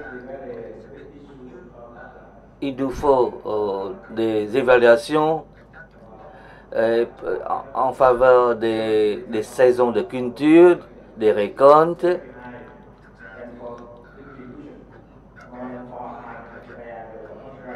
Il y a eu, à un certain moment, il y a eu des précipitations qui contribuent au facteur eau. D'après mes expériences de recherche menées en Australie, nous sachons comment stocker l'eau, assurer l'approvisionnement en eau. Mais le modèle australien que nous avons étudié, je pense que c'est difficile de l'appliquer parce qu'il y a une différence de région, différence de terrain, différence de problèmes géologiques. Donc,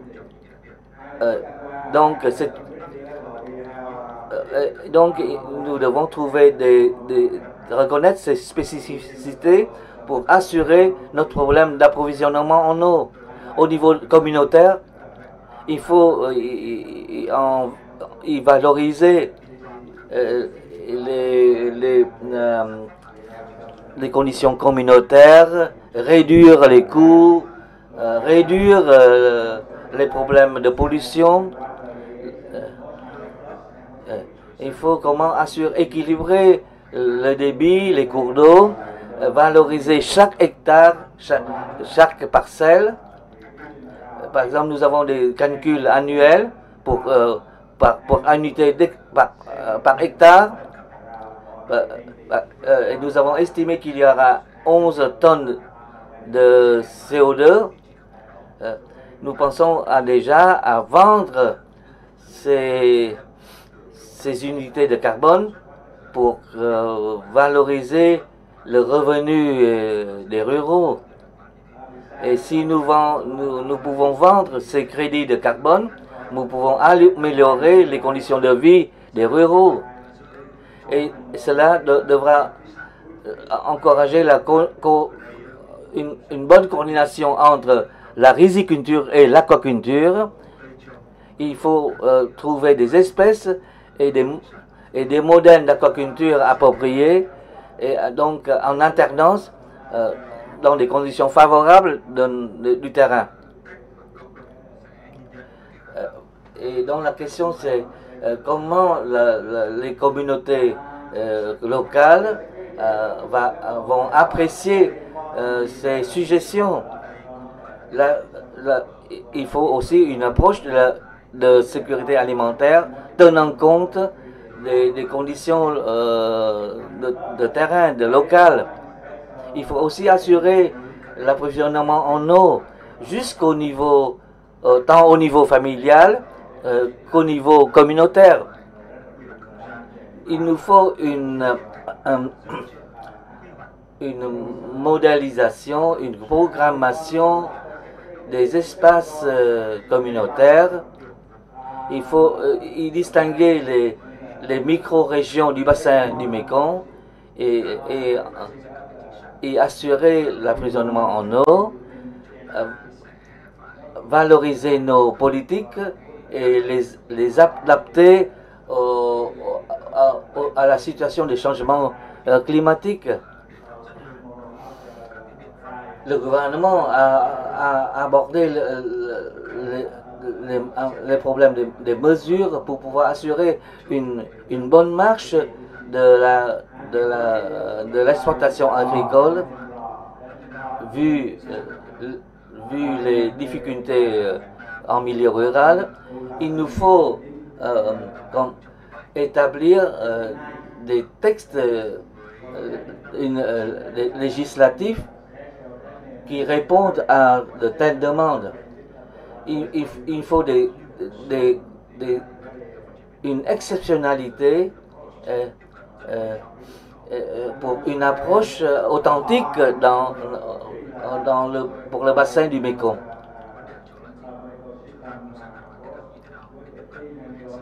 Il nous faut aussi une approche conjuguant les problèmes de l'écosystème avec d'autres problèmes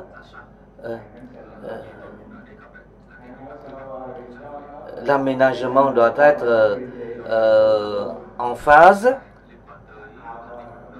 et cela concerne la sécurité de l'approvisionnement en eau, des ressources en eau, de manière à assurer une approche harmonieuse avec la communautaire. Nous avons toujours dit que l'eau est abondante, mais en réalité, d'ici jusqu'à 2030, nous allons constater un stress hydrique pesant sur les exploitations agricoles. Donc, dès maintenant, il nous faut des investissements en faveur du développement durable du bassin du Mékong. Le niveau d'appréciation pour l'approvisionnement dans le bassin du Mékong est celui en coordination de différents aspects, de différents volets. En matière de sécurité hydrique, est-ce qu'il nous faut améliorer notre politique, améliorer nos institutions, et en premier lieu, il faut réussir l'aménagement des espaces, la coordination entre les espaces, et il faut aussi voir l'efficacité des politiques concernant la sécurité hydrique, concernant l'amélioration des conditions de vie de la population locale. Il faut aussi tenir compte des projets pour la question de l'eau. Il nous faut des dialogues, des échanges avec les investisseurs étrangers pour mieux placer les projets, leur amélioration en faveur des communautés locales, et quelle serait la responsabilité des autorités locales dans nos échanges avec la commission du Delta du Mékong, et concernant la sécurité de l'eau, nous pensons que la politique, les différentes politiques jouent un rôle important. En vous écoutant vos échanges, ceux des experts, je pense que c'était une base pour des informations en faveur des parlementaires, à partir desquels nous pourrons avoir des échanges sur les politiques, notamment ce qui concerne les critères du COP26. Donc, il faut tenir compte du niveau international, le niveau national. Nous avons maintenant fait face à un problème global.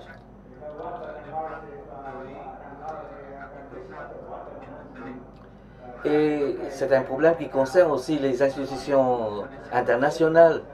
Comment régler les éventuels conflits transfrontaliers concernant le problème de l'eau? La construction des barrages en amont a des impacts pour les pays en aval, dont le cas du Vietnam.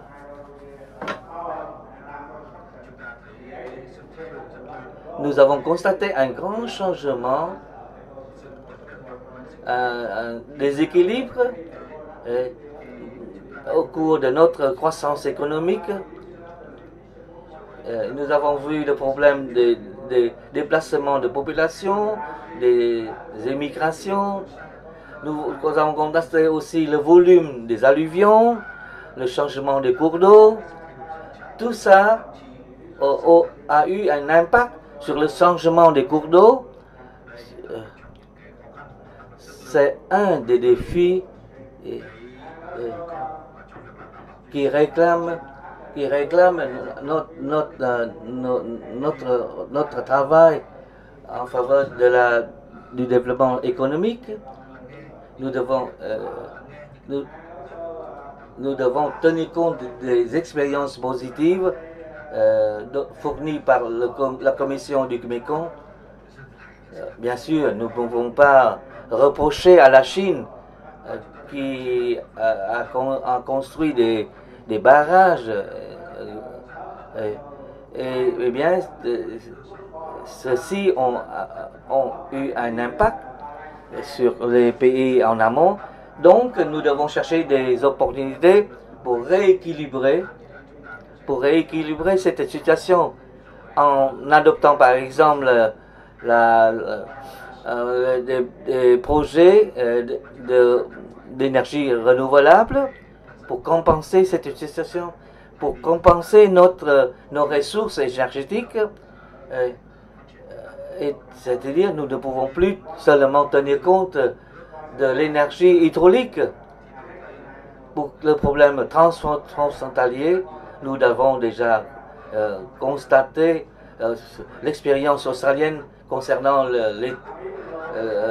l'État de Victoria, ou bien le cas des États-Unis avec le Mississippi. Il y a eu des exploitations agricoles de type intensive qui a modifié, qui a eu un impact la partie en aval, les régions en aval. Et la situation du Vietnam n'est pas très différente. Les pèlerins font l'usage du même cours d'eau des mêmes cours d'eau du Mékong, du même bassin. Il faut trouver des opportunités pour trouver de meilleures solutions pour remédier à la situation actuelle. Comment valoriser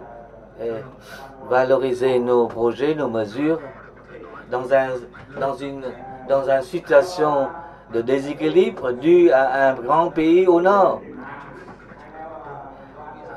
pour finir mon exposé,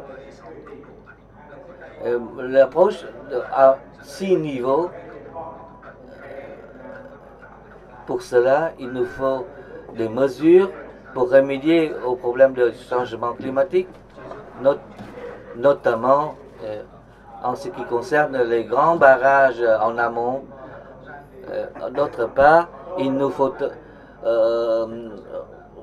apporter il faut réétudier le problème d'aménagement entre les espaces donc ceux urbains, tant au niveau local qu'au niveau national.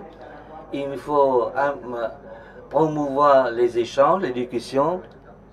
Il nous faut aussi coordonner en faveur de la sécurité hydrique, tant au niveau régional qu'au niveau international. Merci beaucoup, monsieur, de votre présentation très détaillée, très riche d'informations. Donc, suite au programme fait par monsieur Chen Truc, président de l'Association vietnamienne de météorologie et d'hydrologie.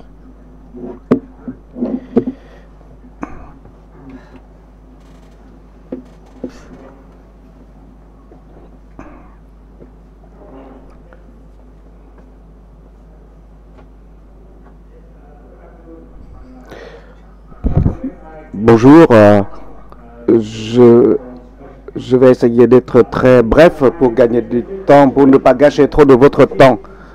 Dans ma présentation qui concerne le bassin du Mekong, nous allons faire un petit panorama de la situation de ce fleuve, et deuxième partie sur les problèmes, les questions transfrontalières, et la troisième partie sur le traité du Mekong de 1995. Sur le PowerPoint, vous voyez donc le Mekong a pris son origine en Chine et a traversé le Myanmar, le Laos, la Thaïlande, le Cambodge et pour se terminer au Vietnam, avant de se jeter dans l'océan Pacifique. Donc c'est le 12e fleuve le plus long du monde, avec 4700 kilomètres, 21e bassin le plus vaste dans le monde, et ça concerne à peu près 1 milliard d'êtres humains. Donc vous voyez la quantité d'êtres humains dont la vie dépend de ce fleuve est très importante. Donc sur le PowerPoint, vous avez le nombre de millions, c'est en millions d'habitants des différents pays, du Cambodge, du Laos, du Vietnam, de la Thaïlande, qui vivent de ce fleuve. Les questions qui concernent les questions transfrontalières, c'est d'abord c'est l'hydro, d'abord c'est l'électricité hydroélectrique en Chine, au Laos aussi, l'irrigation, l'industrialisation, l'usage domestique dans d'autres pays, la déforestation, la destruction, l'exploitation du sable, etc. Donc sur le PowerPoint, maintenant vous voyez, ça c'est le fleuve sur sa partie en Chine, donc avec des barrages, de nombreux barrages qui comprend qui touche une zone assez vaste. Et là c'est la partie du fleuve qui traverse les deux provinces Sanyaboli et Luang du Laos. Là, sur ces affluents, vous avez aussi des constructions de barrages. Et enfin, vous avez les parties du fleuve qui traversent la Thaïlande, le Cambodge et le Vietnam.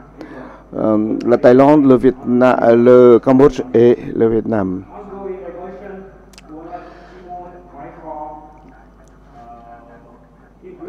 On assiste maintenant à un phénomène de déplacement des lits du lit de ce fleuve à cause de l'exploitation du sable. Les projets d'irrigation hydrologique ont des impacts aussi sur la morphologie de ce fleuve.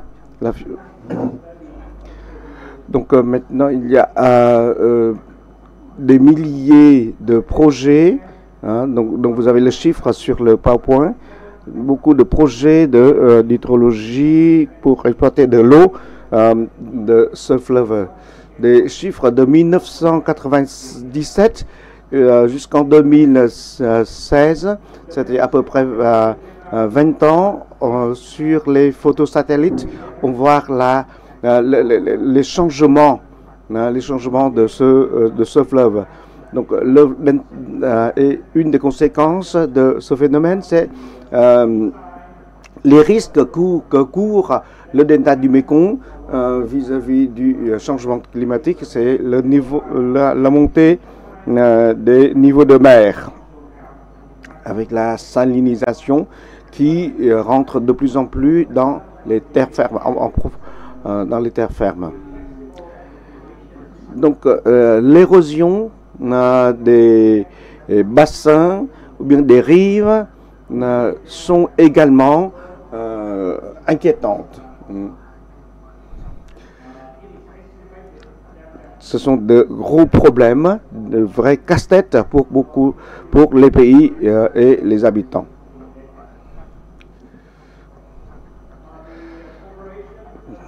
Donc, selon les prévisions, avec la montée des niveaux des mers, donc là c'est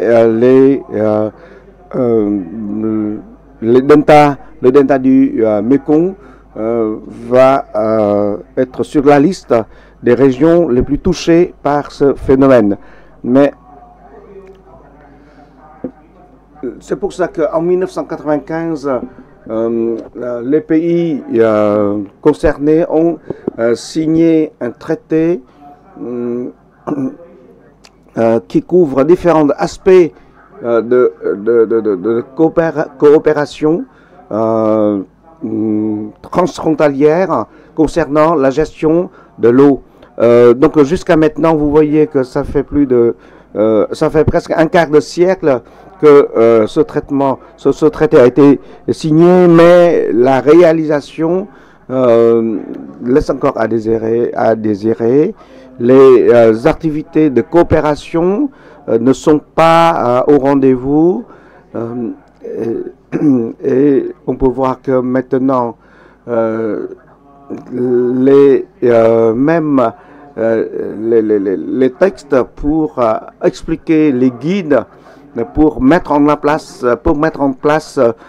ce traité, encore à réviser, à revoir. Donc là, ça c'est pour dire qu'on a signé un traité, mais la mise en application, la mise en œuvre prend du temps. Alors que les phénomènes ne nous attendent pas. Le déplacement du lit du fleuve Mékong, par exemple, là, ça s'avance de jour en jour. Et dans ce cas-là, on voit, il est urgent que les parties différentes, les différentes parties se mettent ensemble pour réaliser, pour pour réaliser un mémorandum d'application pour que le traité entre en vigueur le plus rapidement possible. Donc, il y a certainement des progrès, comme vous le voyez sur le PowerPoint. Il y a un processus, les procédures ont commencé en 2000. Les premiers résultats ont été enregistrés et il faut dire que la situation a été améliorée. Mais il faut dire que ça laisse encore à désirer.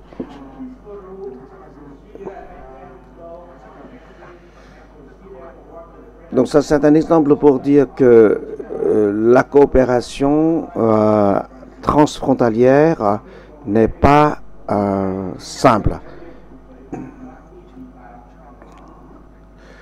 Donc là, on a parlé de du volume des débits, mais il y a aussi d'autres questions, comme on a dit tout à l'heure, c'est la pollution de ces fleuves, la sauvegarde, la préservation de la vie des faunes et des flores dépendant de ce fleuve. Donc, pour réaliser ce traité, il nous faut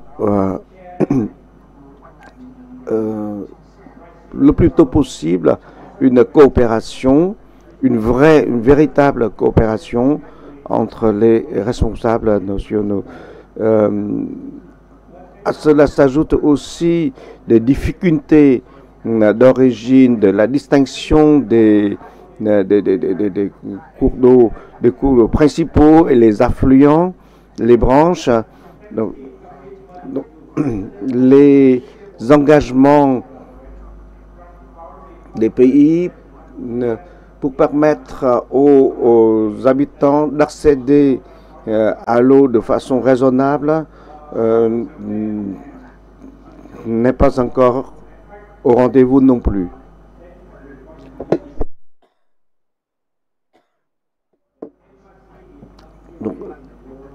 Donc là, en ce qui concerne l'article 7 de ce traité, en ce qui concerne les remboursements des dégâts causés par l'exploitation de ces cours d'eau transfrontaliers, n'est pas encore respecté parce que ça dépend non seulement des autorités locales, mais aussi du pouvoir central. Et les processus sont très longs. Même si on a déjà la déclaration de Siem Reap, mais c'est même avec ces engagements, même si on a connu quelques résultats, mais il faut dire que là, il reste encore beaucoup de pain sur la planche. Et l'approche pour nous, dans ce contexte-là, c'est il faut une approche globale.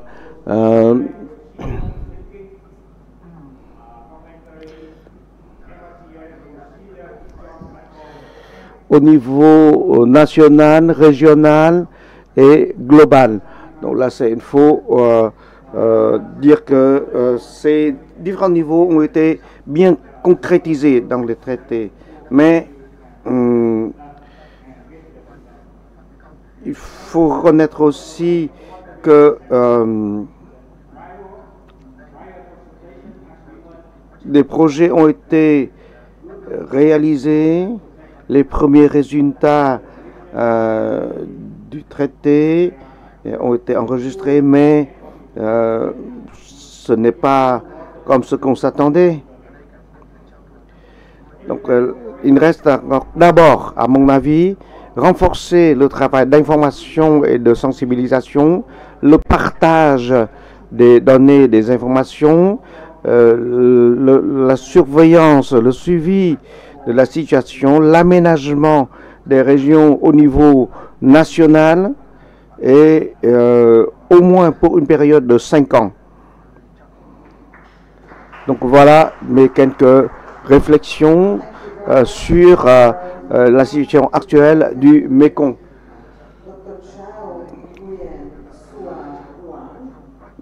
Maintenant, on va écouter une présentation de M. Chong Xuân Quang, vice-président, vice-directeur de l'Institut de l'environnement et des ressources naturelles de l'Université nationale du Vietnam à Ho Chi Minh Ville.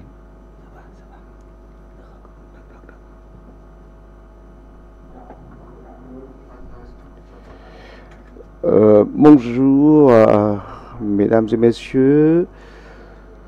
D'abord, je tiens à remercier IPU et ICIS de m'avoir offert cette occasion pour présenter mes réflexions sur la sécurité de l'eau dans la région du delta du Mékong, la situation actuelle, l'avenir et les adaptations stratégiques. Donc, il y a 3 parties dans mon intervention. D'abord, c'est la situation actuelle et ensuite, je vais brosser ici quelques images pour l'avenir et enfin, je vais formuler quelques recommandations pour améliorer la situation dans cette région qui s'appelle le delta du Mékong. Mesdames et messieurs, donc là, le delta du Mékong, voilà, ça c'est sur l'écran. On voit la région de... On voit avec une superficie de près de 41 000 km², où vivent 17 400 000 habitants, avec un climat tropical. Le bassin du Mékong, c'est une région économique essentielle, principale du pays, avec un système écologique très varié, très riche. On peut voir que les activités de pêche sont très développées aussi, très activées aussi dans cette région. Donc, ceci pour vous dire que là, l'eau joue un rôle important dans cette région du Vietnam, dans le delta du Mékong.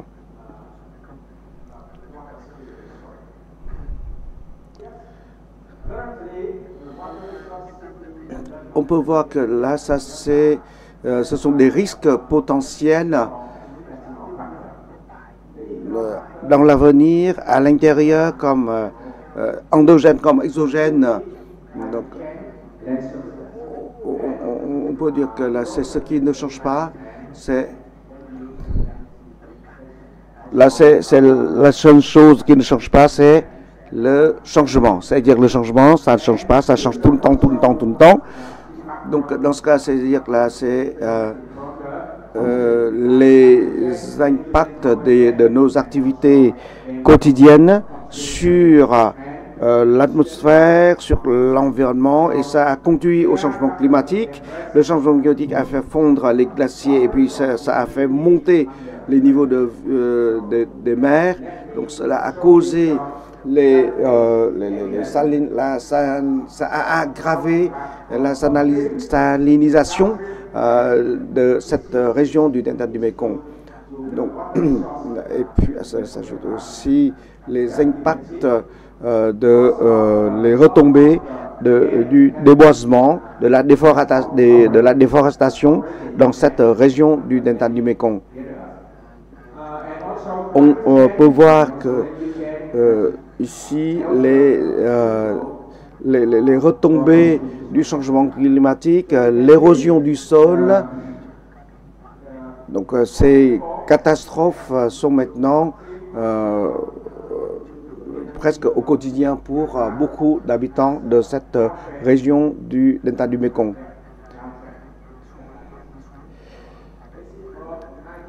Et ça, c'est une tendance un peu angoissante, un peu inquiétante. Donc là, c'est sur les statistiques, vous voyez la courbe de 1990 au 2020. Donc là, ça descend et la situation est de plus en plus inquiétante. Donc la tendance, la gravité des inondations augmente. Selon les données de satellites, on peut voir que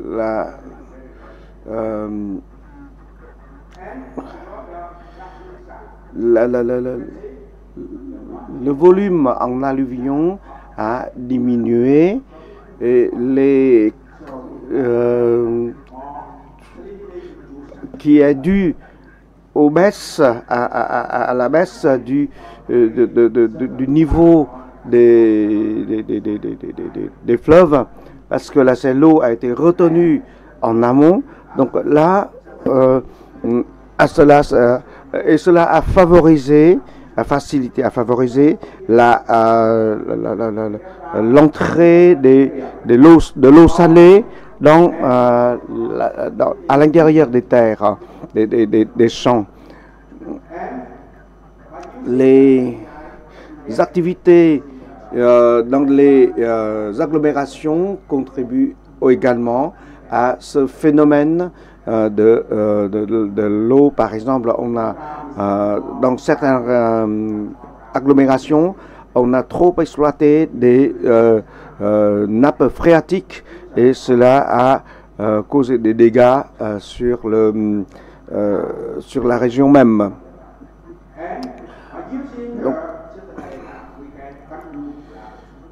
Donc avec l'utilisation l'exploitation des données satellites, on peut voir que cette région doit faire face maintenant à des risques très très élevés. Cette région, par exemple, doit faire face maintenant à des sécheresses accrues. Donc tout cela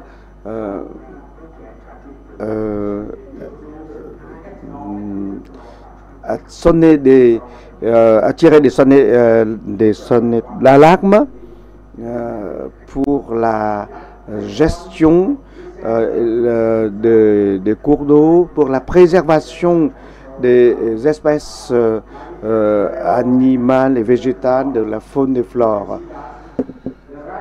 Donc il est urgent maintenant dans ce cas-là d'avoir des mesures appliquées en amont, pas seulement en aval, mais en amont de ce fleuve,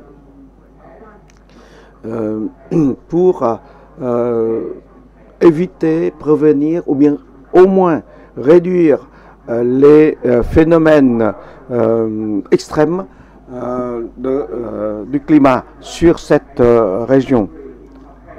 Donc la conclusion est que l'eau est de plus en plus rare dans la région du delta du Mekong. La qualité baisse aussi, donc le volume baisse, la qualité baisse. On voit que les phénomènes extrêmes sont de plus en plus présents, fréquents. Donc il nous faut donc être très prudents et il faut rapidement des solutions pour protéger les habitants et la faune et les faunes et flores. Et quel est l'avenir de la sécurité de l'eau dans cette région? Donc, comme je viens de vous dire, c'est la raréfaction de l'eau, la dégradation de la qualité, ainsi que les infrastructures de plus en plus contribuent également à l'aggravation des situations. Donc, quelles sont les adaptations, les solutions? D'abord, il faut comprendre le contexte, la situation de l'exploitation de l'eau, l'utilisation de l'eau dans la région. On va d'abord, les deux facteurs principaux, c'est l'homme et le climat. Donc là, c'est l'homme et le climat, là, ça a des impacts sur les ressources en eau. Ça a contribué, ça a abouti à des changements des ressources d'eau. Donc les responsables politiques doivent avoir des politiques adéquates qui tiennent compte de tous les facteurs risques. Donc les stratégies adoptées d'abord, il faut une pensée globale et avec des activités locales. Donc il faut des changements à l'intérieur et pas à l'intérieur et pas à l'extérieur. Et un changement dans notre manière de penser, ce n'est pas le changement pensé dans le sens de changement climatique. Il faut changer dans notre mode de pensée, c'est pour avoir une coopération interdisciplinaire, transfrontalière. Et ce sont des conditions nécessaires pour réduire les impacts des risques et réduire les risques. Nous pouvons voir que nous voyons qu'il y a des risques, mais les risques, on a le hasard multiplié avec les expériences, divisé par notre capacité. Donc là, ça c'est le risque. Donc là, c'est avec cette équation. Donc là, on peut voir, là c'est les facteurs dans lesquels on peut intervenir pour, si on veut vraiment réduire le risque qui menace la sécurité de l'eau. Donc, ce sont donc mes suggestions dans le contexte du delta du Mékong. Oui. D'abord, ici, il faut nous appuyer sur les bases de données. Améliorer la qualité, la quantité, la qualité et une utilisation intelligente, pertinente des bases de données. Donc ça, c'est la première chose à faire. Ça, c'est l'élément fondamental. Deuxièmement, la gouvernance. La gouvernance a un rôle importante. Donc, les orientations pour l'avenir, l'infrastructure est également un élément important. Les technologies jouent un rôle important aussi. Et en même temps, ce schéma nous fournit des idées pour les solutions, pour qu'on puisse améliorer la coopération avec les partenaires. Les moyens financiers ne sont pas minimes, ne sont pas moindres non plus, parce que là, il faut des investissements. Hein.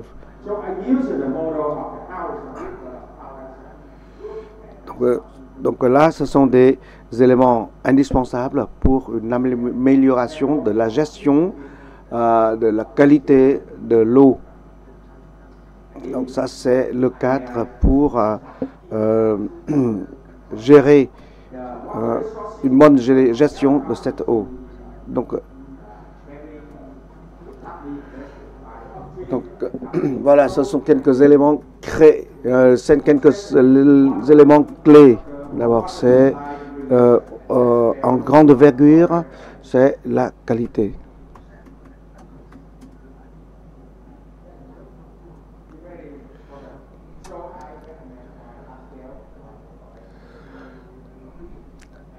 Donc je propose là, c'est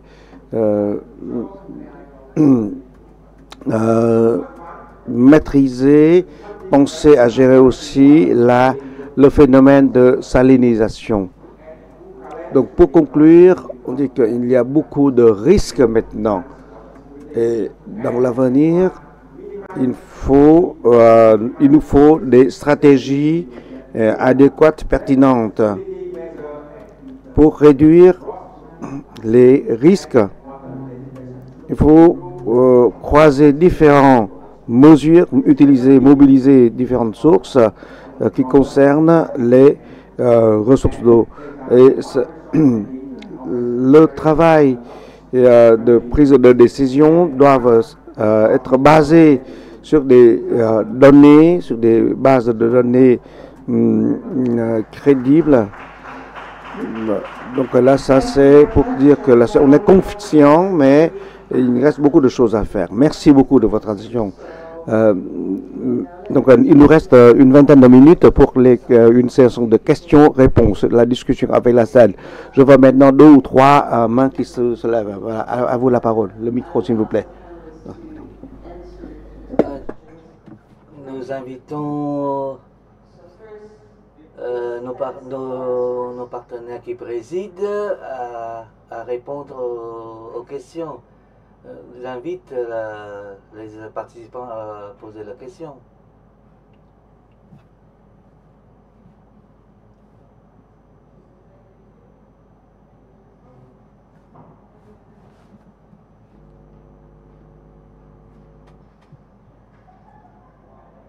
Thanks, Agnes.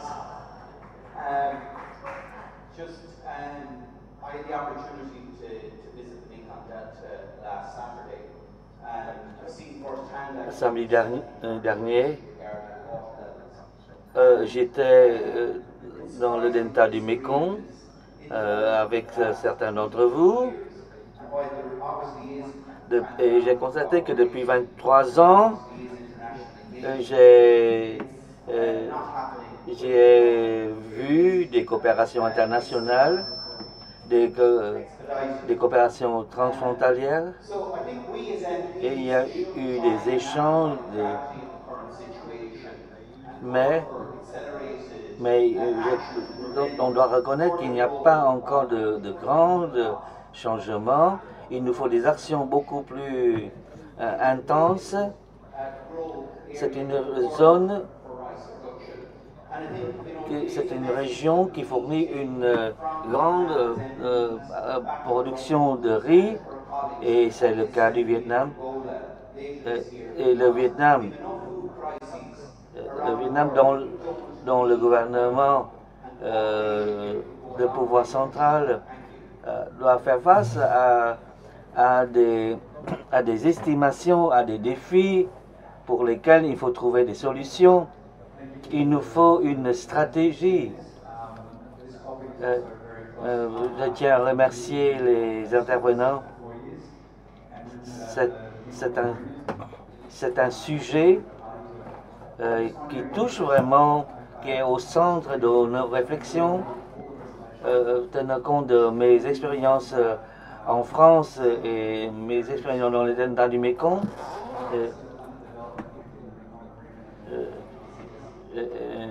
quand je vous ai écouté, il y a eu des réalités, des acquis.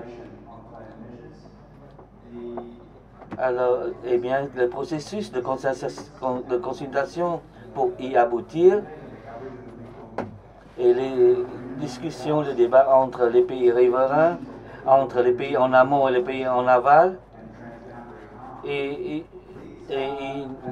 on a déjà donc abordé au niveau, on a touché au concept d'usage responsable de l'eau, notamment dans cette région. Et il faut rappeler que nous avons une convention depuis 1992. C'était une base, c'est une base pour que nous puissions approfondir les spécificités, les riches spécificités de la région. Nous devons avancer des clauses qui contraignantes sur le plan juridique. Je vois qu'il y a une autre main levée pour une autre question. Je tiens à remercier les intervenants pour les exposés. Ma question porte sur le processus de coopération visant à assurer la coordination dans le delta du Mékong. Ce sont donc des conditions qui nous poussent à nous travailler en coordination et nous devons le faire de façon qu'il y a participation de la population locale, la population du delta du Mékong. Nous souhaitons bien sûr une coopération positive dans ce cadre. La question que porte sur le grand panier de riz de cette région, de cette grande région agricole du delta du Mékong. Nous devons aussi voir les impacts ou les retombées touchant aux conditions de vie, d'exploitation. Nous avons une programmation, un plan jusqu'à 2030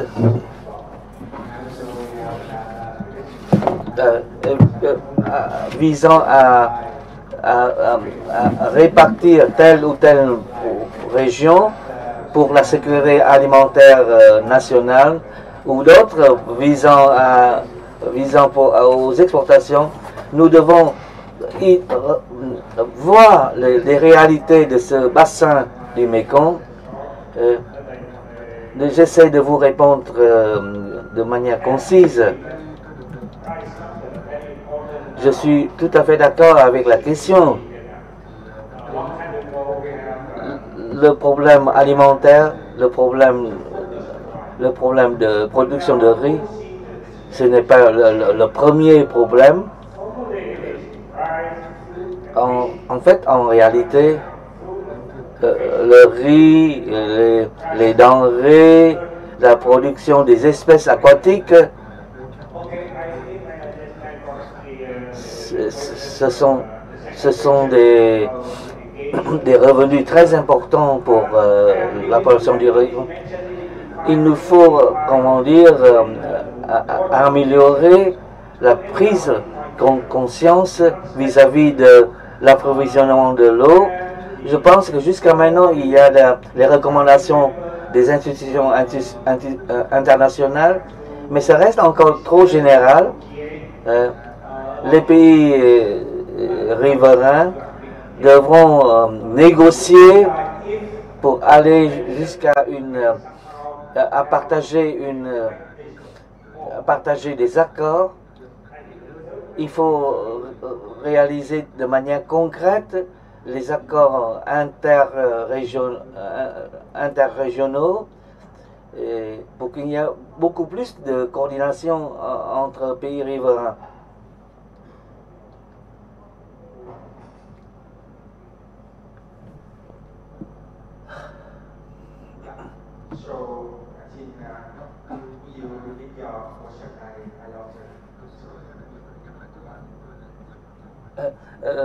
Je souhaite réécouter la question, de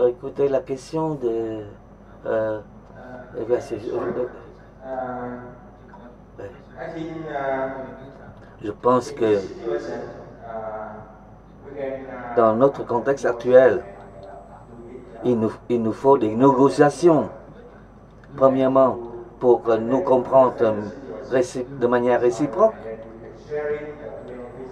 Et de cette compréhension, nous pouvons envisager des partages le partage, et notamment qui se concerne les intérêts. Il nous faut renforcer et arriver à un accord signé entre les pays riverains. C'est un problème. C'est un problème, ouais, qui bien sûr qui revient au problème du cadre juridique. Et on revient au rôle des parlementaires dans l'anticipation et le règlement des éventuels conflits, et au niveau juridique, au niveau législatif. UIP, bien sûr, pourra créer un forum pour les échanges, pour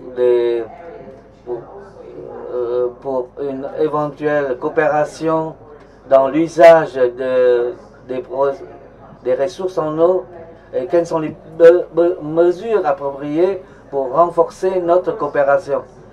Mesdames et messieurs, merci beaucoup pour les intervenants, merci pour les participants, merci à l'adresse des participants.